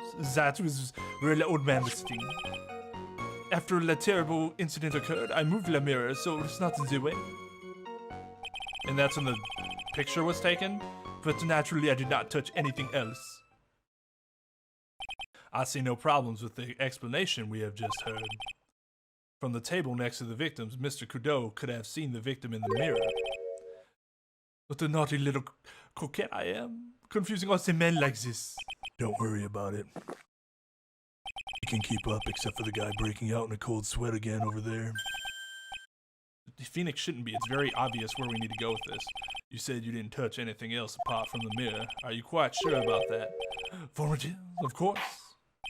Very well, Mr. Wright. Your cross-examination, if you please. I guess it's just a matter of, do I show the mirror or do I show the testimony? Or do both of them work? Because I know sometimes that happens. So why can't you only see the victim from that particular seat? My monsieur, it is obvious, no? Look at the plans, you will understand. The victim will have been reflected in the mirror like so. You were sitting at the table next to him. You would see everything, no? So that's the seat old city was sitting in that day. And the poisoning happened. The old man was sitting at the table next to the victim? Why does that seem kind of odd? Are you sure about that? I touched nothing except the mirror. Mr. Wright, is there something the witness has said that doesn't match the crime scene? Yeah, there is. I just can't put my finger on what exactly. Suffering from a case of heartburn, right? Oh, I have just a thing for that. An oil with golden mirror and frankincense. Add a few drops to your coffee and voila, enjoy. Focus, Phoenix, breathe. Just need to ignore those two and just find some evidence. It's pretty strange though, isn't it? I mean, nobody mentioned anything about a really large mirror. You'd think someone would have, but Maggie didn't. Neither did old CD. The only logical explanation is that there was no mirror inside Tribune that day. I've just got to prove it somehow. I mean, like, so there's two big holes with his testimony. He obviously wasn't sitting there, and he did touch something else. Okay, so we gotta show him. It's either, and it could be both. You either show him this, which shows that, almost shows that the dude wasn't there, or you show that the testimony that he knocked over the vase. And I'm guessing it's the testimony. Objection! Yeah. Your Honor, Mr. Kudo's words yesterday strongly contradict Mr. Armstrong's testimony. This is the letter of apology that was written by Mr. Kudo, is it not? I realize it looks useless, Your Honor, but this is still testimony. I guess useless people are only really good at identifying useless things. What relevance does the scrap of paper have to the trial, Mr. Wright? Yeah, it shows that the vase, that plus the photo show that the vase wasn't knocked down, and thus he couldn't have been sitting there. Mr. Kudo's testimony is actually very relevant to the question at hand, Your Honor, because it very clearly contradicts with this. They actually let me, interesting, okay. This piece of evidence contradicts with the testimony we have heard, Your Honor. The crime photo, cool, that they let you do. Yes, this photo clearly shows something that theoretically should not exist. What on earth do you mean by that, Mr. Wright? Should not exist? Sounds like you're describing yourself, Trite. Burn, I guess. Now then, if the defense would please clarify its statement. Take that! There's one thing that's clearly demonstrated by yesterday's testimony. Mr. Kudo broke the vase that was on the table where he was sitting. And yet, as the court can see, there is an unbroken vase on the table next to the victim. Why? Because Mr. Kudo was not, in fact, sitting at the table next to the victim at all. Don't be an idiot, Trite. That's impossible. That seat's the only one Kudo could have seen the victim's reflection from. Exactly. There's only one conclusion we can draw from this contradiction. There was no mirror in Tribulations that day. Your testimony, Mr. Armstrong, is an elaborate lie. Mon Dieu! Don't try to confuse the court, Trite. Obviously, the witness cleaned up the vase while the police were taking their time getting to the crime scene. Unfortunately, Mr. Kudo, that doesn't quite work for me. Mr. Armstrong already testified to the contrary in his own words. I did not touch anything else except the mirror. Well, witness, what do you have to say for yourself? I was right. There was no mirror in the restaurant that day. In light of this revelation, we return back to the original problem. Why did the victim have an earpiece in an ear in which he couldn't hear? Ha! You only get one shot in life. There's no turning back. You want to claim that mirror wasn't there, Trite, then this problem is all yours. How do you explain what the old man saw? I can answer this, then I'll be that much closer to the truth. I can feel it. Are you going to be okay? Can you really solve this contradiction, Nick? There's more than just this one contradiction, Mike. What do you mean? Remember what Maggie told us? There was another man at the victim's table, and there was a sample CD on the victim's table. It all flies in the face of Mr. Kudo's testimony. And I think I know the reason why nothing in this case is adding up. Well, Mr. Wright, let's hear your answer. Yes, Your Honor. The reason behind all the contradictions in Mr. Kudo's testimony is simple. The ear doctor made a mistake. The victim was a phony. He's saying that the victim Victor saw was not actually Glenn Elg. I see. It's this, right? Case is riddled with contradictions. Yet, there is one very simple answer that clears them all up. And what is that? The incident Mr. Kudo witnessed and the incident the victim experienced were two completely different events. What? Yes, the victim that Mr. Kudo saw wasn't Mr. Glenn Elg at all. It was an imposter, a phony pretending to be Mr. Elg. Obviously, unlike the victim, there was nothing wrong with the imposter's left eardrum. That's how he ended up wearing the earpiece in his left ear by mistake. Telekinesis. Poof! I love how he gets coffee and then spits it out like, oh shit. Order in the court. Settle down or I clear the courtroom. Quiet, Gramps. Why don't you clear out of here, huh? Excuse me? Excuse you and your entire law career, Mr. Kudo. You want to run that by me again so that you can catch the back of this ring hand? What did you say? Yeah, exactly. Trite, are you saying that what Mr. Kudo saw was a setup? Yes. Someone pretended to be Glenn Elg and acted out the whole coffee poisoning. All for the express purpose of creating a witness out of one Mr. Victor Kudo. Get real, Trite. Why would anyone want to do that? Isn't it obvious? There was one and only one reason to show Mr. Kudo this fake poisoning. To show Maggie Byrne the act of poisoning the coffee. Are you insinuating that the waitress in the old man's story was a fake as well? It's true that there were no other customers in the restaurant at the time, but it's absolutely true that the chef was there. He would have noticed what was happening. That's right. Well, witness, if your restaurant really was the scene of such theatrics, you would have known about it, correct? Ooh la la, this is most difficult for me. No, it's quite simple. All you have to do is testify. You are under oath after all. Apparently in Japan that doesn't mean dog shit though. Was there in fact a phony at Tribulations that day? The defense demands Mr. Armstrong tell the whole truth about what happened. The defense's request for additional testimony is accepted. You will accurately explain in detail the events in the restaurant that day. Oui, oui.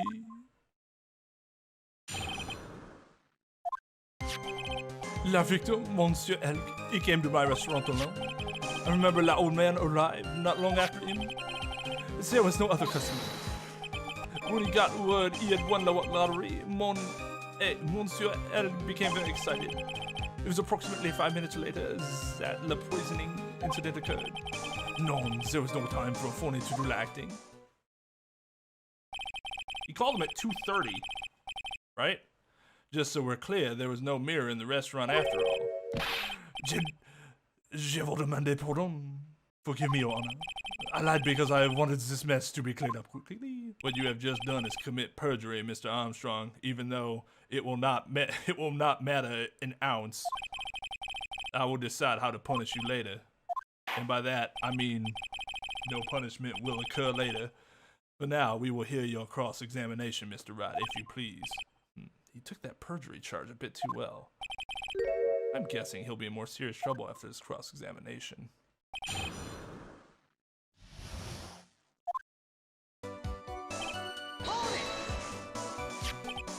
Well, man, you mean Victor Kudo, correct?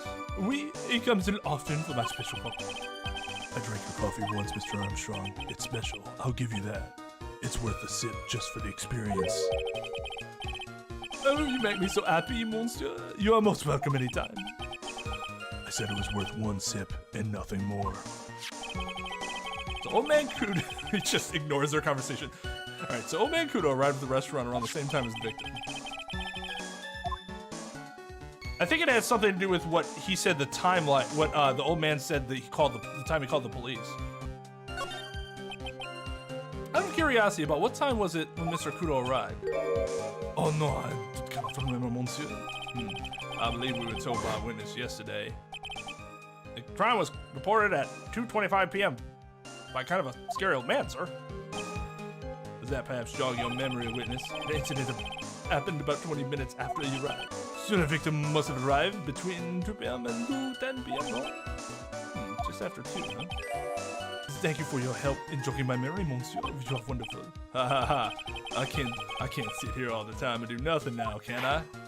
The time of the day will be added to the witness's testimony. Oui, monsieur. Everything I do it for you. Merci bien. That's French, isn't it? Ha ha ha. I'm glad at least one person is in a good mood.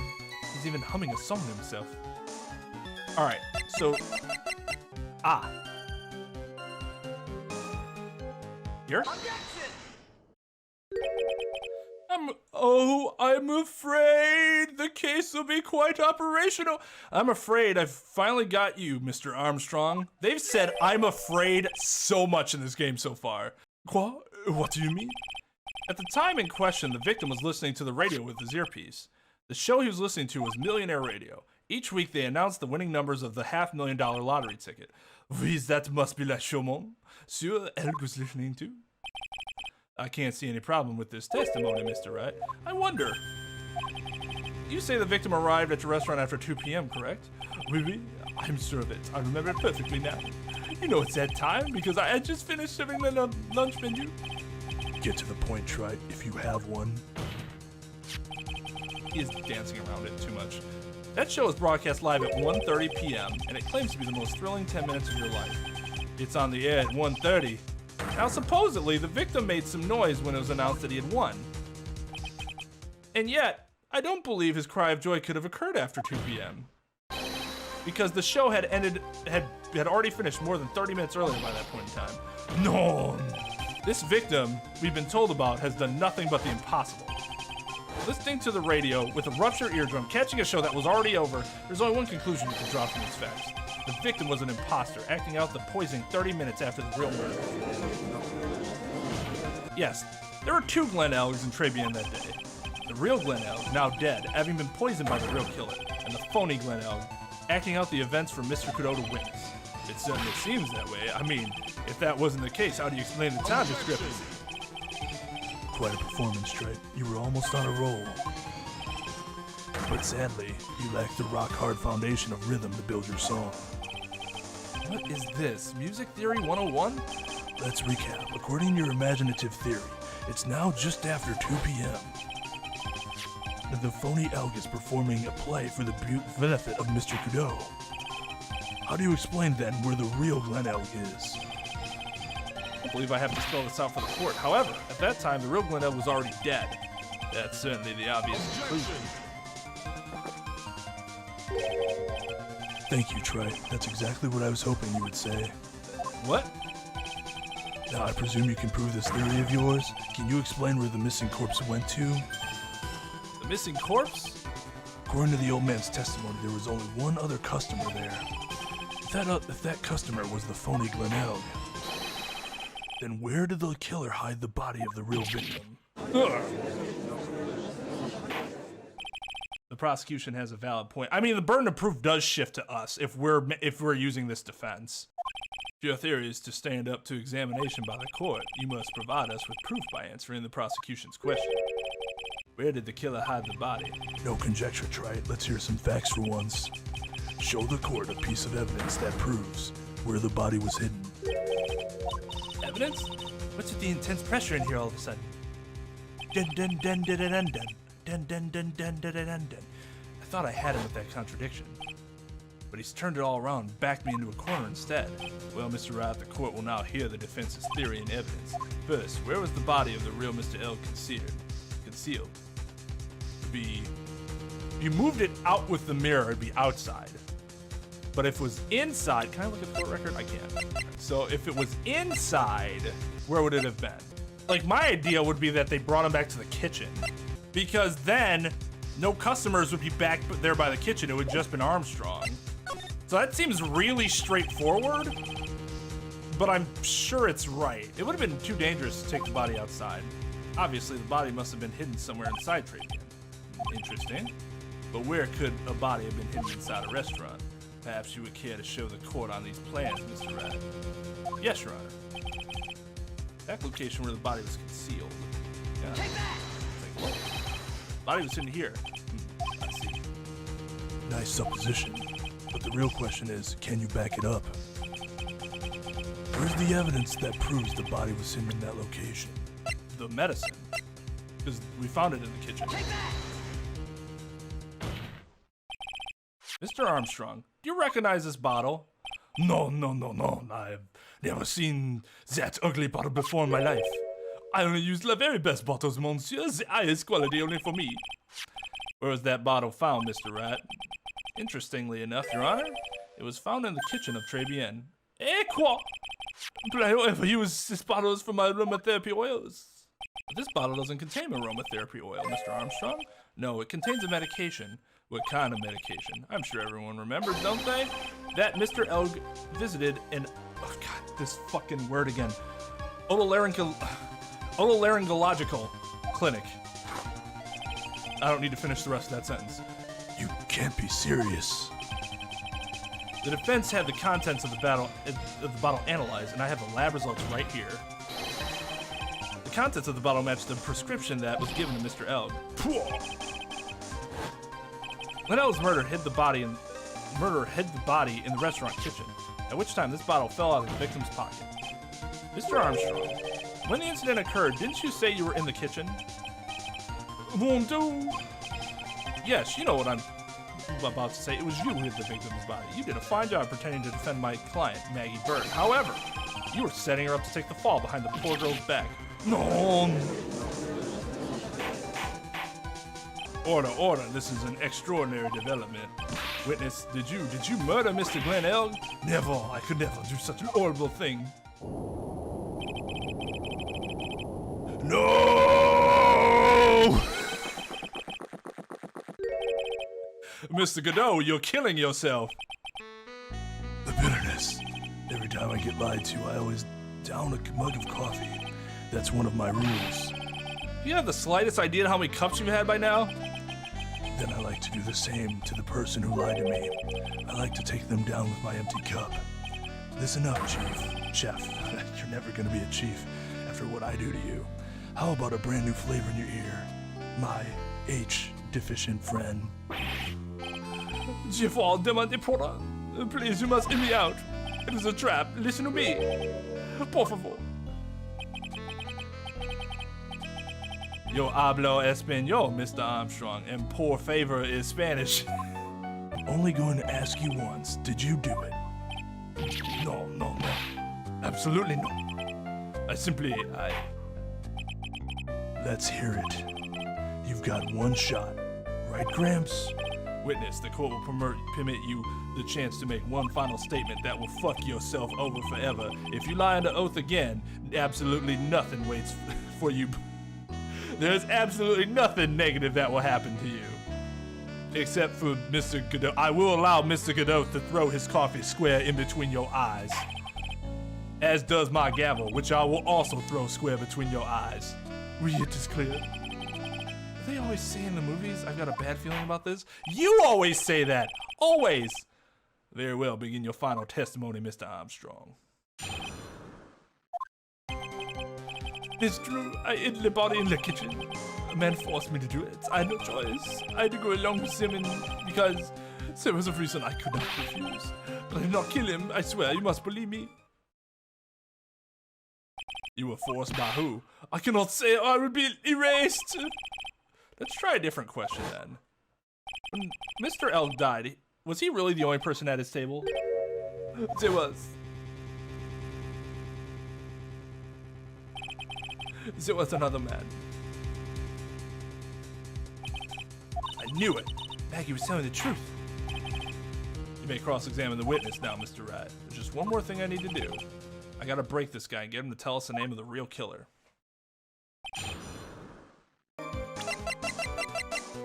Objection! You have a $500,000 debt, don't you? $500,000? Is this true, Mr. Armstrong? I was weak and I borrowed the money. This is Mr. Armstrong's Achilles heel. And that's why you couldn't refuse anything asked of you by this man. This guy. A $500,000 loan from a black market loan shark. And you had no way of paying it back, did you? That's why you were forced to do anything this man told you. Oui, it's as you say. Mr. Armstrong, the tiger, he told me he was going to use my restaurants for a business rendezvous. On the day in question, he was beating the victim to demand that he repays his loan. I don't know why it happened like that. I just did what he told me to do. I had no choice. Carried the body in the inconscient Maggie out of the dining area and into the kitchen. After that, I just tried to forget what I had seen. I think we can now safely say that the man who forced your hand was Mr. Furio Tigre. Furio Tigre.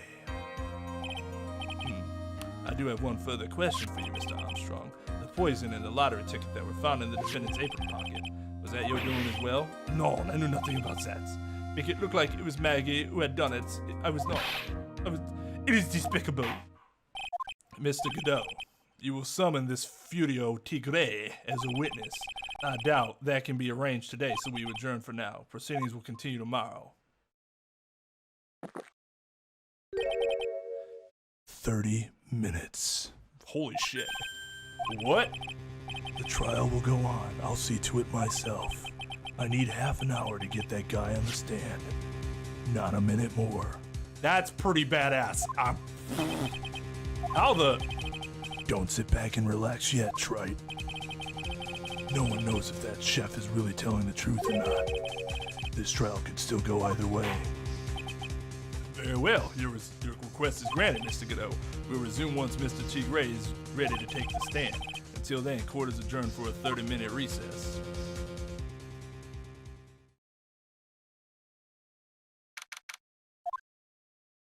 So we're finally going to see the tiger on the stand. We've almost got this case won now, Nick. I wish I could agree. Huh? When I cross-examined Mr. Armstrong just now, he said he was just doing what the tiger told him to do. But Godot picked up on it, remember? He pointed out that without proof, we don't know if what he testified is the truth. It's up to the judge to determine whether or not he believes him. That's what testimony is. Great to have that proof to back it up, but sometimes it's just a he said, she said situation. You mean you think Mr. Armstrong was lying? I don't know. But if that's the line the prosecution takes, we could be in trouble. I get the feeling that we don't have the case-making evidence we're going to need. Hey, pal. Detective Gumshoe. What are you so jumpy about, Detective? Your hair's standing on end. Hey, that's a pot calling the kettle black, little Miss Top Knot. It is not a top knot. Never mind about the hair. Just calm down, all right? I can't stand still when I don't have a job to do. I kind of get wound up. Ah! No kidding. You gotta have something you need me to do, pal. Anyway, well, hey, I gotta take a jog back down to the precinct. I can get some prints analyzed for you if you've got an hour. An hour? The trial will reconvene by then. But Nick, we still don't have a really decisive piece of evidence, right? True. Without some kind of trump card to pull out of the bag, we're really stuck. You said you can get some fingerprint analysis done in an hour? You bet. In that case, would you mind checking the prints on this for me? This? Take that! You're going back to the station anyway. Can you find out whose prints are on this? Oh, hey, that's the small bottle I gave back to you this morning, right? Yeah, I think it's time we solve the last mystery of who the prints on it belong to. Sure thing, pal. Actually, that's been gnawing at me too. Okay, I'll get this off to the lab right away. Just make sure you don't lose the case before I get back. This is pretty much the final showdown, I guess. I guess. Whatever. It's time to separate the phonies from the real guys.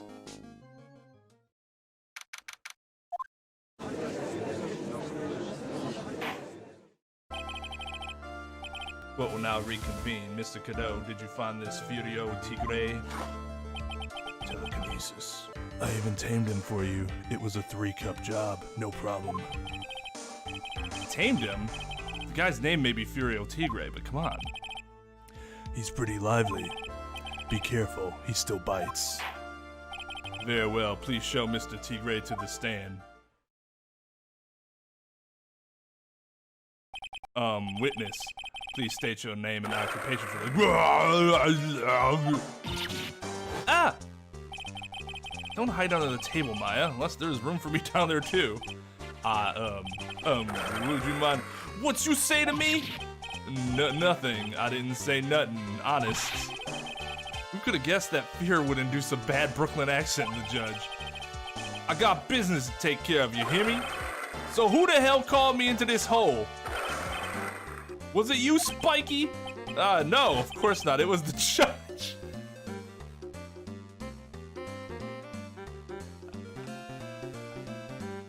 Oh, that's funny. Your Honor? Oh dear, I seem to have dropped my pen. Where on earth is it? Don't mind me, just carry on with the proceedings as normal. That's it, we're doomed. Maybe you didn't hear me. I said, who the hell was it that called me in here? There's no need to shout. We can all hear you. What'd you say? There's no point struggling. You're caught in a snare. The relentless snare of the law. And I'm the one that hauled you in. Too cool. Don't let him get the better of you, Nick. Let's start with the basics. You know about the incident in question, correct? Incident? I don't know nothing about no stinking incident, mask boy. Johnny Tight Lips. You mean you didn't attend the previous trial of Maggie Bird? Maggie who? I got more important things to do than watch some courtroom drama. Of course, well, perhaps you could give us your testimony then? Please tell us about what you did on the day of the murder. Phoenix Wright! You was the one who set this up, didn't you? You was gonna regret the day you ruffled the tiger's fur. You hear what I'm saying? Maybe I should have brought a diaper with me today. Get a grip, Nick. I mean, I give him credit for doing that. Everybody else is pissing themselves and he's just like, shut the fuck up. Oh my. Oh my. I see. I don't know nothing about no murder. Okay. I really wish they would have went full blown like, I don't know nothing about nothing. I was tied up with business in December last year. Spent all of my time in the office. I got whales lined up to borrow cash from Tenderland every single day. You just want to check my alibi? Just ask Violetta. At last I found my pen. Very well then, Mr. Wright. Your cross-examination. Ah! What is it? Please, witness, if you could refrain from shouting out like that. I know the kind of games that guy in the blue plays. That lowlife ain't no lawyer, he just punches away his stupid details till he wins. That's almost exactly what a lawyer... Listen up, Smarty. Every time you ask me something that doesn't relate to this case, I want to bill you $50,000, and you's gonna borrow the cash from me. You literally don't have to do that? You're under no obligation to? That's one loan contract I refuse to sign. Don't think I ain't gonna hurt when you tangle. It ain't gonna hurt when you tangle with the tiger.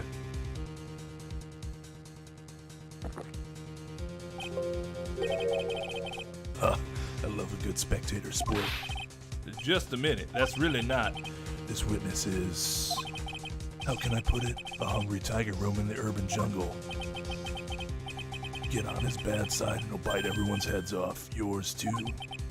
Very well. I have no choice but to impose a penalty system here. You have absolutely every choice.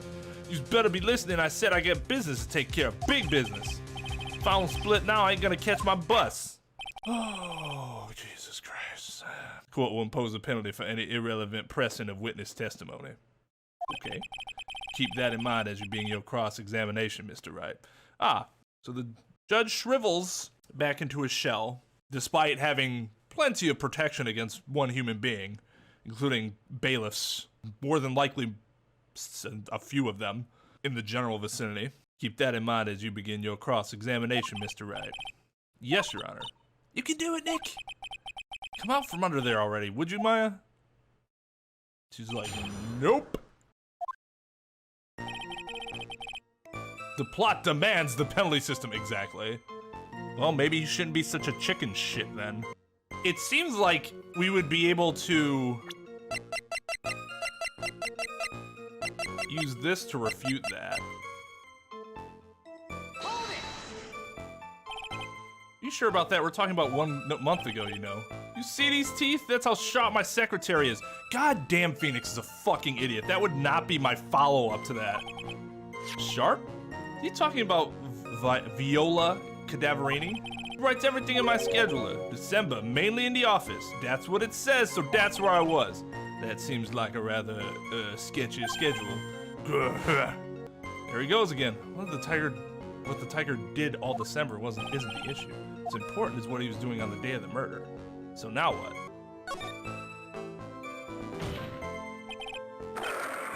What? If you wouldn't mind going into a bit more detail. This is a dead-end trite, you know it. Remember the rules. No. It's essential that we establish the witness's alibi accurately. I agree. I agree. The victim was killed on December 3rd. Were you in the office that day too?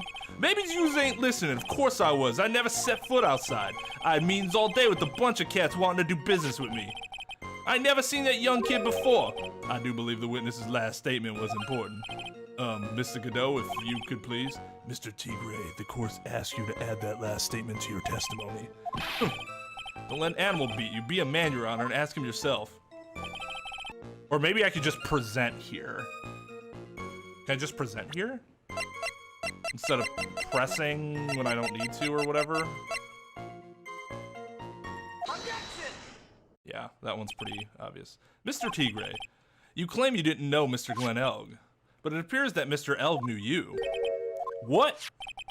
Mr. Elg left this little note on his calendar. Meet with the tiger, and the date, December 3rd. December 3rd? That's the day of the murder. So, Mr. Tigre, I submit that you did indeed know Mr. Glen Elg, because on the very day of the incident, you met with him.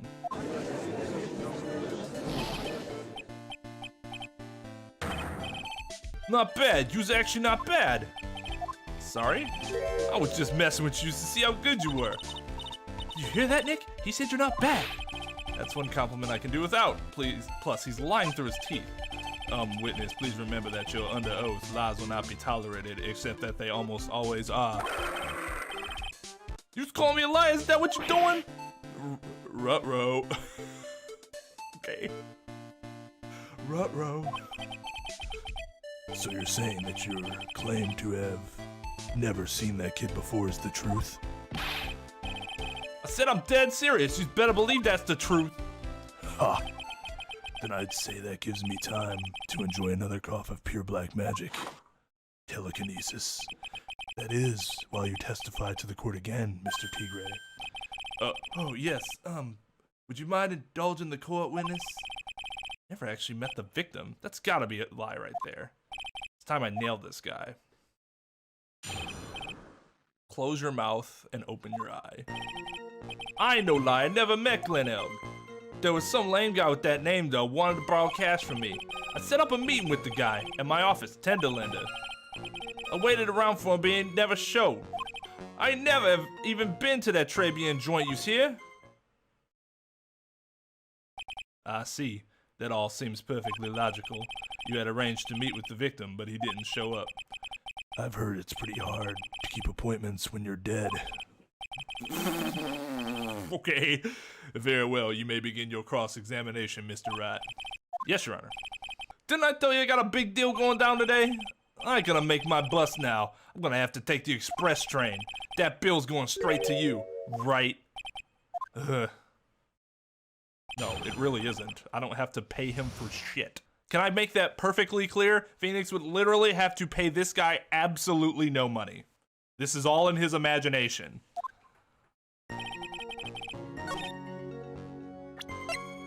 Objection! Mr. Tigray, is there something you'd like to tell the court about these matches? Matches? What you talking about? We found them in your office at Tenderlander. They're from that restaurant. Whoa. That's right, I stole them from you. I broke into your office and took your shit. If you've really never been to Trebian before, what was a book of the restaurant's matches doing on your desk? You've been snooping around my stuff now too, wise guy? What are you, my ball and chain? Ain't no broad controlling me. Order, order. Well, witness? I think it's time you started telling us the truth, don't you? Even though there's absolutely no penalty this court will levy on you for lying under oath. Sorry, I'm terribly sorry, forgive me. I ain't no pussycat. I don't go back on what I said. But okay, I was at the joint that day. What? But listen good, alright? I might have been there, but I ain't never met that kid. Well. Looks like an order just came in for another testimony. I'm this close to proving it was him. He did meet Glen Elg that day, and he did put poison in his coffee. He must have. I was supposed to meet the kid at the restaurant that afternoon. When I opened the door to the joint, I saw one ugly scene. The guy was laid out over the table, stiff as concrete. I figured if the place wasn't hot already, it was gonna be, so I split. I heard the cop sirens on my way out. I went straight back to the office. I see, you didn't actually meet with him in the end then. Well, Mr. Wright, your cross-examination, please. Yes, Your Honor. Hold it. If I wait around here any longer, I ain't even gonna make the normal express. No more stupid questions. Ha, no problem. Telekinesis. Anytime Trep presses you on something irrelevant, I'll see he pays a penalty. Mr. Godot, that's my job. Coffee bang. Your job is to slam that little hammer of yours and call a guilty verdict. So do it. Yes, sir. The Special Express ain't cheap, right? Just so you know, since you's paying. Oh man, doesn't the rule of law mean anything around here? No, it doesn't.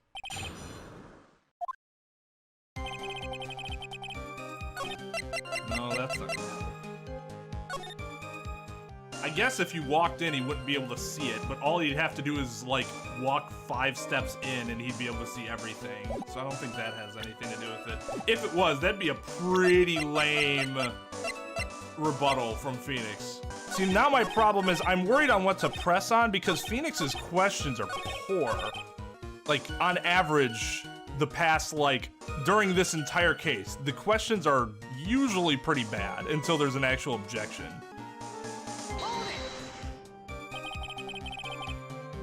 You mean you saw Glen Elg's dead body? I guess I did, but I only saw him from behind. He wasn't wearing some raggy bit of cloth he called a hat. Oh, from behind? Yeah, okay. That seems to lend more credence to the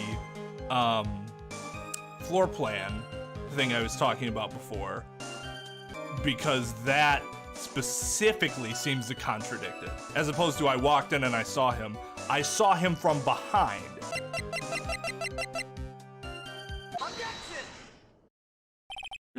something of a loan collecting pro, aren't you, Mr. Tigre? No one escapes the tiger's clutches. It's like literally a threat, isn't it? Well, I'm something of a lie detecting pro. And no one escapes the Phoenix's clutches. I think it's time we got something straight. What's this, Trite? A new line of irrelevant questioning? These are the floor plans of the crime scene. Say you were standing at the entrance, Mr. Tigre. From there, your field of vision would have covered an area something like this. I don't think he actually technically said he was standing at the entrance. He said he walked in, didn't he? Or he came in, or something more vague, perhaps ambiguous. Because he could have been standing at the entrance or walked in. Yeah, that would make it ambiguous instead of vague. Thinking about what I would say if I was if I was the prosecution. Indeed, the witness would have had a clear view of the victim's seat. Isn't that what I just said? I saw the back of the kid's head. Unfortunately for you, that is not possible. If the court would think back, you remember that between each of the tables is a tall partition. Wow, that's true. Now look at the plans again. The truth is painfully obvious. From the entrance, the field of vision of any customer walking in ends here. So, from the entrance of Tribulations, you couldn't have seen the victim's seat. But you did see the victim that day because you met with him. Wrong. Have you forgotten the old man's testimony yesterday? The victim was alone at his table. But the defense just proved that point to be moot. The victim witnessed by Mr. Kudo was not Glen Elg, but a fake. What? In order to have Mr. Kudo falsely testify, the real killer poses the victim he had just killed and acted out a charade. That will do. This trial has gone on long enough without the obvious question being answered. Who exactly was this real killer who impersonated the victim? You say the killer murdered Glen Elg, and then impersonated his victim in a performance for Victor Kudo? In that case, Mr. Wright, reveal the identity of this criminal to the court. Obviously, the killer is Furio Tigre. No one else could have done it. What? Well, witness? Now that's cute. You think you can pin this on the tiger? Maybe you don't understand. The tiger is king of the jungle. So I dare you to say it again. Come on, you got the guts? You can't threaten me, Mr. Tigre. It's the defense. Go ahead and tell the witness, Mr. Wright. Mr. Wright! Sounds to me like it must be you, old man. You've got guts, I'll give you that. Mr. Wright, do not leave me to handle this alone. Ha! Perhaps I can end this embarrassment. Mr. Godot. Telekinesis. Let's just go back over Mr. Kudo's testimony one more time. The old man didn't see just the victim. Oh no. Was the victim he saw the real victim or not? That doesn't matter. The fact remains he saw the accused put the poison into the coffee. Yes, it was the waitress who... Very impressive, Mr. Godot, waiting for my absence to launch your attack. Ha! Found your pen at last, Trite? That's pretty funny, actually. It was in my pocket. Yeah, the entire time. But anyway, Mr. Godot witnessed two people that day. He saw the victim, the supposed Mr. Glen Elg, and the waitress from behind. Yes, your point, Mr. Wright. I think the conclusion is obvious. If this Glen Elg was really the killer in disguise, then surely it's possible that the waitress is also part of the show. What? You mean the waitress was an imposter as well? The defendant, Miss Bird, fell unconscious immediately after the incident, and someone used her fainting to hatch an elaborate plan to pin the murder on her. Who on earth was it? Who was this waitress that Mr. Kudo witnessed? Outer. Oh, who is this woman? Her name is Viola Cadaverini. She's an employee of Tender Lender. You was making a big mistake. Do you know who Violetta's grandfather is? You better be going home in an armored truck tonight if you know what I mean. Stop shaking, Nick. Where was I? Yes, the defendant, Miss Bird, has stated the following. Well, when I took the coffee over to the victim's table, it's true that there was another customer in the restaurant.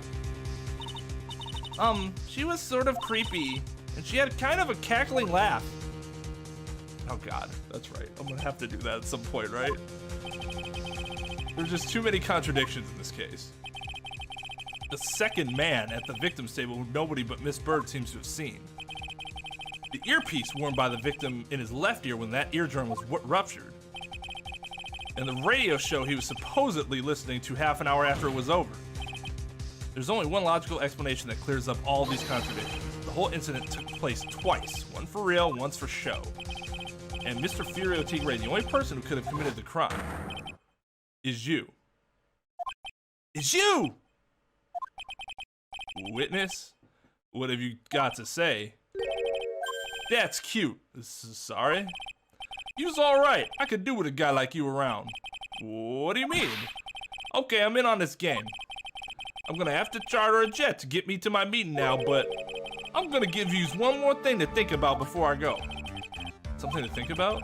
You's got it all wrapped up nice, huh, right? But you's missing out one real important thing. But that can't be! I was in the joint that day, and I met that kid too. Which means everything I said before was a lie, and I'm probably, in terms of my credibility, is impeached. But I couldn't have poisoned them, you hear? What? You really expect us to believe you now, Mr. Tigre? Ha! What a troublemaker. Troublemaker? Looks like we're going to need another one for the road.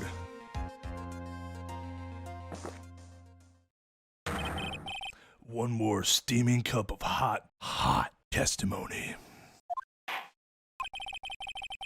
What happened that day at Tribulations between yourself and the victim? Yeah, I loaned Bill cash, bought $100,000. That day we was due to have a little chat. The kid had hit his payback date, see? So anyways, he tells me he's got no way to pay up. I'm about to flatten the guy when he starts screaming. Yes, I won $500,000. He got lucky, you know, real lucky. If that waitress hadn't done what she done, everything would have been over. Now, I see that the principal amount you loaned to Mr. Elg was $50,000. Yeah, well, you got the vig to take into account. Interest builds up fast, you know. That's faster than fast. $100,000 is twice his principal. Thank you for the math, Phoenix. That's about the extent of any math us lawyers can do. And the repayment deadline was December 3rd, the day of the incident in question. Yeah, he was one lucky kid. He got that $500,000 just in time. So I had no reason to kill the kid. And if I ain't got no motive, you ain't got no case. His motive? He has to have one, but what is it? We know what it is! He wanted all of the money. The waitress, you mean? The girl with the glasses in the defendant's chair. Who else could I mean? If she hadn't gotten in the way, things would have been bada bing, bada boom, and would have done with. What do you mean things would have been over and done with?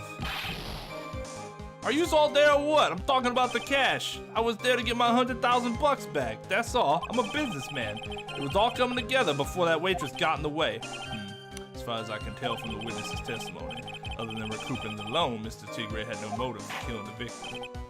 Witness, you will amend your testimony to reflect what you just said. Tiger's motive, huh?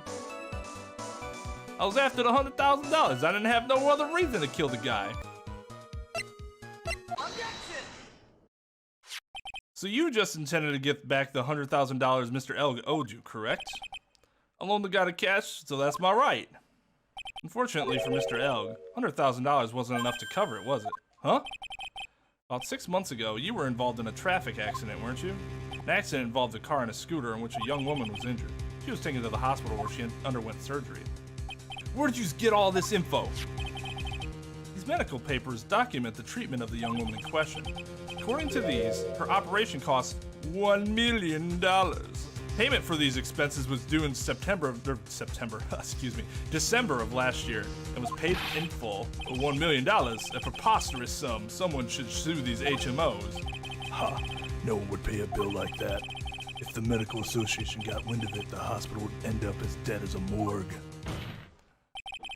But Mr. Tigre had no choice but to pay, because his very life depended on it.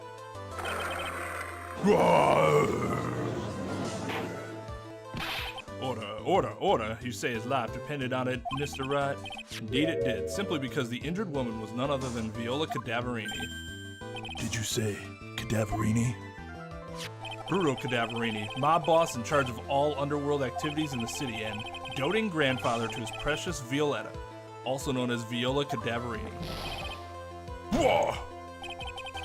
Your life was in danger unless you paid compensation to the boss, correct? It makes sense. You were desperate to acquire the $1 million Cadaverini demanded of you. So desperate, in fact, that you decided to sacrifice Glen Elg's life to pay your debt.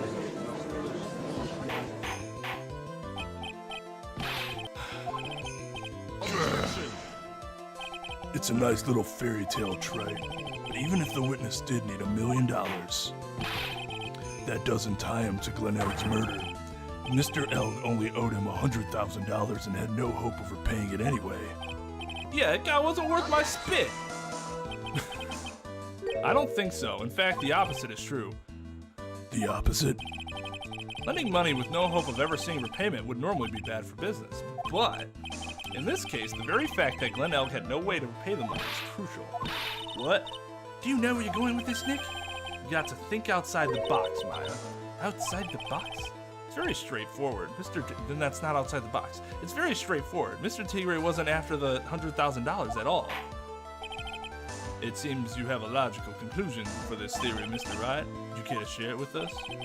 What exactly was Mr. Tigre after? Take that!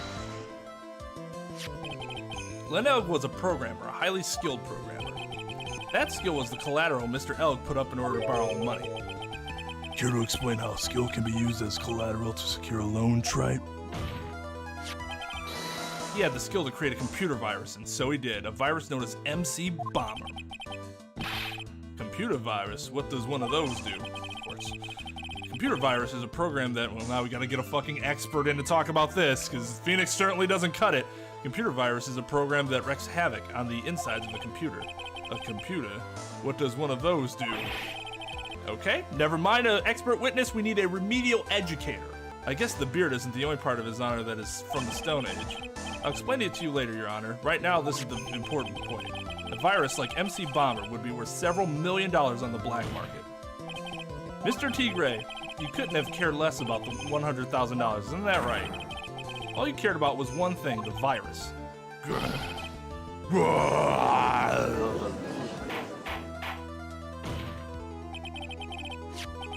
On the day of the murder, Mr. Tigre's sole intention was to get his hands on this CD.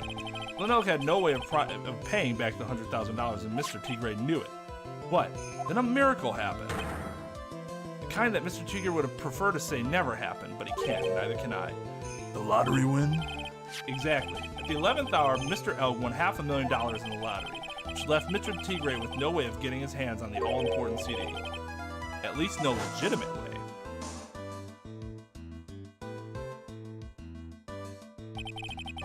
So he resorted to illegitimate means. That's crazy.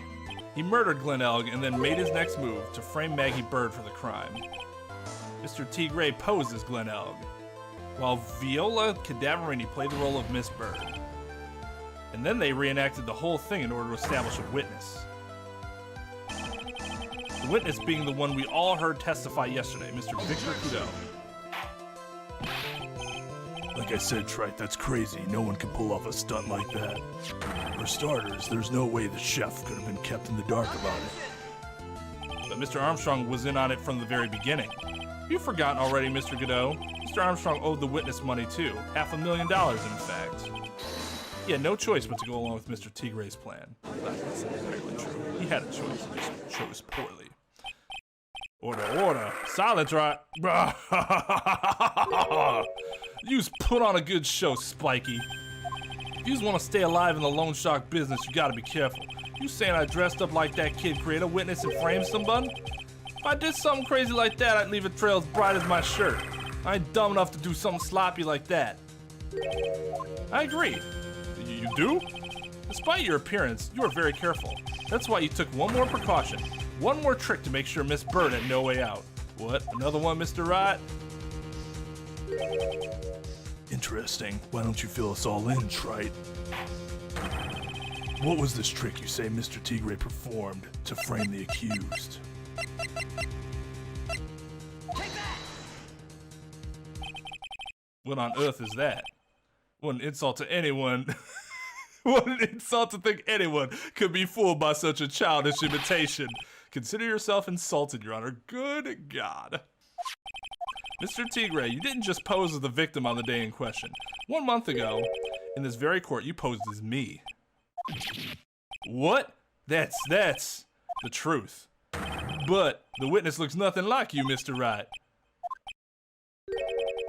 Although, now that I think about it, it was you, wasn't it?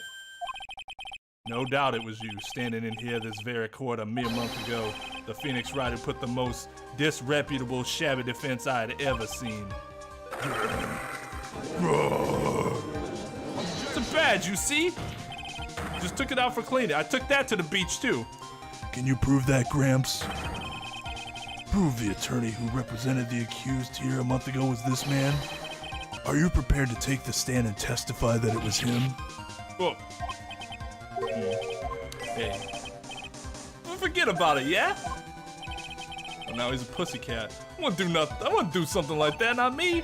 You made a mistake, right? It was someone else, huh? Have you no pride, sir? Telekinesis. This isn't a matter of pride.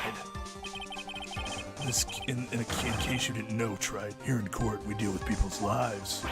Yeah, I would think that you'd put a better case together than what you do. Ugh. Mr. Godot was right. Your Honor? Speaking for myself, I am absolutely convinced the attorney in question was the witness standing before me now. However, I preside over this court as the judge, with the vested power to hand down a verdict. Someone in my position cannot be swayed by a memory without evidence to support it. No! If the defense has no further evidence, the court will now excuse the witness. The circumstances surrounding Mr. Tigre are dubious for sure, but not conclusive. We've come so far. You say he impersonated Glen Elg, you say he impersonated you, but none of that adds up to a murder charge. You don't have a shred of evidence that the witness poisoned the victim's coffee. Except for the defendant's testimony, which is not going to be a part of the record here for some fucking reason. Ha! Sucks to be you, right? Don't mess with the tiger. You're gonna get mauled. You got that? All we managed to do was chase him around a bit, but I was so close to getting him to admit his own guilt. Huh. Looks like I won't be needing a refill. I had just one more piece of evidence. One more piece of evidence, and maybe I could get Maggie off the hook. This witness's cross-examination is over. You are free to go, Mr. Tigre. You mean that one piece of evidence that Gumshoe just brought me just now?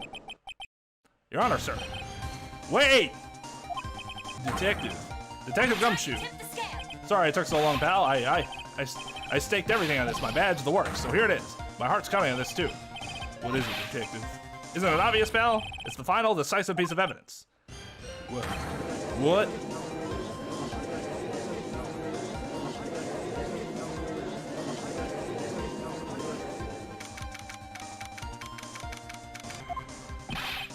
Sorry it took so long, pal, but I finally got the results from the lab.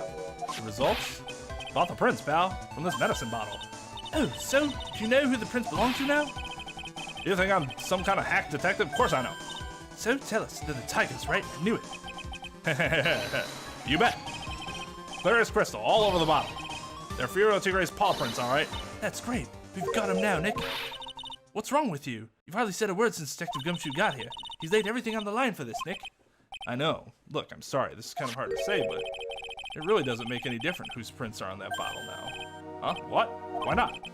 What we need to produce at this stage in the trial is irrefutable evidence that the tiger put poison in Glen Elg's coffee. He's already admitted that he met the victim. The fact that his prints are on this bottle, that really doesn't make any difference now. I knew it. Great. No matter how I try, never of any use. Hey, don't be so hard on yourself. This is our last chance to help Maggie. And I've been working on some useless piece of evidence the whole time. It's alright. I'm a real loser. It's not breaking news to me, pal. Detective Gumshoe? Maggie, been working hard on something for me? Sorry I let you down, Maggie. I know you didn't do it. And I'm a detective. We're supposed to be able to prove stuff like that. I'm really sorry. I'll get you out of— Detective Gumshoe, wait! He's gone. Isn't there anything we can do now, Nick? Wish there was. Gumshoe worked so hard to get that evidence. If only there was some way I could use it. I'm sure there will be.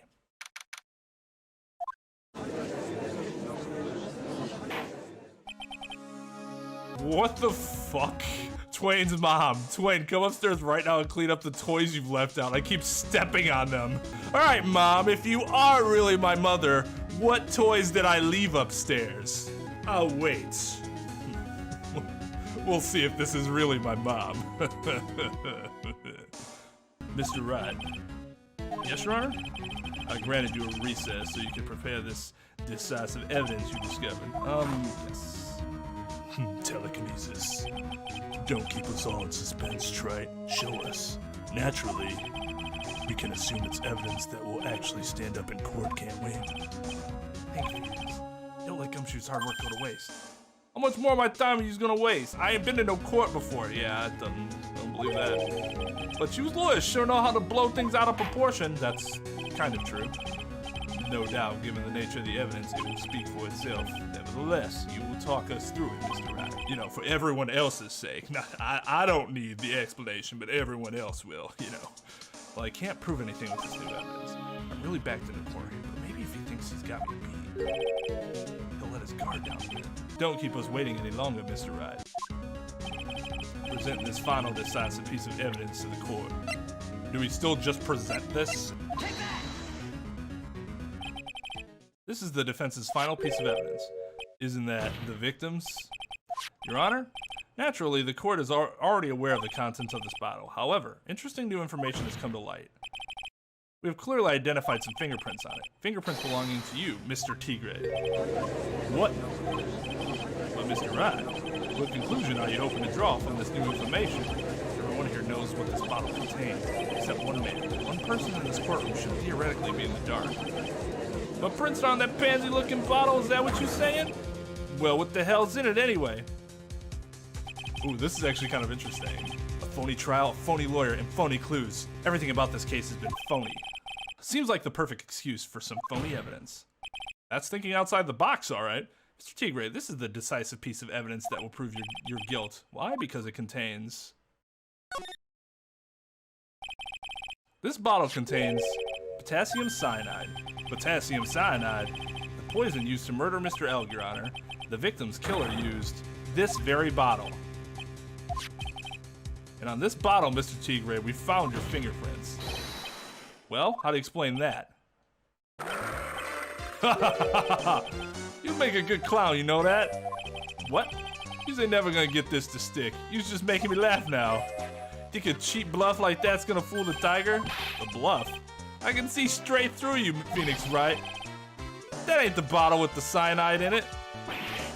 No. This is the bottle we found traces of the poison.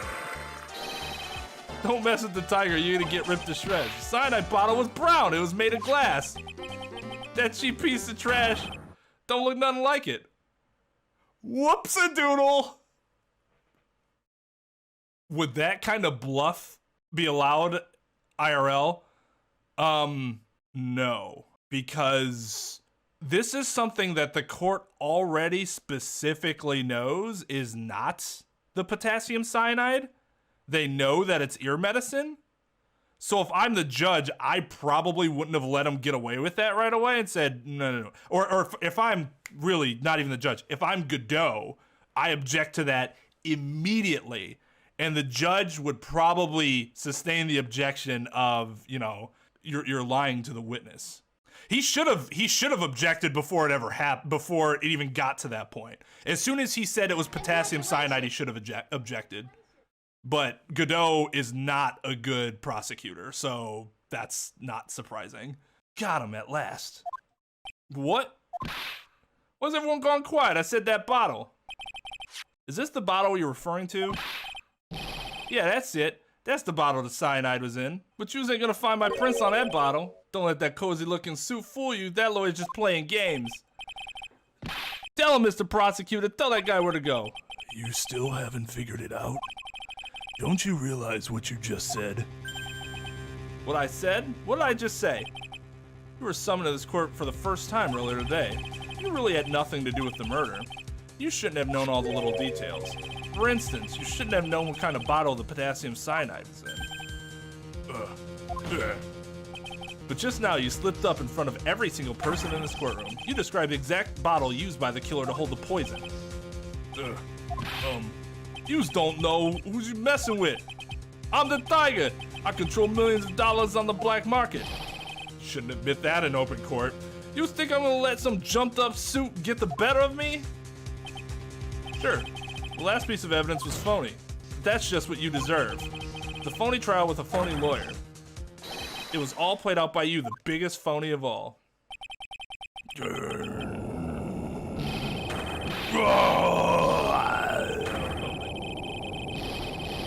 Hey, Mr. Ritson. Oh my God.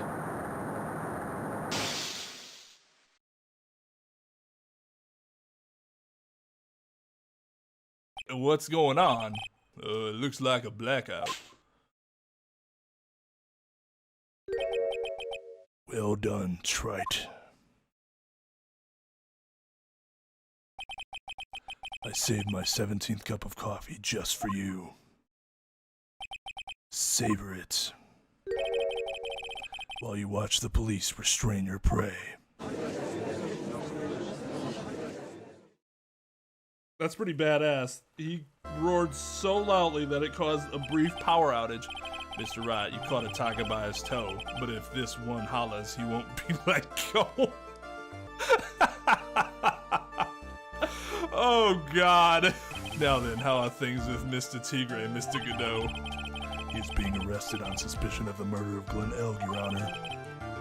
Fortunately for us, we managed to rectify a very grave error. Ms. Bird was found guilty in the absence of a genuine defense attorney. Yes, she was. And in the absence of genuine evidence. But the tiger made one mistake. Indeed. He very nearly got away with everything if it wasn't for those meddling, one slip of the tongue. Furio Tigre is a truly frightening criminal. Ha! The truly frightening one is that defense attorney over there. Godot.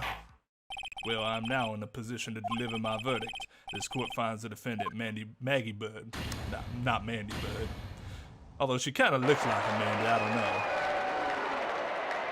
We can discuss a name change at a later date. Congratulations. That is all. This court is adjourned. Mr. Wright, I'm at a loss for words. Thank you, sir. Congratulations, Maggie. I was so mad when Mr. Wright landed me in all that trouble a month ago. Now I feel like I can forgive him. Hey, that wasn't me, Maggie. That was the tiger. Look, Nick, in the doorway. Detective Gumshoe. Oh, guess I'll be heading off then. See you around, Val. Wait. Detective Gumshoe. Oh yeah. Congratulations, Maggie. Thanks. I knew you were innocent all along. Why didn't you say that in your testimony then? Huh? Oh, well, I was... Well, I guess I'll be off. Wait up, detective. He just ran off. Maggie, why are you being so hard on him? He busted his butt for you. It's thanks to him that we got the medication bottle. That wasn't even of any use. Well, I mean, yes and no. Yes, in that it technically was of use because we were able to use it to then entrap somebody to bidding to do yada yada yada. It's only because Mr. Wright used it so cleverly. But if it wasn't useful, I wouldn't have been able to use it cleverly. Detective Gumshoe was just running around in circles. Poor guy. Looks like she still isn't ready to forgive him. Can't you put in a good word for him, Nick? Yeah, Maya's right. I should help Gumshoe out. It's clear he needs it. Maggie, you know, Detective Gumshoe's been really worried about you through all this.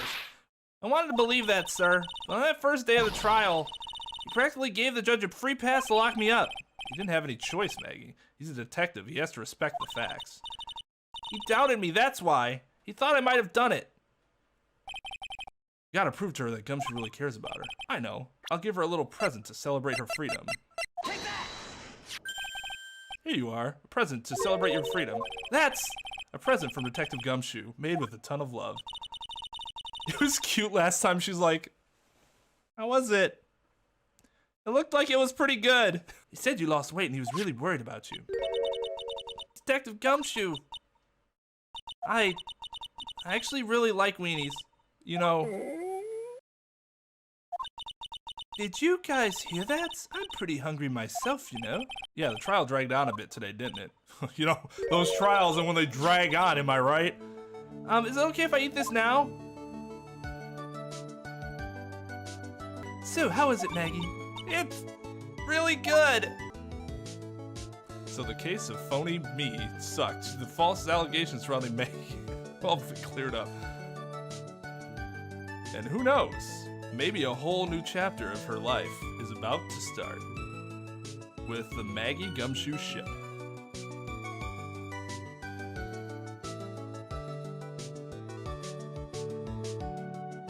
He is a fucking idiot. Nobody's been called like that before.